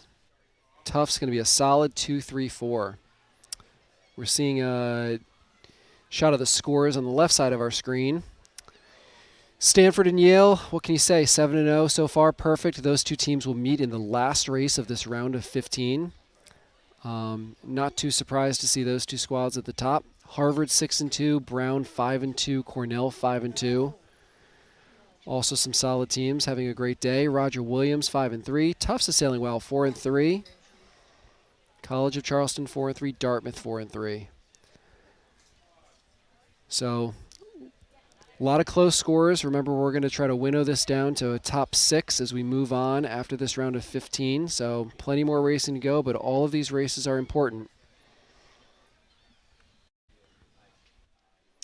All right, so Brown is in the red sails. Looks like they got a piece of 17, and they're now going play 4.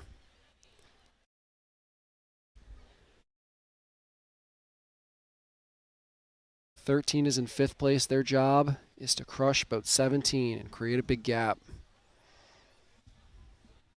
You can see them jibe back and forth a couple times, trying to set themselves up to be in the right spot so that they can properly crush boat 17.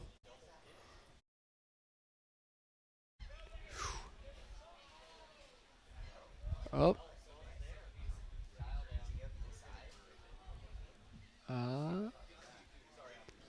Hard to see, but it looks like 17 maybe have slid into the inside.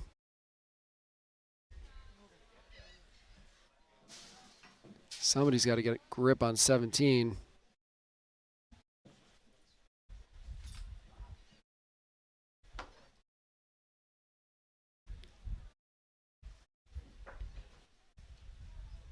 That's going to put Tufts back into a solid play 2.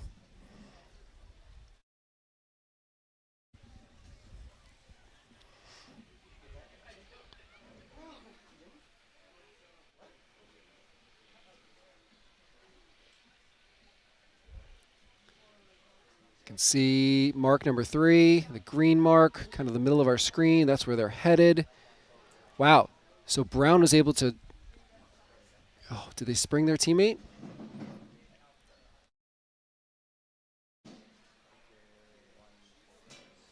All right, so I'm going to call this Brown 146, maybe 136. Yeah, 136 for Brown. On the bottom reach here.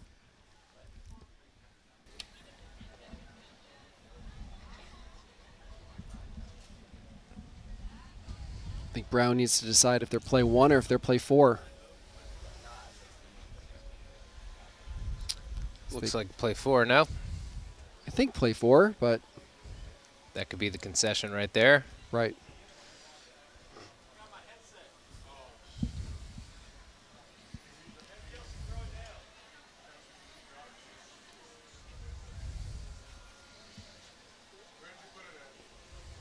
Tufts boat tacking out. Could be enough right there. Kind of getting to the wind speed here where tacking's more expensive.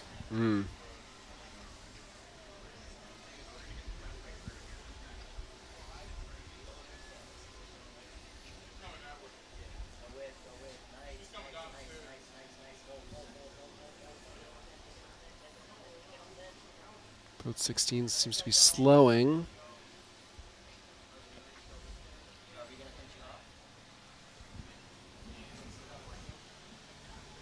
All right, we're on the last beat here. Brown is in red, Tufts in black. I would say 4. Ooh. Might be a penalty there. Yeah. Go to the umpire. Red flag. Yeah, there you go. Why would you even go to the umpire in that? Why? I don't know. If you're 17? Yeah. But I don't know. I thought it was just, I don't know. You thought a 360 would have... Yeah. Inevitable penalty, take your medicine. Yes, exactly. You're going to have to Brown spend. now with 13 bow out, looking at a play 2 here. Nope, play 1. Yeah, I think. Let's see how this comes together here. Okay, so 18 is in. Here we go. No, geez, play 2 it is. All right, so 18 is in first. Brown is in play 2.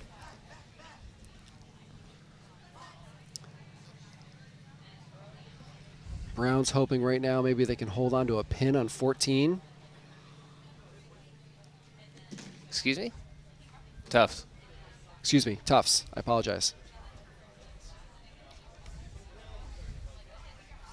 Somebody should go. You know what? Everybody go. There you go. I like that move. I didn't. Yeah, it's a good switch. Yeah. Great job by Brown there. Brown is one of those situations right now where they need to do less. Right. We've already witnessed a few teams over team race at the top here. Just do less. Safely on the lay line. 15 can lead. Fetching and it's over. Right.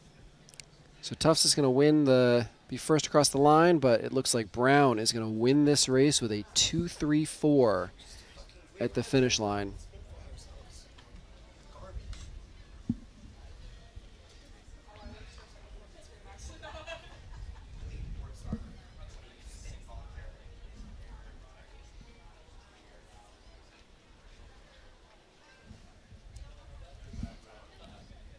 Some emotions here in the coach's corner as they watch their women do battle on the race course.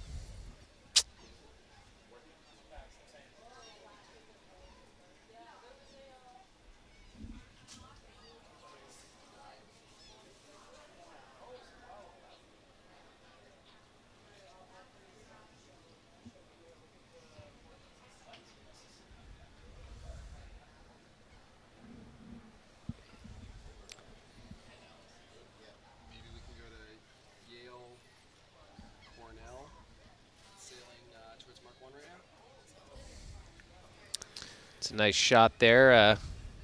You waving? I'm trying to wave. Maybe you can see us. Clay and I in our Hey, there we are, second floor. ivory tower. Bringing the commentary to everybody out there in cyberspace.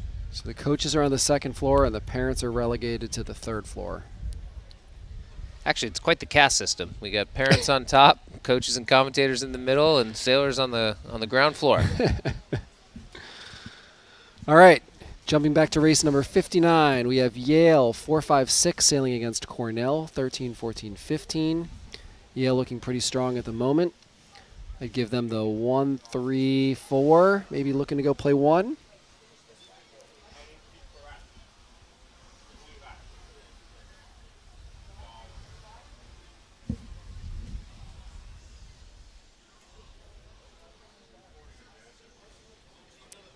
And that's us. Yeah. With that foul there, it's going to let Yale launch into a umpire penalty 720. So really launch into a pretty solid play 1.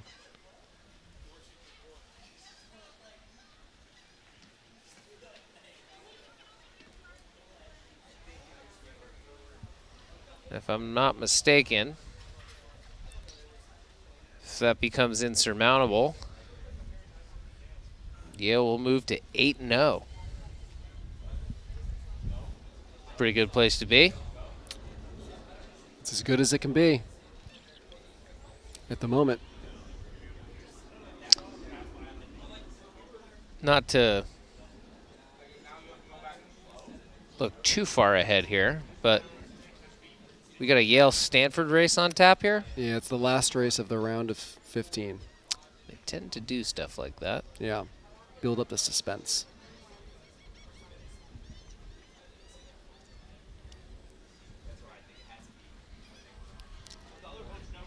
Given what we just witnessed, might it make sense to try to find another race here? Yeah. Good. Dartmouth and Georgetown. Yeah. Starting in the background here. Let's swing over to them. Dartmouth is in 7, 8, 9. Georgetown 10, 11, 12. Looks fairly even off the start.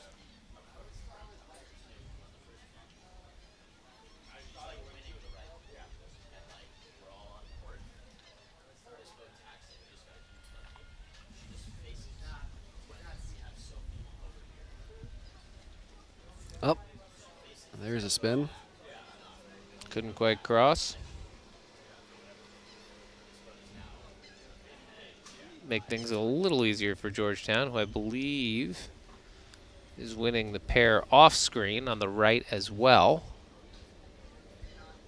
Yeah, Georgetown potentially winning 3 pairs here.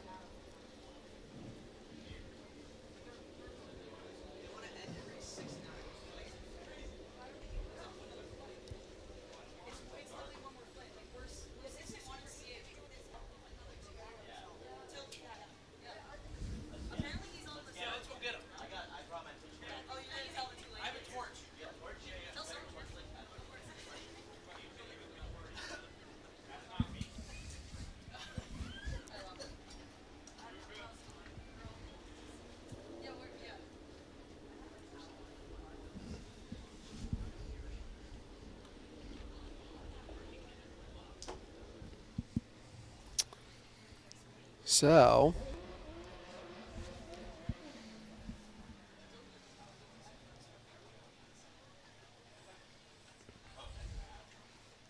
Seven ended up pretty strong there for Yeah. Dartmouth. I think 7 could be winning. It's going to gum it up. But I would say that Georgetown is Solid play 2 at the worst. solid play 2.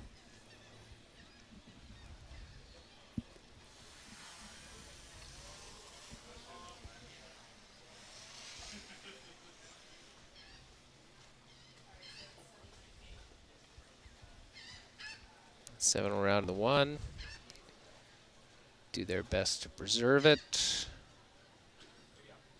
Couple boats from Georgetown in hot pursuit.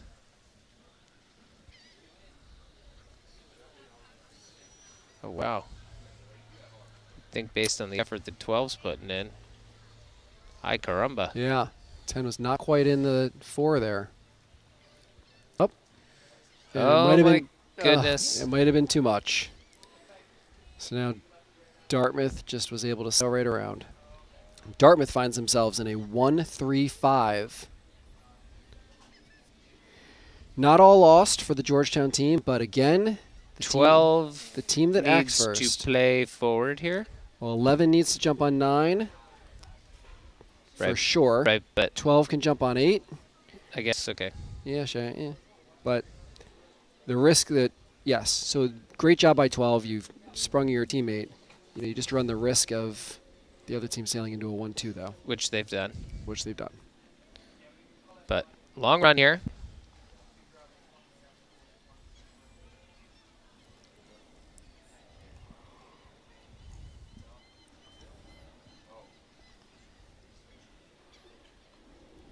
Talked about ways you could help even if you're behind boat 8.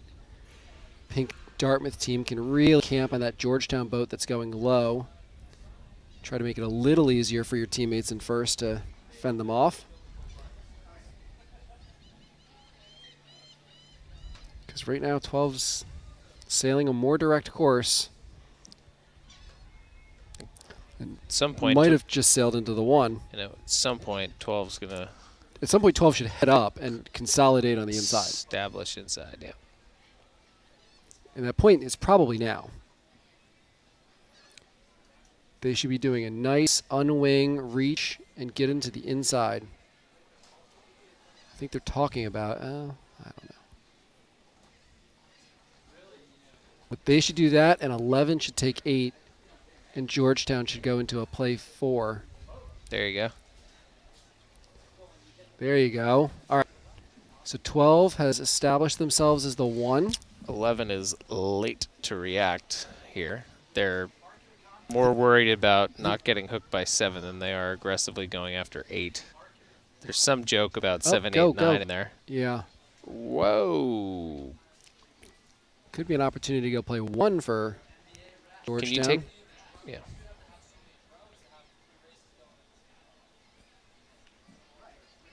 Oh, Tiller drop. tiller drop. I see 9. Put their hand up in the air. Did those boats not hit each other? I thought they did. Somebody's going to be spinning if they hit each other. Usually the tiller drop is a sign of guilt. But we didn't see it there, or I didn't see it. Nice job. Boat ahead tax. Wow, and as we round this leeward mark, Georgetown actually with a 1-2-5. 10 getting a little bow out on 9, too, to be in control.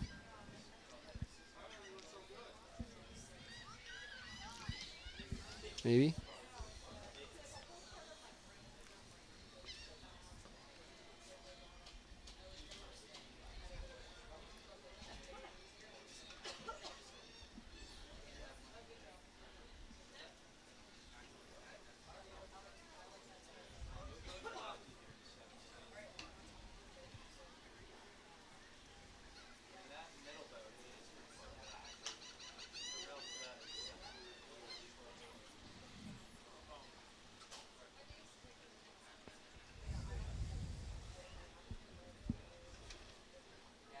Finish line coming in to view at the top. Georgetown's currently winning all 3 pairs.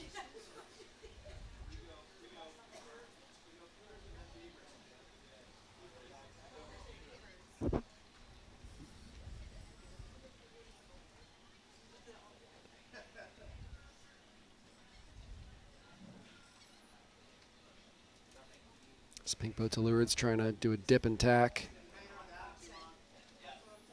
10 is saying, no way, Jose.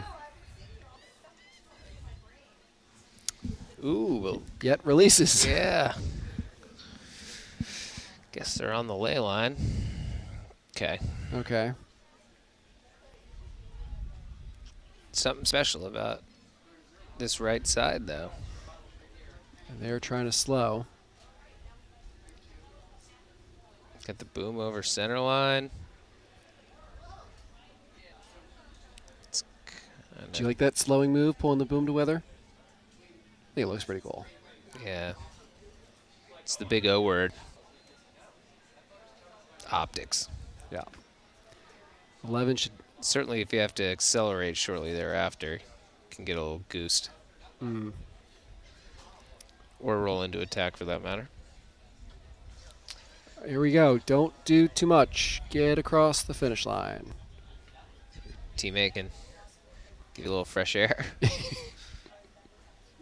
Instead of trying to split the atom there. Wonderful race for Georgetown. Yeah, that's a big win for the Georgetown Hoyas. I didn't see that play one conversion coming at the bottom. They pulled it off. Yeah. For sure.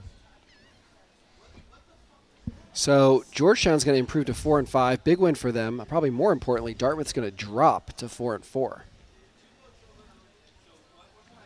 And for a team that's currently sitting in 8th, knowing that we're going to narrow this thing down to 6, that one hurts a little bit.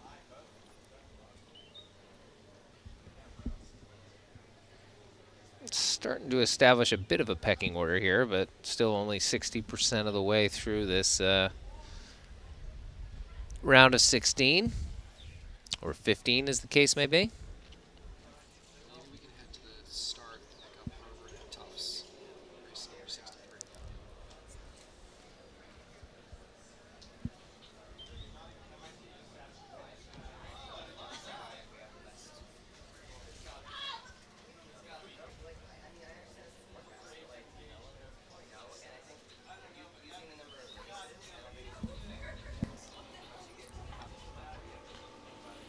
So we're going to join race number 63, about to get going at the starting line. We have Harvard in the red FJs, Tufts in the black FJs. Just out to get going here. Let's talk about implications a little bit. Harvard is sitting at 6-2, so they're in a pretty good spot at the moment. Tufts at an even 4-4. They're probably on the Michael Bublé. Yeah. Not must win at this point in time, but It's getting pretty close to it.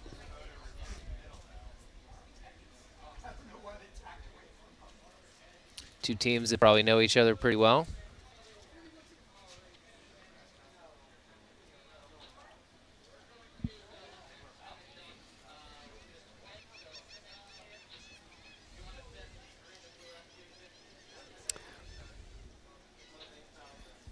I think they just said race 66 is going to be the last race of the day.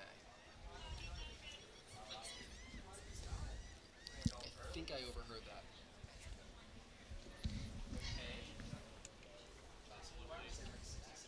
I think 69. Oh, 69?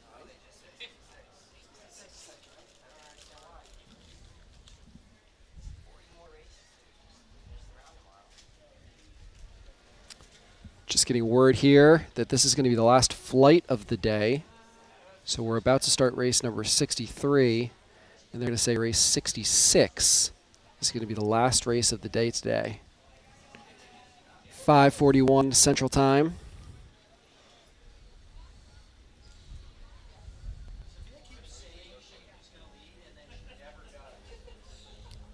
So I think we're coming down to the start here of race number 63.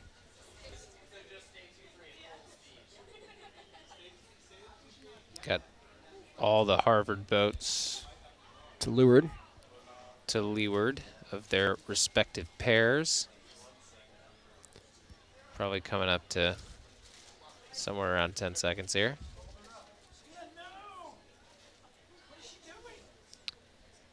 I see red boat spinning towards the top. I'm going to predict that they must have fouled.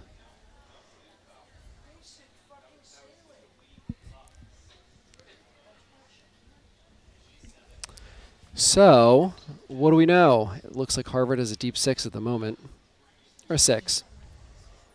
17's going to tack over with 15 and cover them. I think 13's doing pretty good work on 16. I would say that the other two boats are pretty evenly spaced where no one's ahead. Little header. Yeah, who do you send Big there? header. Ooh. 13 get across. Sure are. Okay.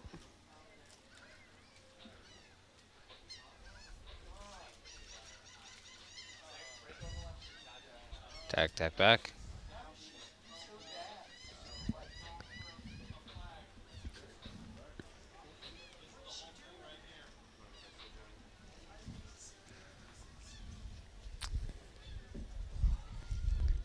All of a sudden, the tides have turned here a little bit, Little puff coming down from the top right side of the course. which would help Tufts. Help Tufts, exactly. To my eye, you can see I think there's a chance Tufts is in the 1-2 1-2 here, but 16 just getting phased. There they go. Yeah.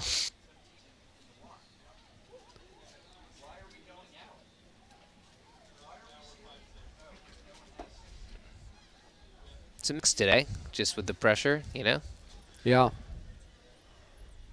So sometimes you can sail the long tack into a big lull and never recover. It's kind of sheery, It is. Boats can end up from bow back, kind of winding inside, and Well, Tufts did a nice job of recognizing the shear. They're almost laying the mark. putting the blinders on and racing up the course. And it looks like maybe even a little lefty at the mark. You're right. There's a little pressure there just to the left of the mark. That also would only help them. Actually, there's some more righty there as we scroll into the view. A little cat's paw maybe because those boats are actually dialing down. It looks like it's left early, right late, depending upon where you intersect the pressure as it comes down over the course.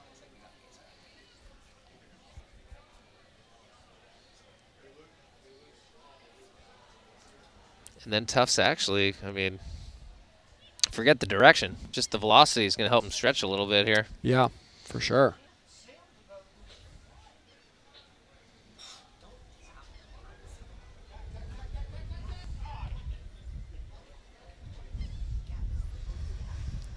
$15 appears to have sailed a little extra distance. They're going to pop the kite here down to the Mark 1.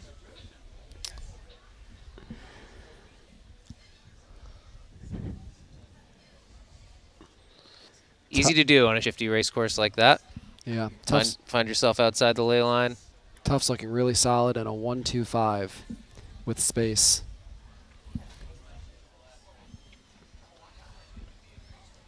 Be a big win for the Jumbos.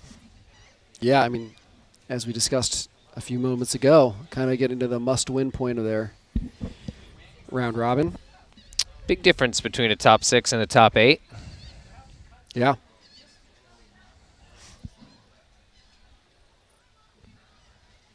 So Harvard trying to do anything they can to chase down these lead Tufts boats.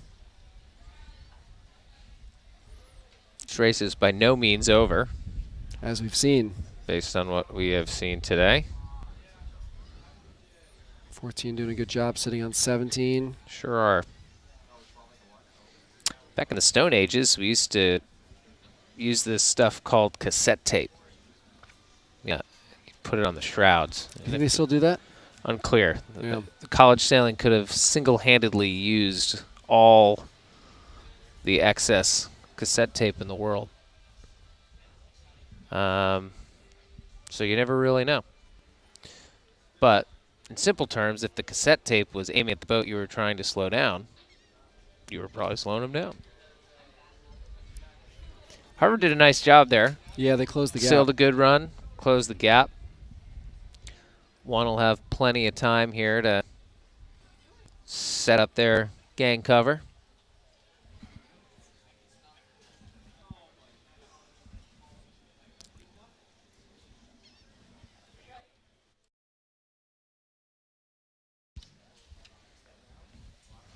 So we round Mark 4. I was kind of expecting Tufts to have tacked already. We've seen it before. It can get shifty and puffy on this last beat. It really can, and just kind of one man's opinion. 16 actually waited to tack and probably sailed a bit of a header. Right. For the first 30 seconds of that beat. So all still to play for in what are kind of ever-changing conditions. And now this Tufts boat is leaving this Harvard boat on the left side of our screen. but they just lee sterned. So somewhere our friend Bobby Cora probably just got a nickel. Why do you say that? Bobby liked to say that he patented the lee stern. Oh, man. Yeah, see, I think that's kind of what went down there. I think Tufts is still in a very controlling position. Yeah. So Tufts has an ace up their sleeve in the back of the fleet. But all right, it looks like Harvard has passed. So Harvard. So if you're Tufts, I think you're happy to do this in a straight line with Right. 80% of the race course. But the problem is the boat to leeward, why they're not doing it right now, there you go, needs to cycle out. But I think you need to be okay with that, complete the pass back, and then 16 becomes... I would have sailed a little further if I was 13. Correct. I think just, Bobby Core just got another nickel. This Harvard team is going to be sending Bobby Core's children to college. We used to call Roger Williams the house that Bobby Core built. Good man from New Jersey, still active in the sailing community. Yep. That was well done by Tufts. Yeah. Good job not freaking out, just setting themselves up in the right spot. Held their nerve, did it on the long tack. Yeah. 13, when they cycled out, could have probably given themselves a little more leverage. Well, by giving themselves more leverage, they're more of a threat, and you make them choose, do I stay here and do this pass back, or do I tack out and stay with my teammate? But by tacking directly behind them, you make it easier for the Tufts team to just cover you.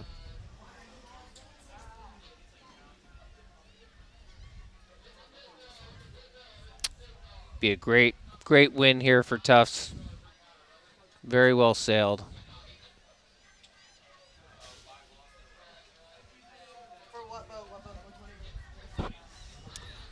All right. Tufts is That'll do it. Take that one.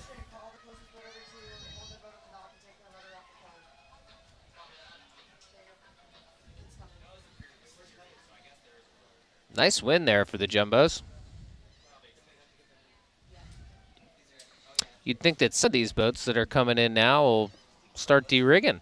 Yeah, done for the day. 66 is the last race. So we have 3 more races to go for the day. If our intel is correct. If our intel is correct.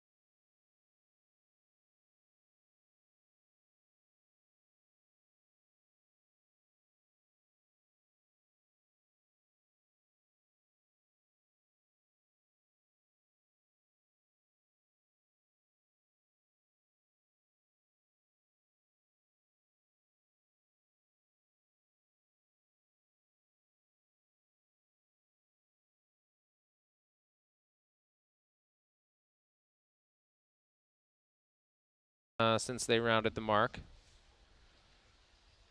Pairs are fairly balanced, which in some ways is good for Brown, so long as they can stay ahead in both, which they managed to do there in that exchange.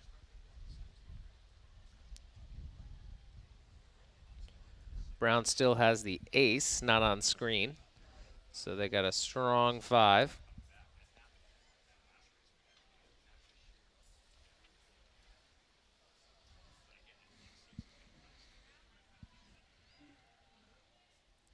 Starboard, definitely the long tack on this final beat to the finish.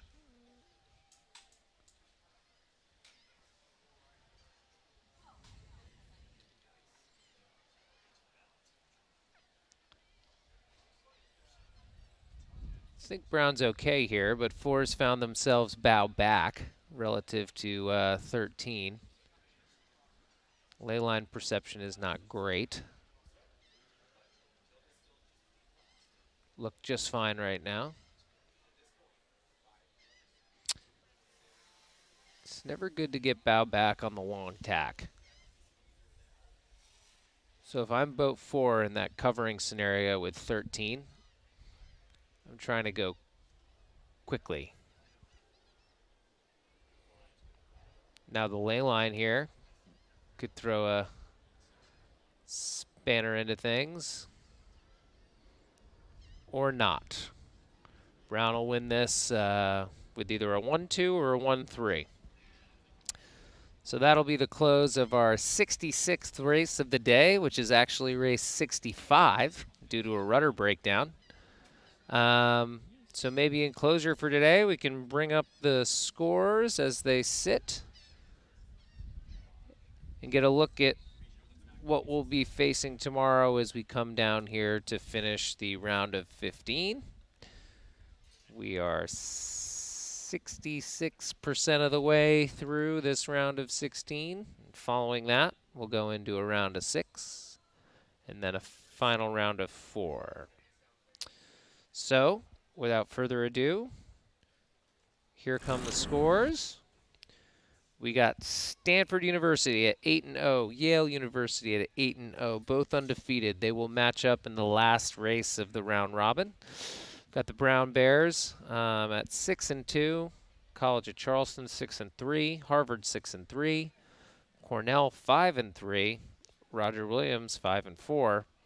That's the delineation between those two right there for seeing who moves on. Dartmouth Big Green at 5-4, Tufts at 5-4, MIT 500 4-4, and when you get below that, the Georgetowns, the Bowdoins, the St. Mary's, and the University of Michigan and Tulanes of the world are going to have their work cut out for them tomorrow as we finish this round and go towards the championship rounds. So it was a wonderful day of sailing here at the Women's Team Race National Championships in New Orleans, Louisiana at the Southern Yacht Club. Signing off, this is Charlie Enright, signing off on behalf of my commentary partner for the day, Clay Johnson. Thank you for watching, and we'll see you all tomorrow.